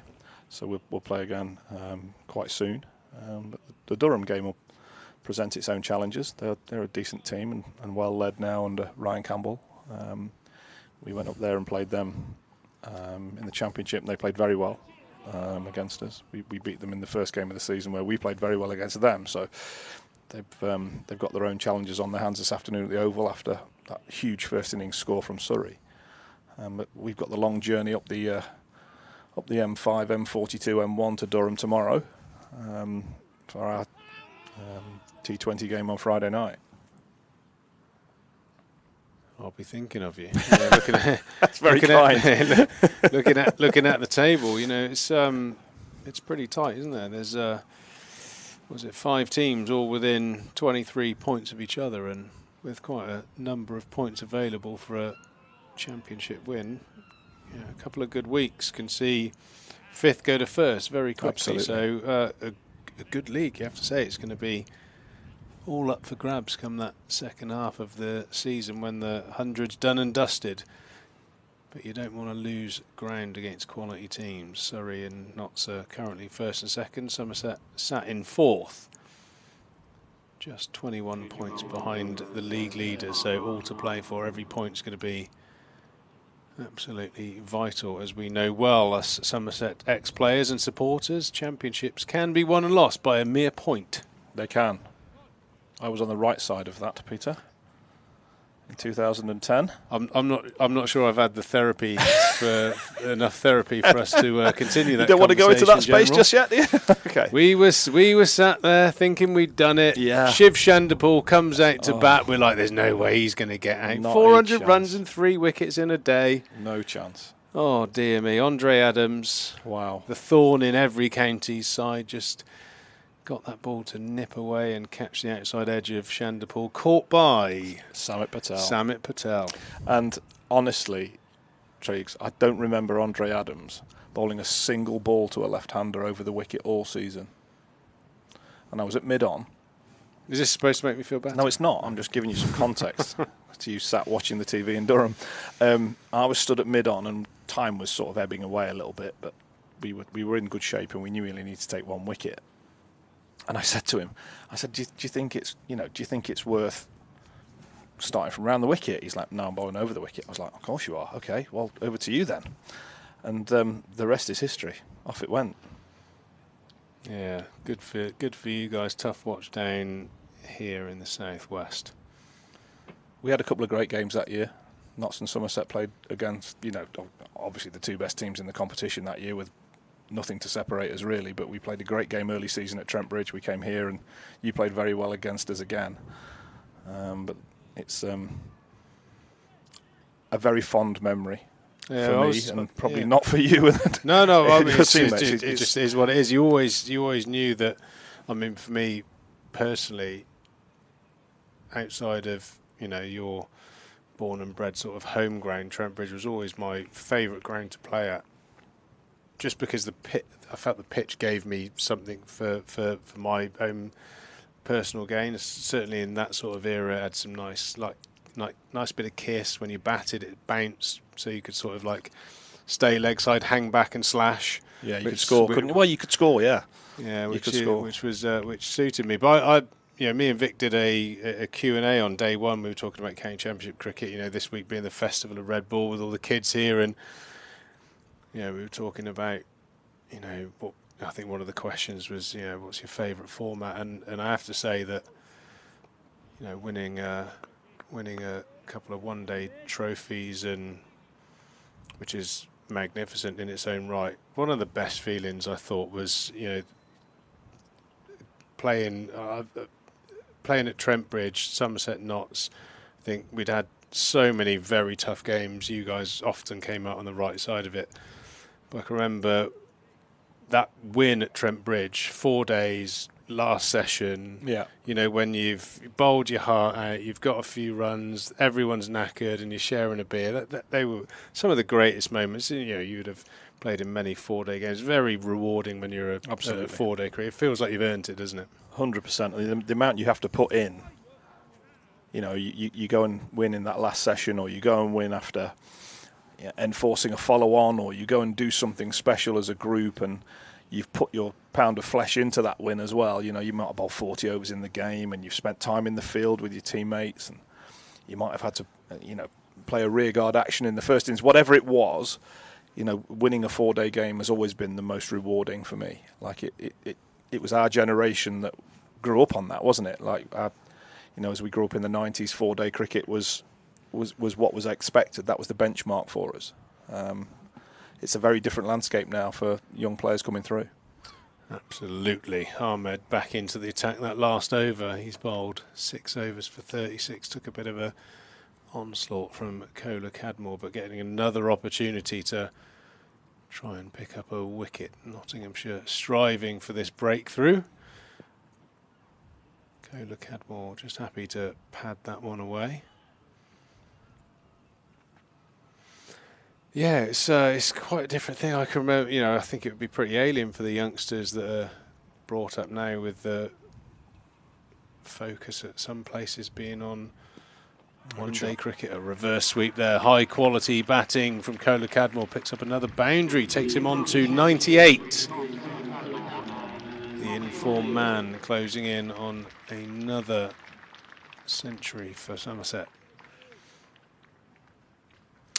Yeah, I can remember many conversations in the sort of mid-late 90s of, will you stop playing so many shots? I don't think I think you'd be encouraged nowadays, I'd imagine. Yeah, absolutely. I think the game and scoring rates have changed forever, haven't they? The expectation now to speed up the game and trying to create winning opportunities in 4-day cricket is very much on vogue, if you like, at the moment. The days where if you couldn't win, you'd draw. In the rear view mirror, if you like, it's all about trying to win first, and let's see what we can do after that. And that should be the way that the aggressive teams want to try and take it on. Joel Cadmore just prodding into the offside, getting himself onto 99. Most batters want to move through the nervous 90s as quickly as possible. Joel Cadmore's already got a boundary in that time. He's on 99. Will Nottinghamshire do the standard next time he's on strike and bring everyone up? Yet to be seen. Most likely.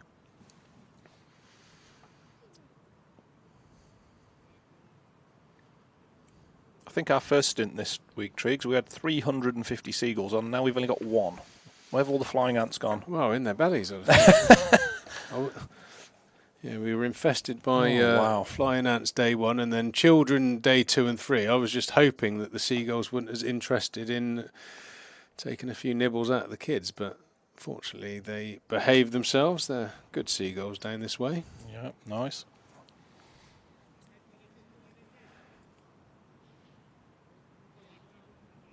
Yeah, probably not a surprise to you in terms of like that young phase of your career. It was actually an Australian that came here in the name of Justin Langer that really did change things. I had sort of 5 or 6 years of my early career with coaches trying to get me to play more defensively. Yeah. And I was trying my best, but it's just never really suited. It was always like in this weird stick or twist place, and Justin Langer came for a game, then disappeared off. And in that winter, we were sharing messages and, do this, do that, train this way, get yourself ready, looking forward to seeing you sort of thing. Brilliant. And, I sort of dipped my toe into the water about, styling how he'd like me to play if I was to be in the first team. And I was obviously thinking about previous conversations with other captains or coaches, and he was like, he literally shot me down so quickly. He says, why would I want you to bat like the rest of us? We want you to go out there and dominate the game. And it was just like, oh, like weight off my shoulders. And the rest is history. Yeah, as it should be. You know, and I've got a lot of time for that. I think, you know, trying to get people to play in a way that, you know, doesn't suit or doesn't come naturally is always really challenging. Like, you can always refine, and I'm sure it wasn't through a lack of effort in terms of training or desire to do so, but why wouldn't you focus on your strengths? Why wouldn't you look at ways to improve those, as opposed to trying to dwell on stuff that, you know, may cause issues for you in game and cause that challenge to become, you know, the doubt to creep in, if you like, because that's the most dangerous place for any professional sportsman, when you start to think, should I do this, should I do that? When you've got one clear mindset and you're supported, it goes a long way. Yeah, I think that's the key point, is being supported, isn't it? I've always felt I had a reasonably decent technique, but it was actually like knowing that if I was aggressive, you were backed. But moving on from that, we have another man who plays positively on 99 now, facing Farn Ahmed. Quite a notable number of fielders have crept up inside the ring. There'll be lots of chat out there. There's 2 runs in the game that seem to be more important than any other 2 runs, and that's 0 to 1 and 99 to 100. One for Offham. They seem to just change the characteristics of the batter from time to time. The old nervous 90s, and everybody's nervous when they're on the old duck.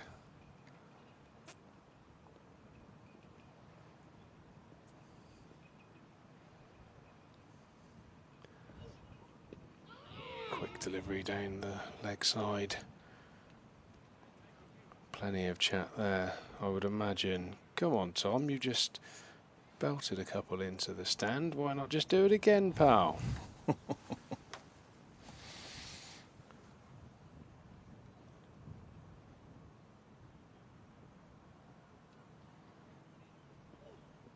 And he does. And he connects, and he gets enough of it. Hasn't quite timed it, but a couple of bounces into the leg side boundary. Joel Cadmore raises it back to back-to-back championship hundreds, and you have to say this was a much-needed one. Just putting a little bit of stop to the Nottinghamshire charge. He's played well, Frank. Very nicely, he has, yeah. And credit where credit's due. He's impressive strike rate. He doesn't give you much room for error as a bowler. You know he's got the power to hit the ball down the ground and clear the ropes. You also know that if you get slightly offline against him, he's gonna look to open up the offside. But he's added some real nice refinement to his game. You mentioned his play against spin and the ability to rotate strike. So, yeah, credit where credit's due.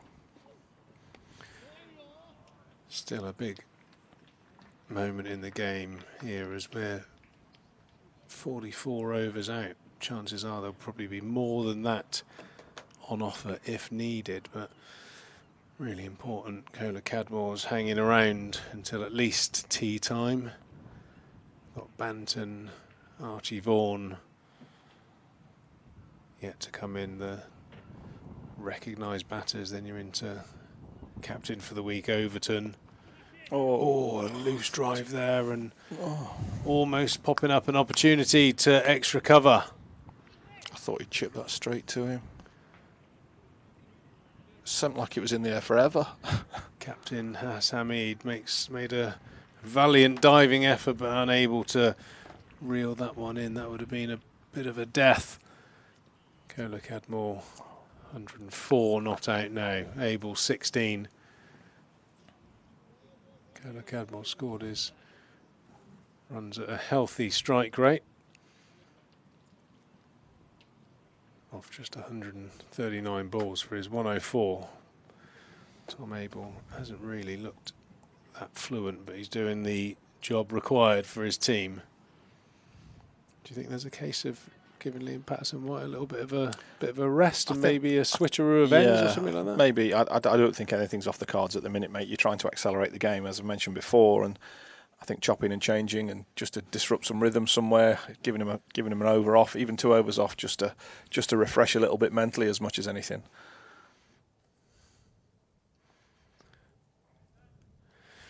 Gives the batter something to think about, something different, and if it doesn't, you can always bring him back on. Quick run off, quick drink and a shower and a new pair of socks. New socks, new shirt, go again.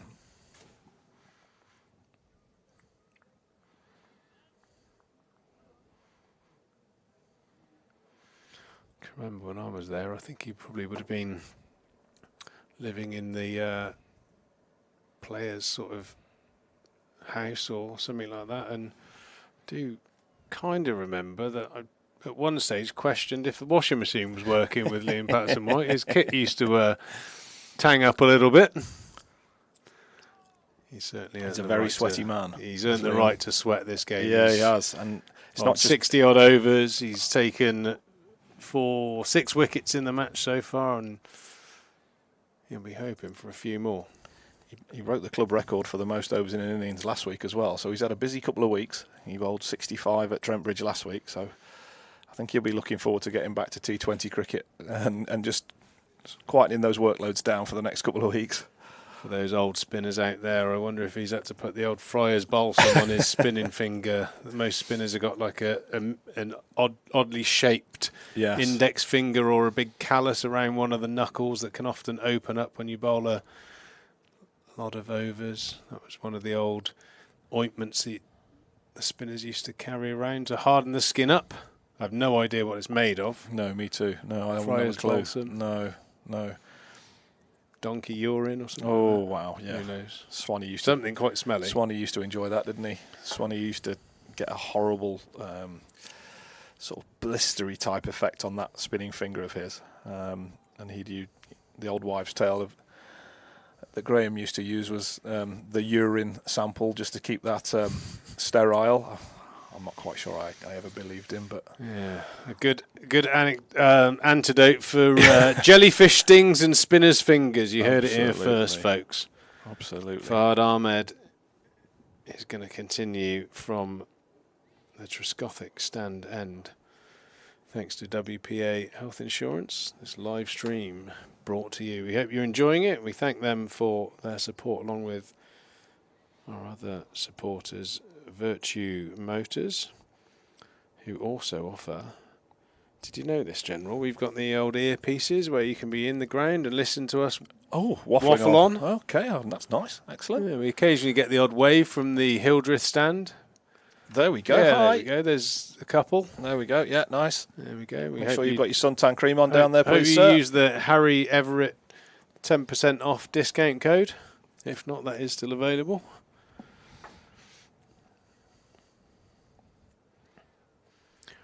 A lot of chat here between captain and bowler.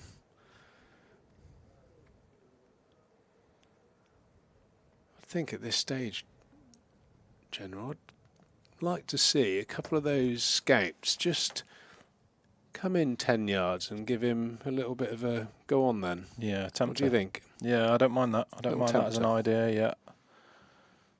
I think he's such a good rotator, isn't he? This sort of field feels like he can easily just get off strike every couple of balls and maybe just lean into the ego side of things and give him a little bit of a window of opportunity. Have all the fielders 10, 15 yards off.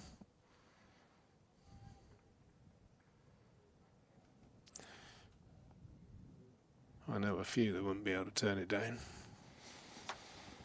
Yeah, the ever-aggressive Trigo would be looking for a little bit of activity over there, would he? Thinking my old roommate Ian Blackwell. Yes, of course. Yeah, he didn't disappoint with the aggressive shot, did he? No, he would rise to the challenge. Ball.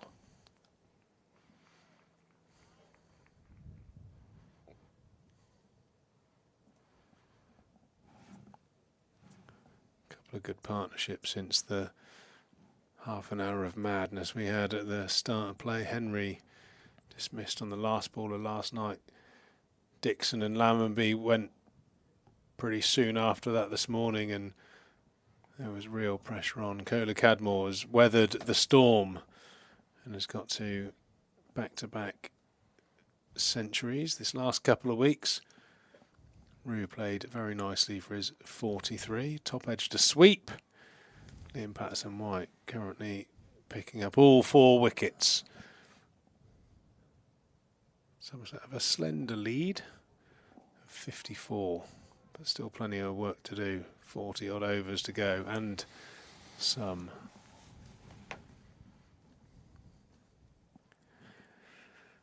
How's Morsey in these sort of situations in the dressing room? He's just quite relaxed, just sipping a couple of coffees. No, he's pretty good. No, very good, very calm, very measured.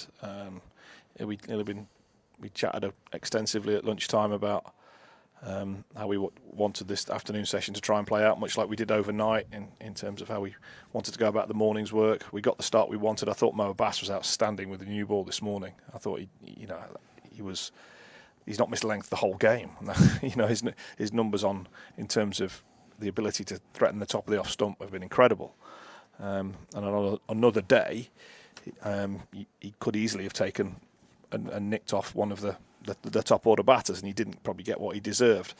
I think the key to probably where the games ended up was we dropped a couple of catches in the first innings, which could have seen Somerset's innings curtailed, and then Somerset dropped a couple of catches when our innings was sort of moving towards its latter stage. And you sort of look at those and say, well, if they'd been taken, and I know it's ifs, buts and maybes, but the game would have been further advanced, wouldn't it? Because the innings would have been shortened up, and you'd be further down the track with this innings. Probably be in this situation with an extra 30 odd overs available. An extra sessions cricket.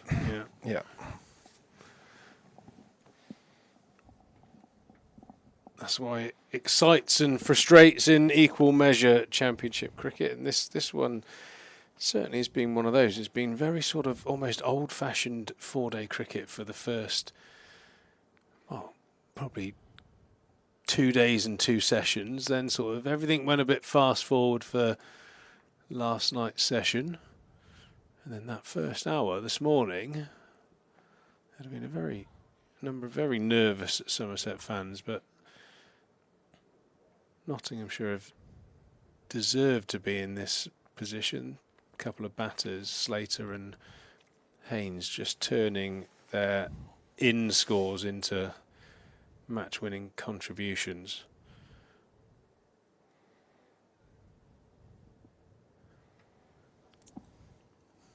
I think credit to both bowling lineups in pretty tough conditions, days 1, 2 in particular. The reason why there is that time out of the game is neither bowling attack gave away much. Run rates were at most 3, often sort of 2.7. It's really unusual for this day and age, just a sign that the bowlers can take a lot of credit from this game, regardless of how the result ends up. There'll be some tired bodies on the bus today and tomorrow. Yes. Well, we'll pick up some new players in Nottingham tomorrow. Some of the lads will quite rightly get a rest after a couple of really tough Championship games.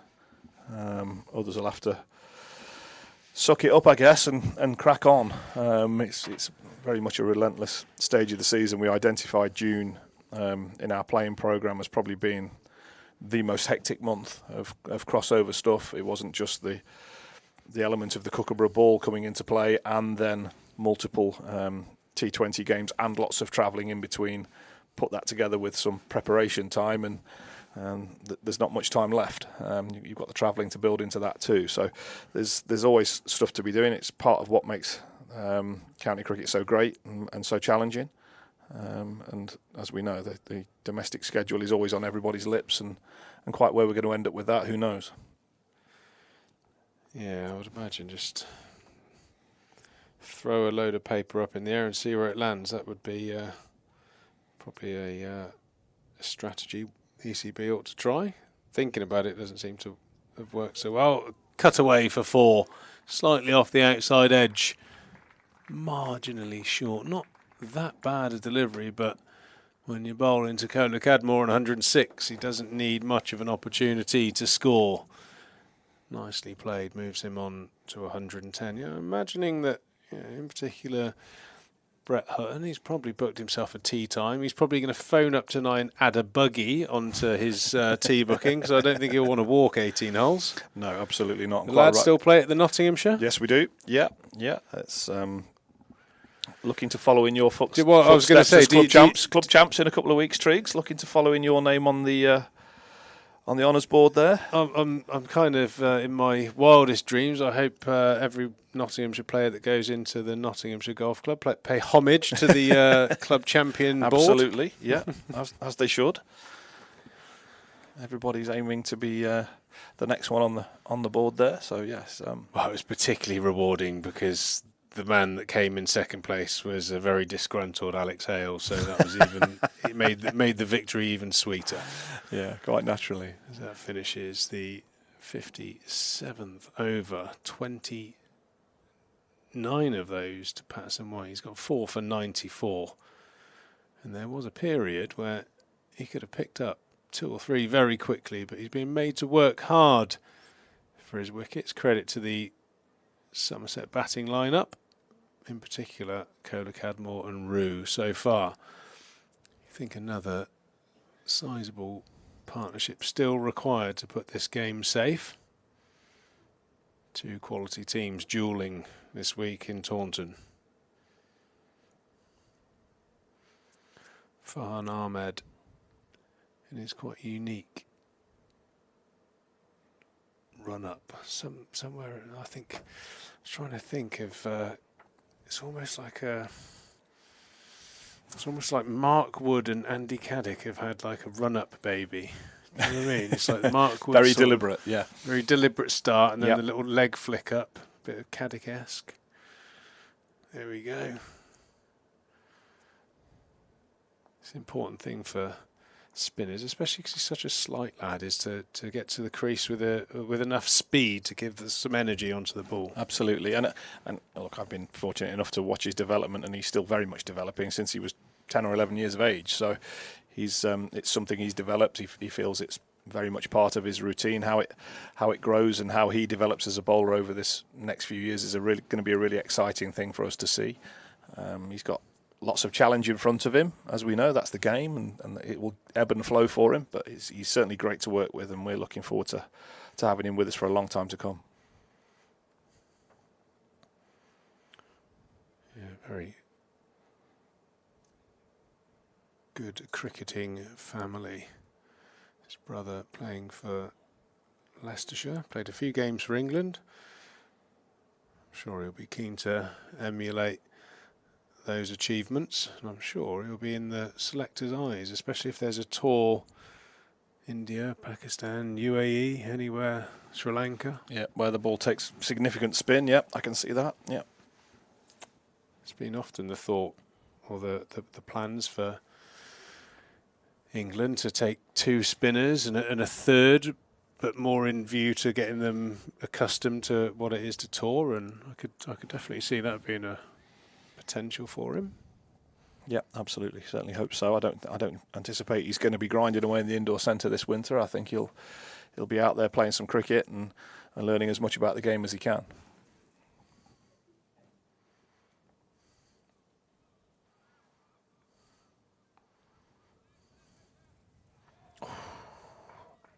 I've watched several boys dive across that square during this game, and it's made me wince, Triggs, I won't lie. Those 2 or 3 match wickets at sort of short mid-wicket there. No matter how young you are, when you're running across what is effectively a concrete car park, yes, with sharp spiky bits, and you know that for the team you got to dive, but you really don't want to, the dive ends up looking like that. That was a dive, but not fully committed. Do I have to? Oh, yeah, I do. And then you sort of end up falling, and you end up with a graze that you don't get rid of till November. Is that Joe Clark? I think they're at mid-wicket that particular time. Yeah, the season-long scab on the knee or the elbow. Tough to get rid of, especially me with my tattoos. They used to cost me about 50 quid every time I dived.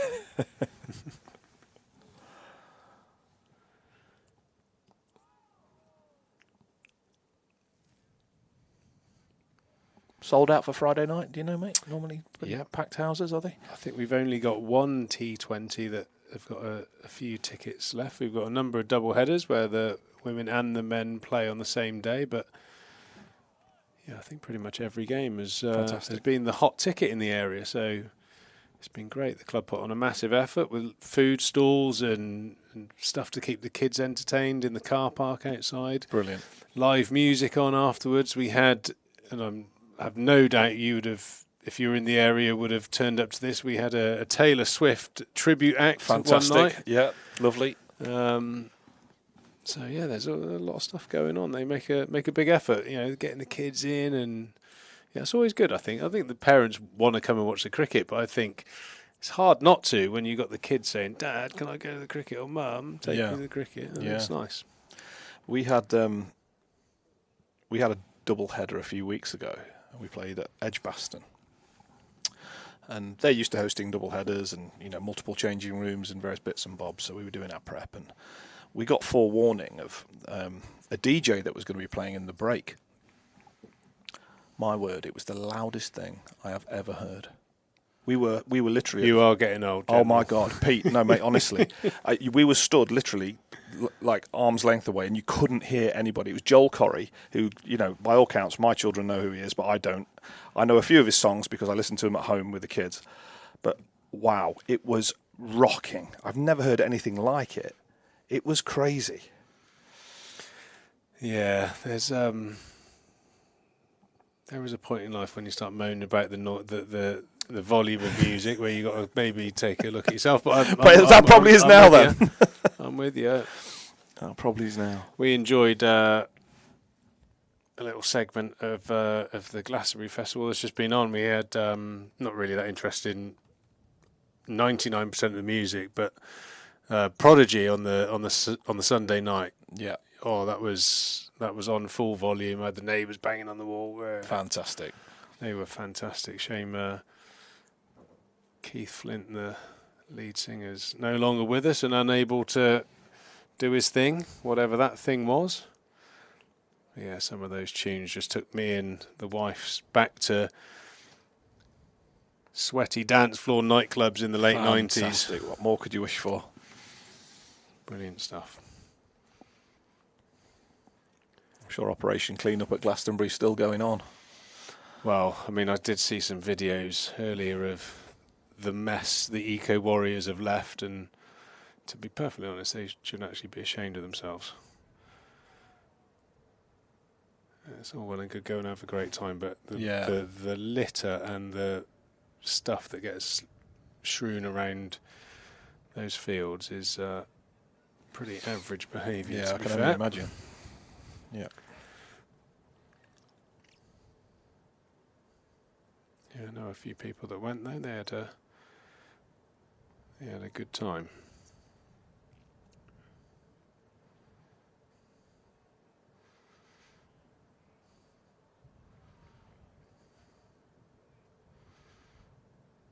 Out on the links tomorrow, mate, or not? I'm going to. Yeah, I've got a couple of competitions, tournaments sort of pending at the moment. I've had quite an emotional week in golf, or last week in golf. I've had a couple of one-shot miss-outs in a couple of pretty big events. One being Open qualifying it was a little bit of an achievement to get onto the alternates for final qualifying at Burnham and Barrow, but to miss it by one shot. My version of winning the Open would be to get to final stage, when people like, Eddie Pepperell, Chris Wood and all the high quality European Tour players are playing. So it would have been great to have got into there, and to miss that by one shot last week was gutting, to be honest. I also had a tied first in another competition and got undone by a count back, which was equally annoying. Oh, that is frustrating. But there we go. Story of my life. Keep going back though, mate. We'll keep competing. Of course, yeah. I'll get there. I'll be 50 in no times, and watch out that Stay Shore tour. Talking about turning 50, the bowler's got awful long way to wait. How old is this young man? 17. 17. Yeah, just started learning to drive, he has told me. Played a bit first-class cricket last year as well? Yes, he did. Came in towards the end of last season. Starred, or did really well for the England under-19s in the middle of last summer, sort of around this time last summer against Sri Lanka. Both him and Freddie McCann really started to make a significant move at under-19 level and were playing well in the second team. And as our season wore on, it was clear that they were ready to play. And we were in a position where we could give them that opportunity. So it's great to see both of them and both local Nottingham lads trying to really establish themselves in this team and drive this team forward. Yeah, it's good to be able to mix young and experienced. It certainly makes the future of the club less chaotic. You have a lot of times where clubs lose a tranche of senior players very quickly, and it normally takes a while to recover. But if you can just, dovetail that situation, which it looks like you have, all the better to stay competitive and consistent. We have a change at the River End, the Lord Ian Botham stand end. Lyndon James is into the attack. We spoke fondly on day one of what this young man's all about. Very professional, looks after himself, good batter. Has a knack of being a bit of a partnership breaker. It's good a time as any. Hits the deck. Probably needs a little bit of seam movement to be super effective.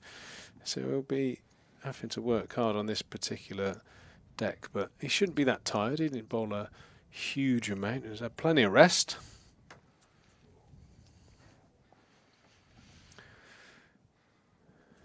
Got a few runs in the Nottinghamshire first innings, which I think always helps the bowling psyche. Gives you a bit of a free swing at it. Was that something that you felt with being an all-rounder? If you had success in one, yeah, you normally came good in the other, and it helped you settle. It just gave you peace of mind, didn't it? But if one came before the other in a game, it would often set you up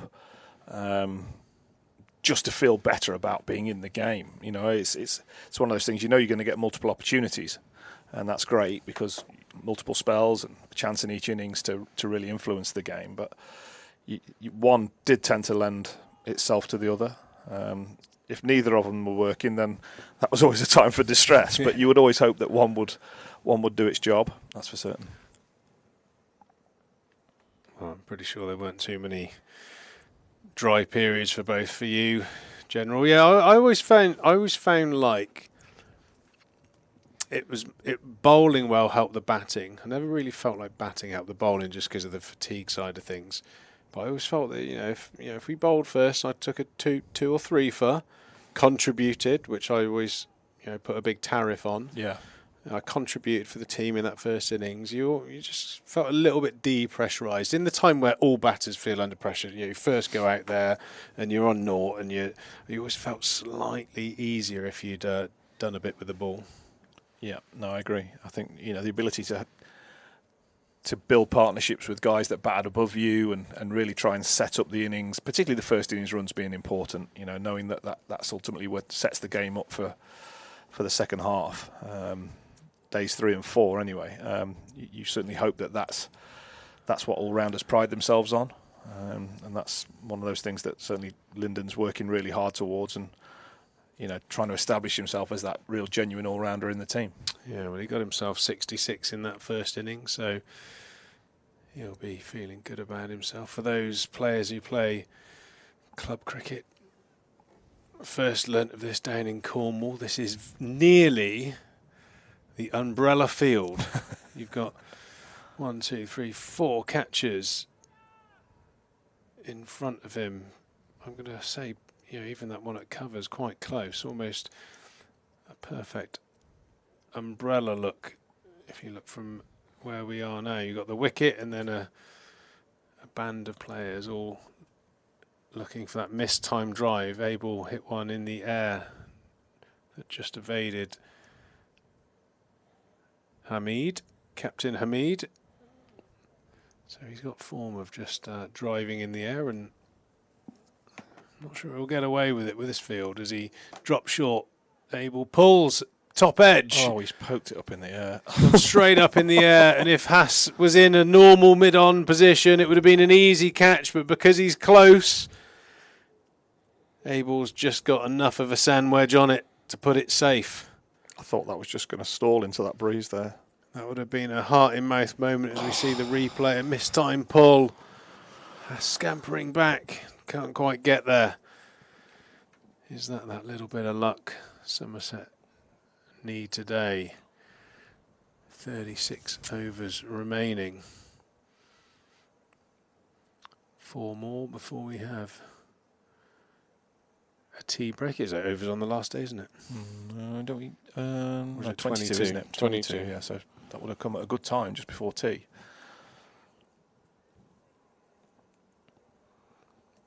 That's gone the perfect distance, hasn't it? That he's hit that almost twice as high as it's gone far, and it's just lobbed into that mid-on pocket where, like you said, that umbrella field that Haas has tried to set didn't quite lend itself to that opportunity. Yeah, I think standard mid-on, and it would have been all over Red Rover for Tom Abel, but we are where we are. Farhan Ahmed just dropping that runs per over down, just clutching back. Be looking for a couple of dividers to add to his figures. Very much a rear guard action now for Somerset. Cadmore's slowed down his scoring rate. Abel's 19 off 82 balls, so certainly not in a rush. And I think part of the reason why he mistimed that pull, he's played so many defensive shots. He's had the opportunity to score and he just didn't quite pounce on it, and it nearly cost him his wicket. Yeah, like you say, caught in two minds a little bit, and that creates that little element of timing that you would normally play that on instinct and look to smack that along the ground or go up with it and hit it into the stand, and he ended up doing neither. It didn't cost him on that occasion. Cadmore's come back this summer in great form, and maybe there's a element of mythology going on there with the strength of the hair, Samson-esque. I kind of remember last year he had some sort of like shaved, almost like Mr. T. He did. B.A. Baracus. Yeah, he had sort of like a shave down the side, it looked like a fatted 9-iron divot on his head. Whereas this is more your 1980s perm. Kevin Keegan. Yeah. He's got the Kevin Keegan vibes, hasn't he? I'm sure our cameraman will zoom in at some stage while he's got his helmet off, but yeah, it's certainly suiting him in terms of form. Got a lovely thatch. I'm getting to that age now where mine's all sort of like thinning and going grey, so I'm quite jealous actually. Yeah, me too. I'm in that boat, Treeks, yeah. There we go. Look at that. Great head of hair there from Cadmore. Cadmore. Just bouncing off the collar at the back there. Yeah, a little bit mullety. You can obviously hear us because he's coiffeuring it. A bit of hairspray in the mornings, just keep it where you want to. Soul glow. Yeah, beautiful. A little bit of soul glow on it. Beautiful. But it takes some maintenance. Get the curlers in overnight. Must have to. I'll ask him if he's naturally curly or he goes for the old permanent. Wonderful. That We have doesn't just surprise me heard at from all. our producer William that he has actually had a perm. Wow. I'm not surprised. I'm shocked and in awe. As is Melissa, by the sounds of it. Unbelievable stuff. You ever thought about having a perm, Treeks, or not? Well, I think fashion's like a wheel, isn't it? They always come around. You know, like back in late 90s when we used to go out general, you'd have the old sort of like jeans that were slightly bell bottom at the bottom, then it went to skinny jeans, then there's enormous baggy things, and I think we're back to a baggy phase at the moment. It all goes round.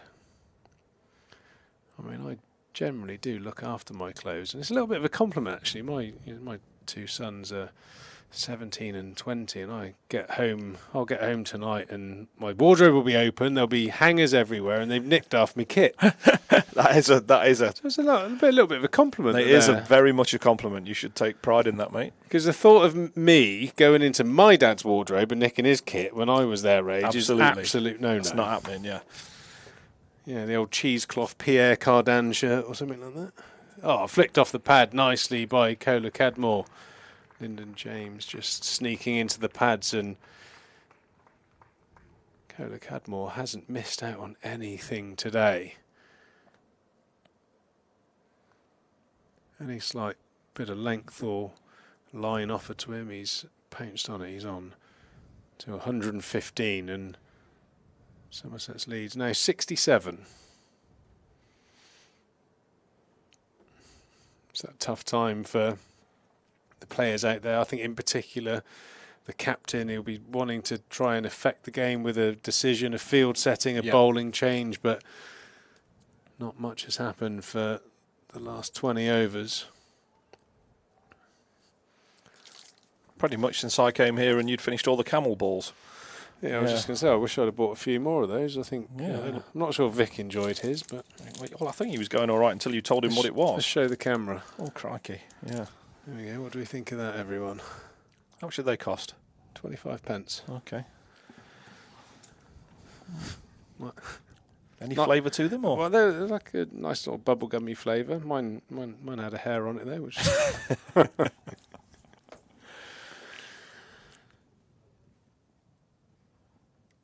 Yeah, this the game's kind of stalled a little bit for both teams. Batters have gone into net mode. There's a few teapot positions out there on the field. It's been a long day out there, a long game for everyone actually. Something's going to have to happen soon. It just feels like the sting's gone out the tail.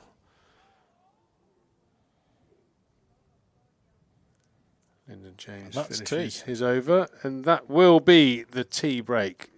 General, it's been an absolute pleasure, and thank you very much for coming on and sharing your wisdom. It's great that we can give a non-partisan experience here on the live stream. Thanks, mate. So really enjoyed it. Awesome speaking to you. Great catching up. Always try and pop in whenever I can, whenever we're back in town.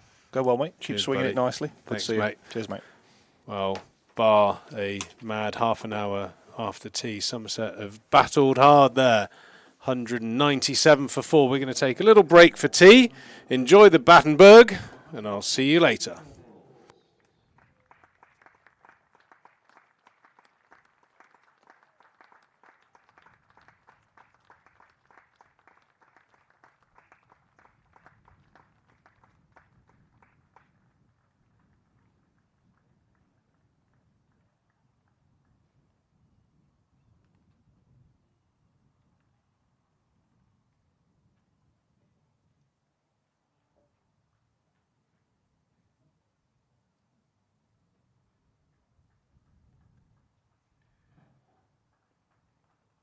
Thank you for your support again today. There's a couple of options for you during the tea interval. It's the last opportunity to head to the Somerset Cricket Museum for their Flavour of Red Ball Cricket talk.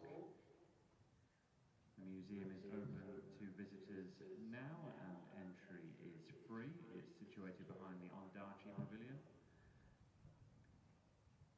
Or if you fancy having a walk around the outfield here at Taunton, it will be open for a short time during the tea interval. Entry to the field is via the gates situated between the Somerset stand, block 5, and the James Hildreth stand, plus the gates in front of the Colin Atkinson Pavilion. As always, please note that spectators must return to their seats in a timely fashion when asked to do so in order for play to resume at the scheduled time. Thank you.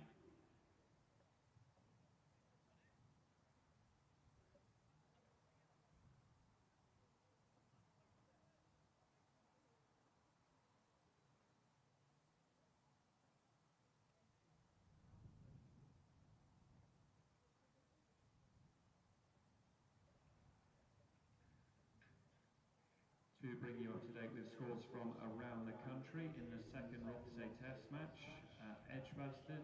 England taking on India. England chose to field first. India 182 for 3 at tea.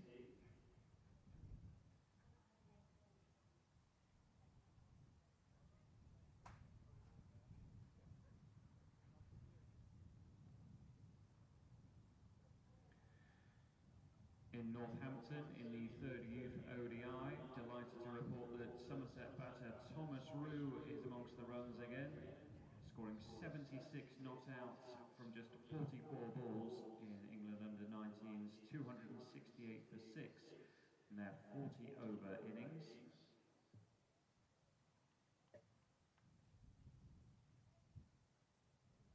Moving into Division 1 of the Rothesay County Championship. At York, Essex in their second innings are 131 for 9, leading Yorkshire by just 40 runs with 1 second innings wicket remaining.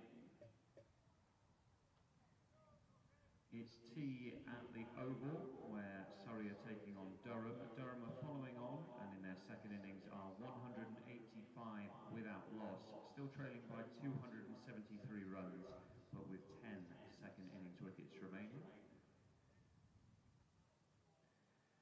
Hampshire are following on at home against Worcestershire, who had made 679 for 7 declared. Hampshire in their second innings are 240 for 4, still trailing by 218 runs, but with 6 wickets in hand. Final one in Division 1 is at Hove, where Warwickshire second time around are 215 for 3 against Sussex. They lead Sussex by 97 runs with 7 second innings wickets remaining. Moving into Division 2 at Canterbury first of all, where Kent are 76 for 2 in their second innings, trailing Northamptonshire by 80 runs with 8 second innings wickets remaining. There's been a result at Chesterfield where Lancashire have beaten Derbyshire by 261 runs after dismissing Derbyshire for 251 in their second innings. So a victory for Lancashire there. And at Cardiff, Gloucestershire in their second innings are 194 for 4, leading Glamorgan by 46 runs with 6 second innings wickets remaining. And the result from yesterday concluded when Middlesex beat Leicestershire by an innings and 127 runs. And that brings you up to date with scores from around the county circuit and internationally as well.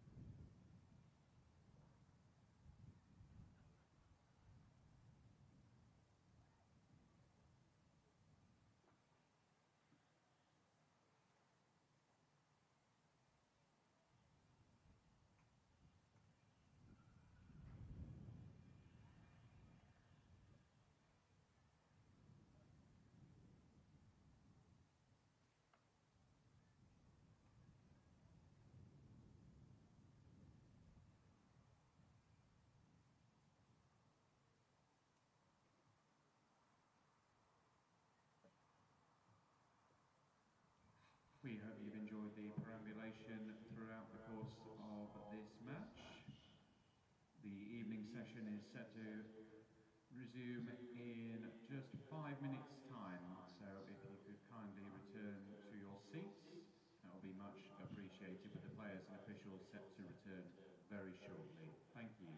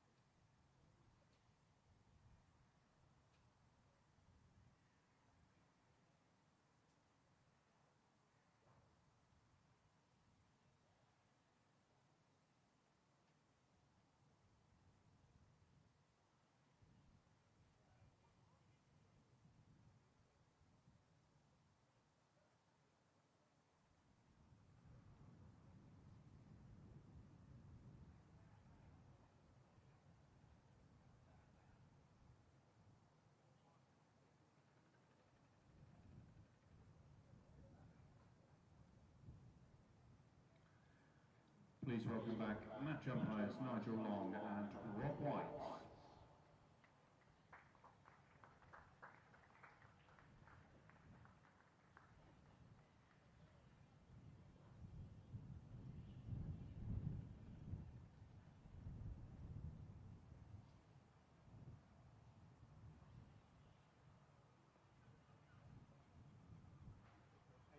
Safety. Moment, fingers crossed, yeah.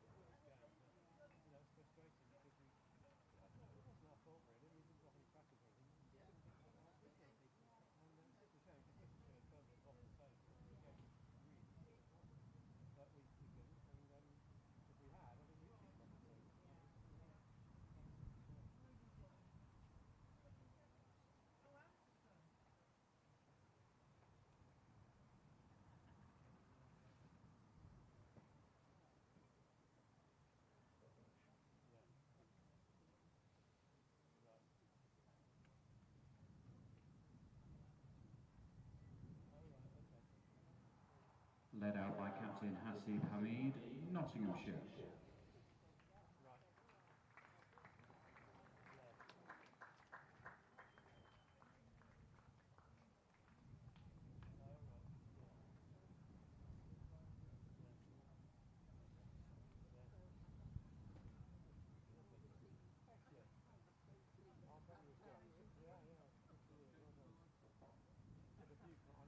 The Somerset not-out batters, number 28, Tom Abel, and number 32, Tom Cadmore.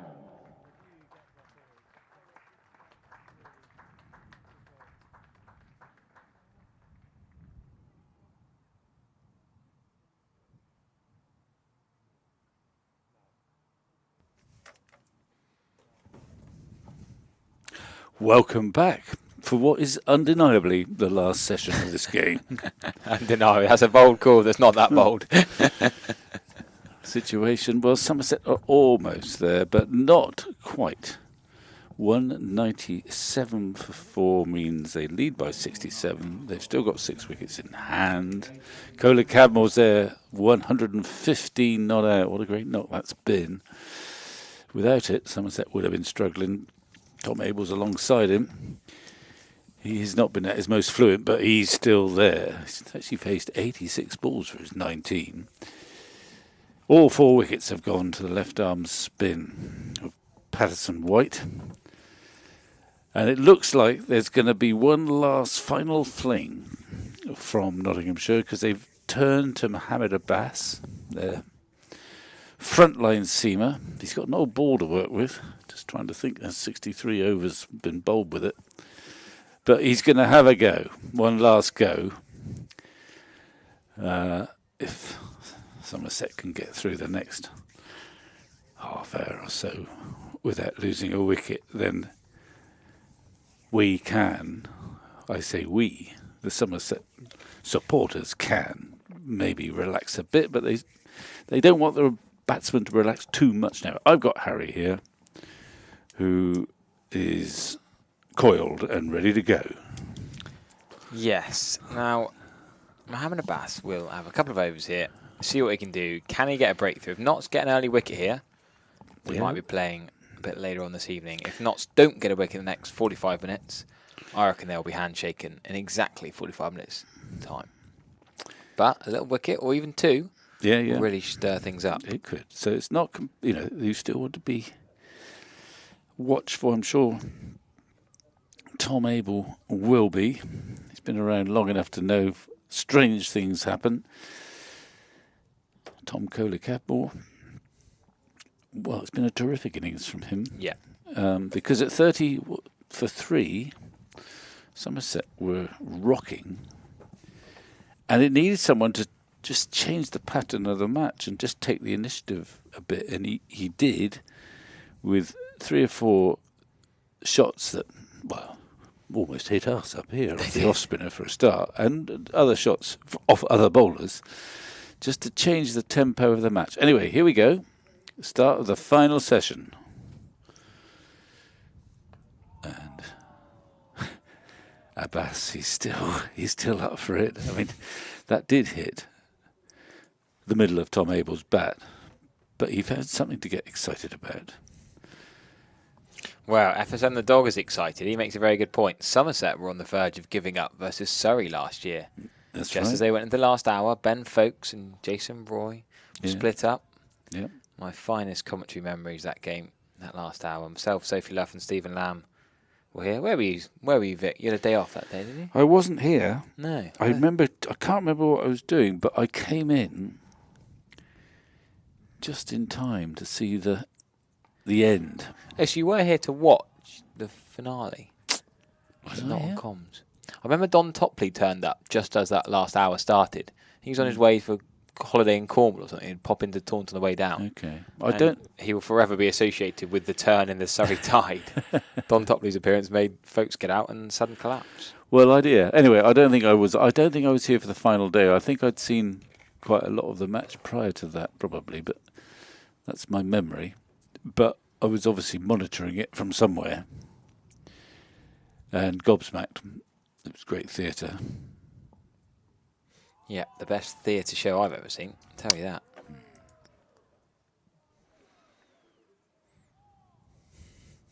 Well, one of the aspects of that match is that Surrey it's not that similar today, but Surrey set themselves to forget about trying to win the game. They had a chance to win the game. You'd have thought they had a chance to win the game, and they set themselves just to block it out. Agreed. And I thought that increased the chances of them getting bowled out. That was a big mistake, particularly for a side full of positive all-rounders, the likes of Curran and Folkes and Roy. Yeah. Well, I mean, the likes of Folkes can bat long, and obviously Sibley can bat long, but they would have been more comfortable, I reckon, trying to knock off the runs. Yeah, Jordan Clark's a positive player. Yeah, it just didn't look right. No, I wrote a piece in the Almanac for it, actually, reflecting on my thoughts of that wonderful day. But it was great theatre, and we've seen a lot of memorable cricket down here with tight finishes. None better than that, though. No, that I'm not sure this game will come into this category. No. Although if it does, it means there's going to be a little flurry of wickets in this final session.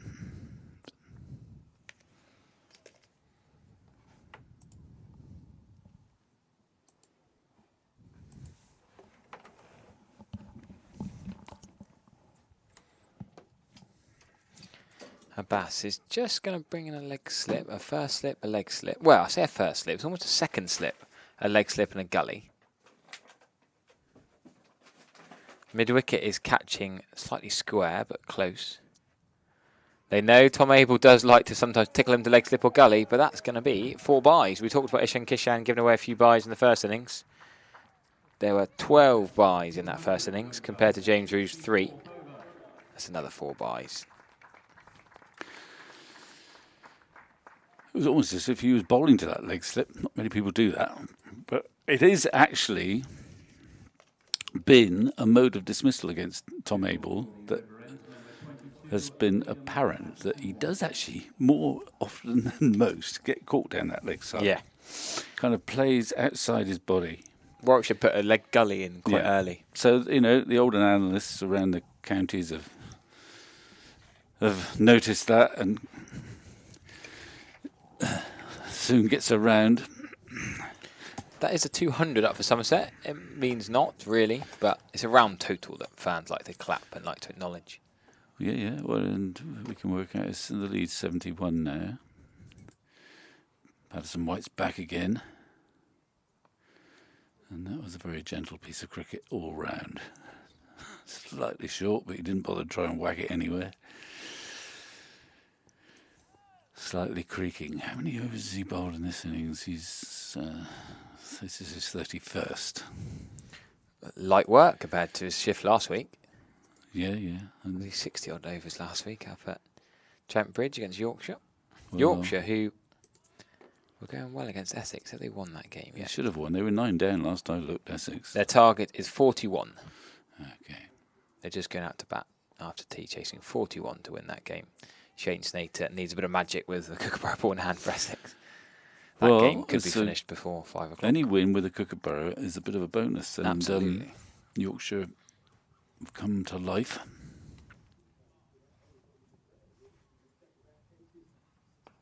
There he goes. Tom Cadmore.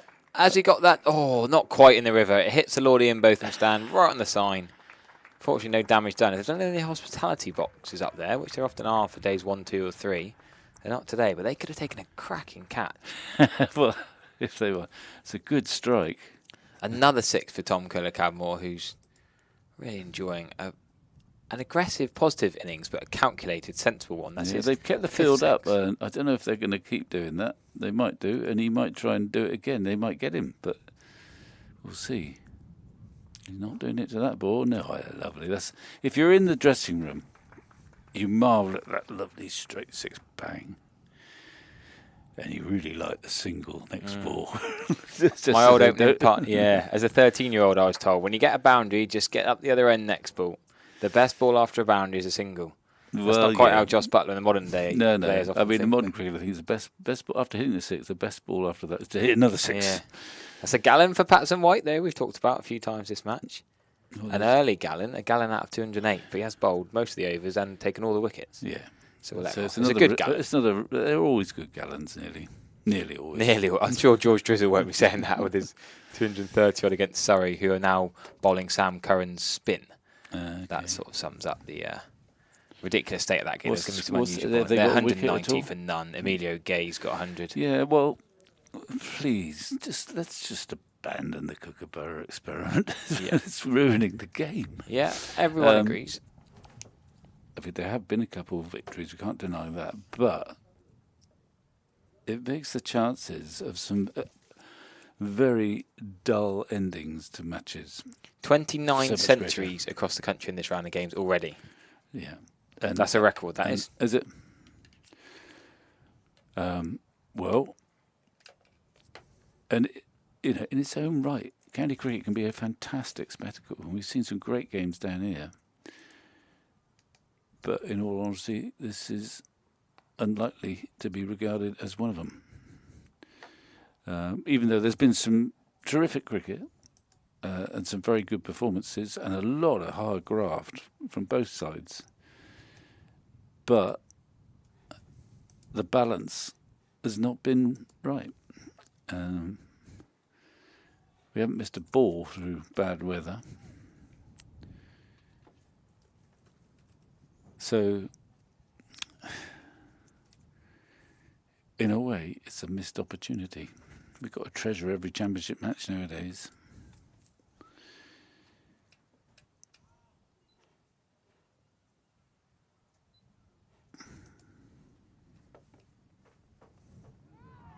He didn't get these. Tom Abel's. He's not at his most fluent. And he's done well, actually, in this innings, but also in the first innings. He's not in prime form, I don't think, but he's still there. And that was a bit of a miss pull shot.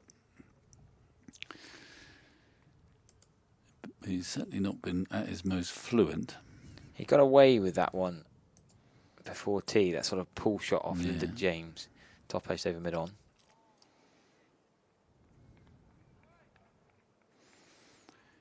He's not at his most fluent, but this little knock, actually, albeit in Kohler Cadmore's shadow, has been quite important. They've actually added 85 together, and Abel's only contributed 19, but actually, no matter. He's there. He's still there. Somerset still have 6 wickets in hand. The lead is now stretched to 79. And the end is in sight.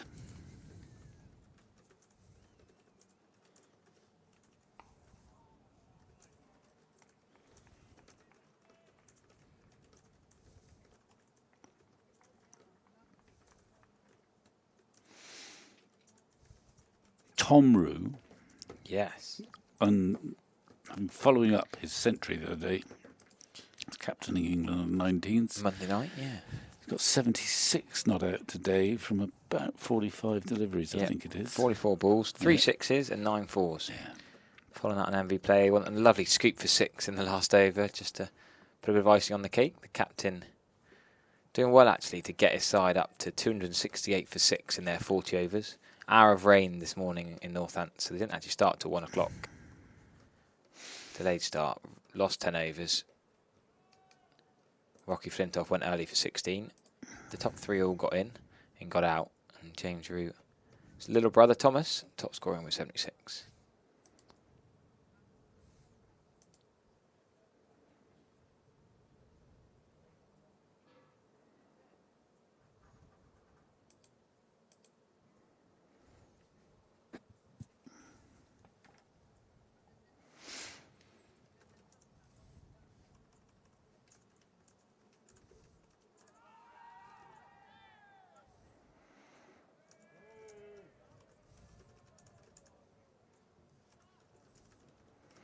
Well, further evidence that Tom Abel's not quite at his best. He's swatting at that bouncer. Probably better off not bothering. A bit too high for him. However, he's still there.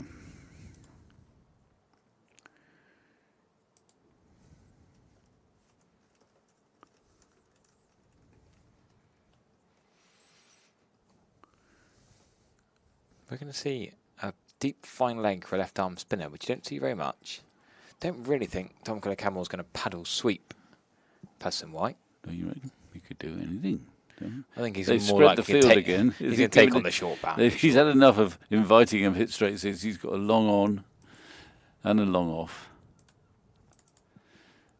Not to mention a deep middle wicket and a deep backward square who's quite fine. I think they want to bowl at Tom Abel, which is an unusual decision to take when playing Somerset. But he's smelling that ball, is Joel Cadmore in his forward defensive.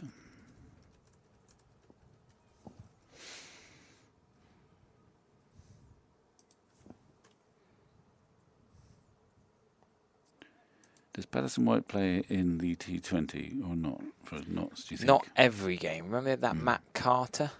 Oh, yeah, big the off-spinner off-spinner from Lincolnshire. Yeah, he's not playing as much these days. I was just Harrison is more the... He could. That's right. He's playing somewhere else. Northants, yeah. He's batting, getting runs at number 3, wouldn't he? Yeah. So Patterson White didn't bowl in the last T20 against Northants. He got 11 with a bat, but didn't bowl at all. Well, he has played. He might get a rest on Friday night, perhaps, or perhaps not, or perhaps it'll be such a doddle to come in and bowl just 4 overs. He has actually played 9 T20s. So he does pretty play. much played most of them. Yeah. Just I just didn't understand why he didn't bowl in that last one. It was a Northants game where it was almost a Calvin Harrison derby. Calvin Harrison playing for his parent club Notts against the club he's playing Red Bull cricket for, Northants, which is an odd situation. Yeah. Matthew Montgomery bowled nearly 4 overs, but none for Patterson White. They used 6 bowlers, and the left-arm spinner, who's bowling all the overs in the county championship, didn't bowl a ball. Well, sometimes conditions can dictate, can't they? But yeah, a bit odd to bat a 9 though, and he's an 8-9 bat and a decent left-arm spinner. They actually played Patterson, White, Harrison, and Ahmed in that game, so I guess that's a lot of spin options. Dan Sams, of course, is the former Essex overseas. He's now playing for Notts in the T20 class as well. How are they going? I'm quite... North group's a bit harder to keep up with, isn't it? We sort of follow the South group down here. Not as strong as the South group, as history suggests that, don't they? Northants are top, Lancashire second, Leicestershire third, Durham fourth, Notts fifth. So still in the balance. Mm-hmm.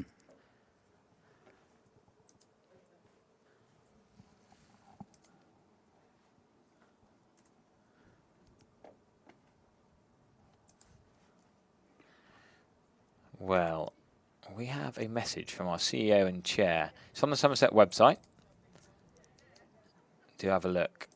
It starts, "Dear valued Somerset member." So if you think you're a valued Somerset member, all the members are valued. Yeah, I think you'll find. Exactly. Good response. Your job is to praise you this letter. Yes, I'm not going to read it word for word. Absolutely not. Obviously, it's a busy time. And there's much discussion, and a decision is due on the schedule, the domestic schedule for next season. And it's going to be a weird setup. In the clubs are playing in the championship. They don't quite know what are the consequences of where they finish. Name me another sport where you start a competition without knowing where promotion and relegation is going to end up. How are you going on the Précy? Getting distracted by the cricket in front of us. I'm ditching the first 3 paragraphs of polite pleasantries. They can read themselves the long version on the website, but the issues are what's the championship? What's the schedule going to look like next year? Yeah, and essentially, I think what they're debating is obviously the championship. It's a congestion in the schedule, isn't it? The PCA have got involved. The PCA have got involved, but it's up to the sort of... The ECB have slightly given this hospital pass almost to the counties to Yeah. write. You work out what you want, but there are some givens, which is the 100 takes priority and will happen in Which isn't going to August. change by some things. Which is not going to change next year. So there is a move, clearly, which I don't think Somerset are in favour of, to reduce some of the amount of cricket. And I don't think Somerset would support the notion, but it is a common one of maybe losing 1 or 2 championship matches, so there would only be 6 home championship matches as opposed to 7. Likewise, in the Blast, there are currently 7 home Blast games, but there is some talk about reducing the Blast. There's a lot of debate about, do the players play too much? So that is essentially one element of discussion. I think it's fair to say that here, the club view at the moment is that they don't want any reduction, but that is not necessarily the universal view. Well, yeah, there's a Vitality Blast proposal, this document is saying, which is a tournament from mid-May through to July. But the thing is here, they want to have the final on a Saturday in the summer, which I personally don't agree with, because the benefit of having a final on a Saturday in September is club cricketers can go and enjoy finals day. Whereas if you go back to the olden days where the finals in July, they want it because the overseas can then stay for the whole tournament rather than having these 2-game overseas or whatever. Yeah. But I think so many cricketers want to play on a Saturday and then they miss out on finals day, or suddenly teams are scrabbling for players because a few have gone up to Edgbaston. Well, that's a good consideration, but I'm not sure it's a decisive one. But yeah, no, I think the overseas is a big factor, isn't it? People want to have it in a block. Well, and the other factor is in terms of T20 is that all the clubs, I'm sure, want a sort of calendar time to view, and they want more Friday night, let's say. Friday nights. Yes. But in London, they want Thursdays. Down here, we want Fridays. Yeah. Well, they can make it so that they could adjust that to satisfy whichever club. Appointment to view Friday night, as far as Taunton is concerned, would be great, because they probably sell out every time. Yeah. That Tuesday doubleheader is the only game that's not sold out for the rest of the Blast campaign, for example. So all this is being debated at the moment. There you are. There's the game I just referred to. And that's the only one left that isn't sold out, I think I'm right in saying.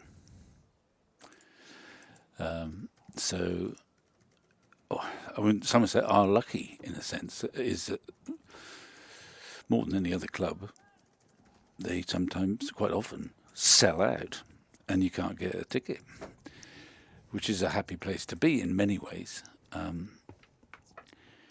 Not many other clubs are in that position. But that's one obvious reason why. But the daft thing about this proposal is they're trying to change it. The North-South group, is there a worry that the North group's not strong enough? Are they not liking the dominance of the South group at finals day? No, it's nothing to do with North-South, don't think. Then why are they trying to go to 3 regionalised groups of 6? That's the bit I don't know. Well, I think that is only for the championship. This is for the Blast. This is the Vitality Blast proposal. Oh, is it? This is this document I'm praising gradually. You sure? The Vitality Blast proposal will consist of 3 regionalised groups of 6. Oh, that's for the Blast, but I think they're also talking about that for the championship as well. There's multiple options, to be fair. This is a long document. Okay. It's not going to be much of a praisey figure. Okay. Well, I could skip some information, but I just think Somerset-Surrey is one of the biggest games in the Blast, full stop. And if it's a regional rivalry, that would be a victim. And Somerset have even written that in this piece, which is nicely laid out. Well, yes. Traditionally, of course, it's the local derby element would be Somerset-Gloucester. Yeah, that would stay in a regionalised group, of course. But I see. If there was 3 groups of 6, you're saying, sorry, we probably wouldn't be in that group. It might be a southwesty group, a southeasty group, and then a northy group. Oh, I don't know if we're getting very far here. But you can understand that it is complicated. And it is also, whatever they come up with, Well, good news. There's going to be a lot of unhappy people. There is no Yeah. perfect solution. If there had been a perfect solution, it would have happened by now. So it's a very difficult balancing act. So Michael Barber is listed as being involved in this. I thought it's probably more of a Jamie Cox thing, as that ball has turned. Bit of spin there for Liam Patson-White past Abel's outside edge. Good news from a Somerset point of view is we do not support this current proposal. So Jamie Cox agrees with most Somerset members. He doesn't want the change to the current North-South format, which we believe has served the game so well. So good. Michael Barber and Jamie Cox are on most Somerset members' side there. Whether they have to have a 2/3 majority to change anything, but how the counties are lining up elsewhere is a source of debate. And obviously the outlook, for example, of counties that host the 100 can be very different from some of the other counties. For counties that host the 100, maintaining a 7 home blast fixtures is not such a big priority, for example. For some counties, losing a championship match would not be deemed that bad a thing because they never get many people to watch anyway, not as many as we are lucky to get at Taunton by and large. So they might not be so disappointed at losing a championship match. There's always, too, the problem of August. Is your man, isn't it? Well, do you remember Vic? McGowan, I know you were very pleased with yourself that you came on. How many overs did he bowl? He said you can't bowl a pot-time off-spinner before the actual off-spinner, but he did. Yeah. He's gone to sweep the outside off stump. But yes, Hasib Hamid went to Freddie McCann before fine arm in the last session. That cheered you up, didn't it? That threw you, didn't it? Yeah, it did. So there's a dilemma too about how August pans out at the moment. Of course, the 100 dominates in August, and there are usually no more than 4 home 50 over games for members down this neck of the woods to enjoy. Sometimes with a patchwork team, although that patchwork team last year got to the final, so not too bad a team. So whilst the 50 over competition obviously has merit, but just to have 4 50 over games throughout August, which is the prime month, really, school holidays, etc., is a frustration. And I'm not sure there's that much enthusiasm to change that setup at the moment. So there are all sorts of things to debate, and it's, as I say, there is no perfect solution. And someone, in fact nearly everyone, will be a bit unhappy. Yeah, there's a lot of ideas and thoughts being texted to me and on Twitter and on the YouTube stream. One of them from Tom Davies is an interesting one. Back to my Club Cricket Saturday point. I think the West Somerset League do this, actually. How about club cricket seasons could start early or later? To be fair, in Yorkshire, they often start in April and play on until September. They play a couple more rounds than we do in the Southwest. Could they have a gap week every now and again? Could you allow weeks off for cricket-specific events? You could have Finals Day off where teams have the opportunity to agree it with the umpires. Yeah. Well, I'm sure that is negotiable, is it not? You could arrange it so that club cricket is moved on Finals Day. Now, Tom Kohler Cadmore was 131. Is that near his top score? It's not his first class. His highest first class score is 176. It's not his highest first class score just for Somerset against the red ball, but against the Kookaburra ball, of course. This is, as you say, he's a Somerset white ball and Somerset Kookaburra red ball. I think now. That's his new if title. He keeps betting like this, he might have to bet against the Duke as well. Is Lewis Gregory getting back in the side? If Josh Davies fully fit, there's going to be a lot of options. He's played gloriously, actually. I mean, it's now seeming pretty straightforward, but he was very important this morning. Somerset rocking. He stayed calm, stayed positive, and got them out of a hole. And he's got 131 out of 219. Now then, a bit of off spin from the river end. Eventually Patterson White is having a breather.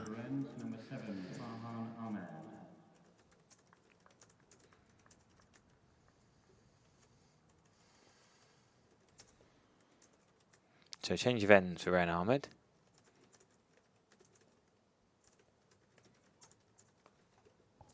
The umpire takes evasive action there. He's hit it before. Swept it straight through square leg. Yeah. Keeping the square leg umpire away. Is that Nigel Long down there? Hit that hard. There was nothing wrong with the ball again, really. It wasn't outside leg stump or anything, but he just swept it away. And they're putting another man back out there. They are. I think he's quite eyeing that. It's quite a short boundary, that side. They're 4 men on the boundary there.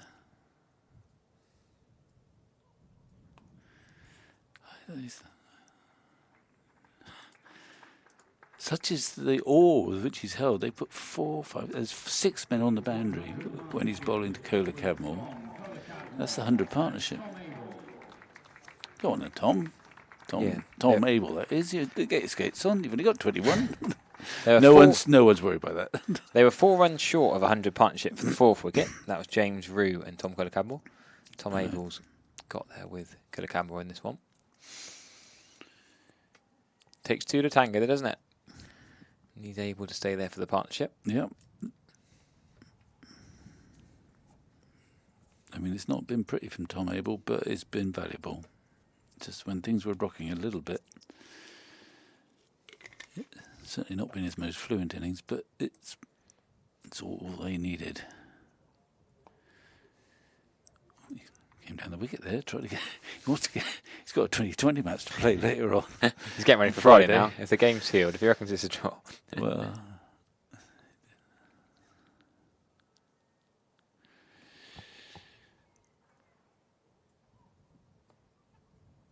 So I just work it away.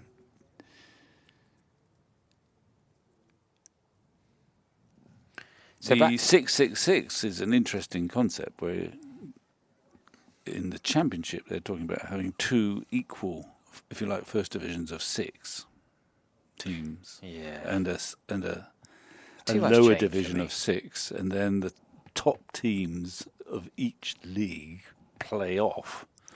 That's a very Australian Sheffield Shield final. Yeah. Has he hit that well? That's going to be a 6, yep. He has hit it well. Slog sweep from Cadmore into the vacant Somerset stand. No school kids in there. It could take a while to find this ball. There's nobody there. One of the players has gone off in amongst the empty seats. See if they can find it. And I think they have. He's tossed it back. That's probably his 5th 6, I should think, at least. Yes, because I was commenting on Thomas at 3 in his knock. Cadmore's hit more than that now. I think that's his 6th 6 yet.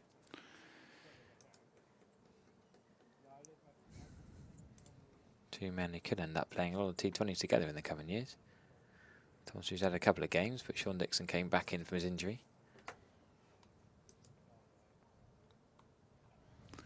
The lead's what? 100 now? Over 100 lead. 101. Yeah. It's been a bit harsh on Farhan Ahmed, who's not bowled badly, but if you look at his figures, 12 overs, 0 for 58, you think, well, he's probably bowled a bit of rubbish there, but he hasn't really. It's just that Cadmore has taken a fancy to him and has hit, length balls.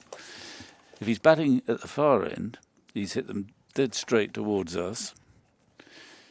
But if Ahmed was bowling from the river end, he spied the short leg side boundary and dragged a couple over there.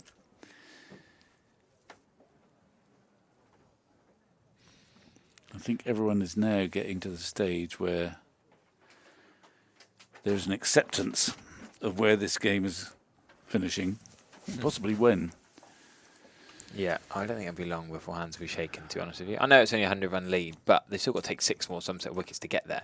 And Banton and Vaughan aren't your usual 7 and 8. No.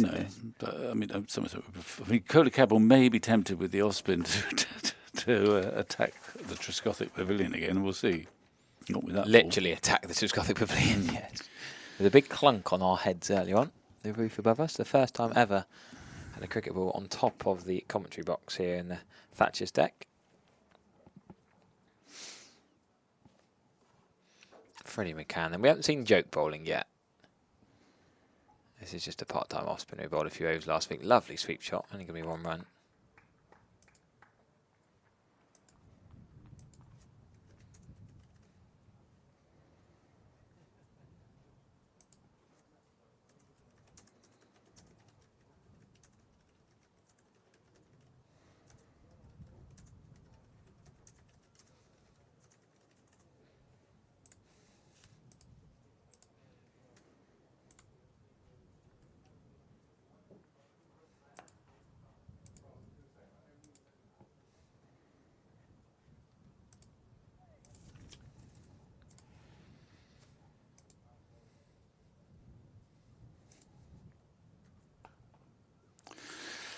I mean, that's not a very good piece of cricket, really. It's a full toss, and Abel, who has not been at his most fluent, couldn't beat the field.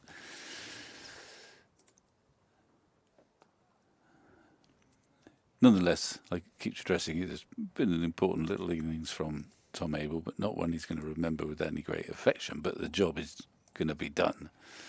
Whereas Cadmore has been fluent throughout.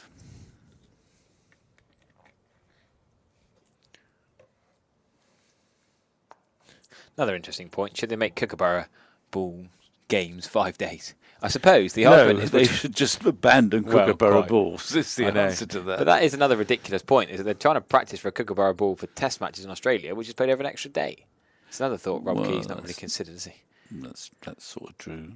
And of course, I mean, there are not many bowlers who are going to be in Australia who've been playing in these rounds of Kookaburra matches, but there's the partnership. You see there's a long red streak on the Cadmore side and a little red streak on the Abel side, but as I say, that doesn't really matter. We better go around the grounds before we shake hands. Yeah, go around the grounds. Just catching up since tea, really. We haven't really looked at around the ground since tea. Bit more excitement in Division 2 since tea. Ben Kellaway's picked up a 5-foot. Hammond went for 84. So is that game still alive? Gloucestershire just ahead. Yeah, that could be an interesting one, actually. Glamorgan going quite well, aren't they? Yeah, Gloucestershire 208 for 6. 208 for 6. So can Glamorgan get 4 quick wickets and then knock off a target, maybe? What's the lead, do you reckon? Not that much, I shouldn't think. No, the lead wasn't that much. It's about 60 ahead. So that could be a good little finish there. Could be, yeah. Last session. 200 partnership for Lees and Gay at the Oval. That's a dead game. What are they, 230 for none? Gay's got 150 now. Well, that is the match that says... Get rid of the ball. Is that how you want the championship to look like? That's a disregard for the championship, isn't it? Yeah. UV Chahal is back bowling for Northants. He got Compton for 17, so Kent are in a bit of trouble. Having got 566 for 8 declared, they're now 82 for 4. Still, they've got 6 wickets in hand in the final session, so they should be all right, but they're still behind, I should think, but certainly. Another Warwickshire wicket. Zen Malik's gone, so Carson's got another wicket, 44. Sussex have Warwickshire 240 for 4, but that's going to be a draw. The lead's 122 with 6 wickets still remaining. Well, that's what we got here, yep. Liam Dawson's got another 50 down at Hampshire, getting them out of a bit of trouble, but Worcestershire can't force a win there, despite their record-breaking Libby and Hose partnership. Yorkshire are getting close to their 41 target without loss. Oh, I didn't mention another 50 for Sam Hayne, who loves batting against the Kookaburra balls. His 6th straight championship half-century. Got a couple of 50s up at Edgbaston against these Somerset lads last week.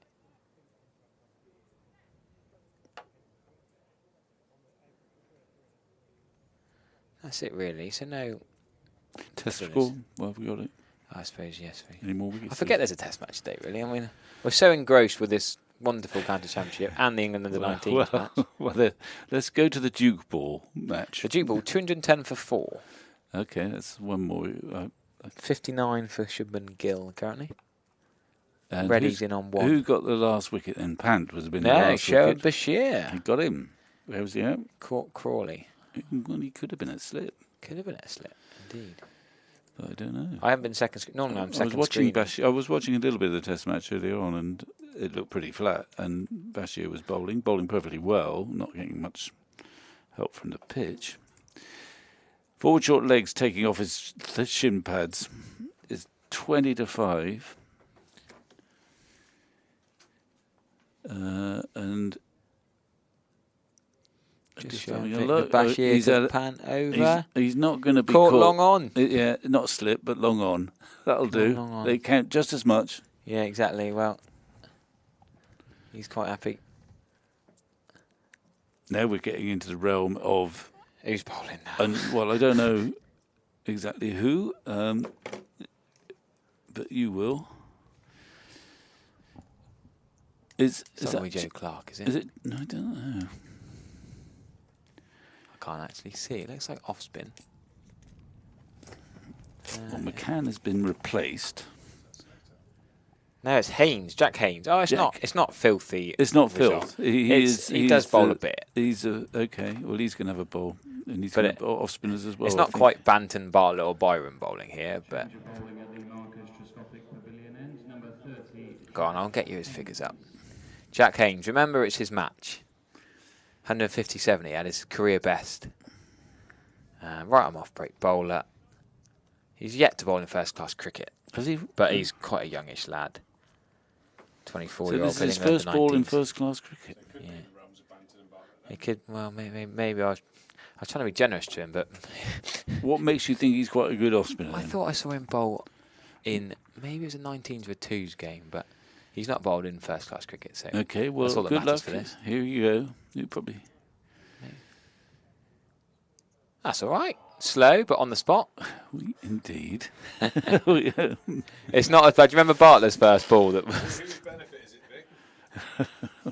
Vic? I might have to Is it bring your people. pace? This is your pace, isn't it? Yeah, this is my pace. Yeah, that's what I love. This. Look at that. Oh, yes, it's actually, he's landed it, though. He's landed it rather nicely. Maybe he's. But I did go training with Ombersley, which is Jack Haynes' club, when I was up at Worcestershire, coming to the England Lions game last summer, and I think Frank Watson was telling me about Jack Haynes bowling, so maybe he bowls a bit in club cricket. Well, he's bowling enticing off breaks. He's actually got it on a good length. He's not bowled a bad length yet. No, and I don't think Cadmore really wants to get out to him. No. And he hasn't tried to launch him into the pavilion. The pace doesn't matter. If you're on the spot, you're on the spot. Long on, long off a back, or they're going to come up for Abel. Yeah, but what's this one coming There you up? go, 45 miles an hour. Only 3 miles an hour, slower than Archie Vaughan. Just looks slower. It does look slower than Archie Vaughan, yeah. I think the less pace he gives him to work with. That looked like his slower ball. But he does land them. Still 43 mile an hour, there you go. Slower ball of 43. Quicker ball of 45. It can be very frustrating, this, that if you're... Well, actually, Patterson White's got some wickets, but I've played in games where I've, toiled away, bowled 30 overs, bowled perfectly reasonably and not taken a wicket. And then just towards the end, some joker comes on, bowls his off breaks, and a long off is it to mid-wicket, and you think, that's life. Well, that's not a great ball. Oh, that is. That is a horrible piece of cricket, really. He did bowl 4 decent balls. A slow full toss, which Tom Abel just patted very gently to mid-wicket. That could be caught on mid-wicket there. You know what? I've just noticed Ishan Kishan's not keeping anymore, Vic. Well spotted. That's poor from us, Well, actually. they've got enough. Joe Clark, keepers. I reckon, has probably got the That is a gloves. long hop. And he's blocking that as well. He was to... Okay, this is Joe. Oh, Ishan Kishan's going to bowl. No. Yes. This is joke levels. That's why. Pete, I'm not going to swap commentary. If it's 1 over, Ishan Kishan and shake hands, I'm going to stay on the mic for this. Go home, Pete. your You've done a man. good shift for 4 days. You don't want to watch this. No, I'm going to watch. Ishan Kishan. Quick, get on the YouTube stream. Indian fans, wherever you are, text your mates. Ishan Kishan's going to have a bowl. And he's going to bowl with his right arm. To start with. Yeah. It may be, a fair point has been made in my ear, that it may be the Indian audience may be slightly more interested in the Test match than Ishan Kishan having the ball. Surely they'd rather watch Ishan Kishan have a I'm not bowl. so sure myself. I think they might rather Hold up, Vic. He has bowled in 5 innings in first-class cricket. Has he got a wicket? No. 48 balls, 42 runs. He's actually bowled an over. He's bowled 7 balls across 2 innings of T20s as well. Well, Genuine bowler. Well, you don't know that. It could be dead T20s. Economy rate of 5. No wicket. Well, he's going to bowl with his right arm, and he's probably going to bowl off breaks as well. Hope this is what it's Rob taking Key a long wanted. time. I think that's the best YouTube comment in the chat, isn't it? I hope this is what Rob Key wanted. Yeah. Okay. Fair enough. Yeah. We've seen Tom Abel hit a slow full toss gently to mid wicket, and then hit a long up gently to cover, bowled by Jack Haynes. Now we've got Ishan Kishan, who's going to bowl. Quick off skiddy breaks. Off breaks. Tom Abel doesn't want the one. Tom Abel doesn't want to face it. Well, he's going to make the most of it, Ishan Kishan. He's going to enjoy this. Cadmore was quite happy to get off strike. Well, it's actually, you don't want to. It's no fun. It's no fun facing. No, that's what I mean. He wants to get off strike, but he's on 147. So does he want his 150 or does he want to face a horrible ball that might get him out? He won't worry about that. I don't think. And they're all coming in for Tom Abel, who I think he should hit him for 4 a couple of times. Just he hasn't been at his best, but go on, hit a couple of 4s just to. No, he's not going to. It's just back of a length. Skiddy, he's not giving it much air. He gives it far less air than Jack Haynes. I don't think Tom Abel's particularly enjoying this, but he's doing his duty. We'll do our duty and give the bowling the credit it deserves. And he's... So, Vic, here's the Kookaburra. Yeah. Here's the Kookaburra in action. Please. I hope Rob Key's streaming this on his I don't think so. Golf course today. Well, no, he'll be at Edgbaston, I would think. Well, that's also a sad point, isn't it, actually, that day 4 is on the same day as the Test match. Well, yeah, there's so many, you can't. Yeah. Cracking week, Pete. Pete Trigo's seen enough. He's seen enough. I think most of us have seen enough now. Tom Abel's seen enough. Tom Abel's seen enough. He's fending off Ishan Kishan with no aggression whatsoever. Doing his duty for the club as ever.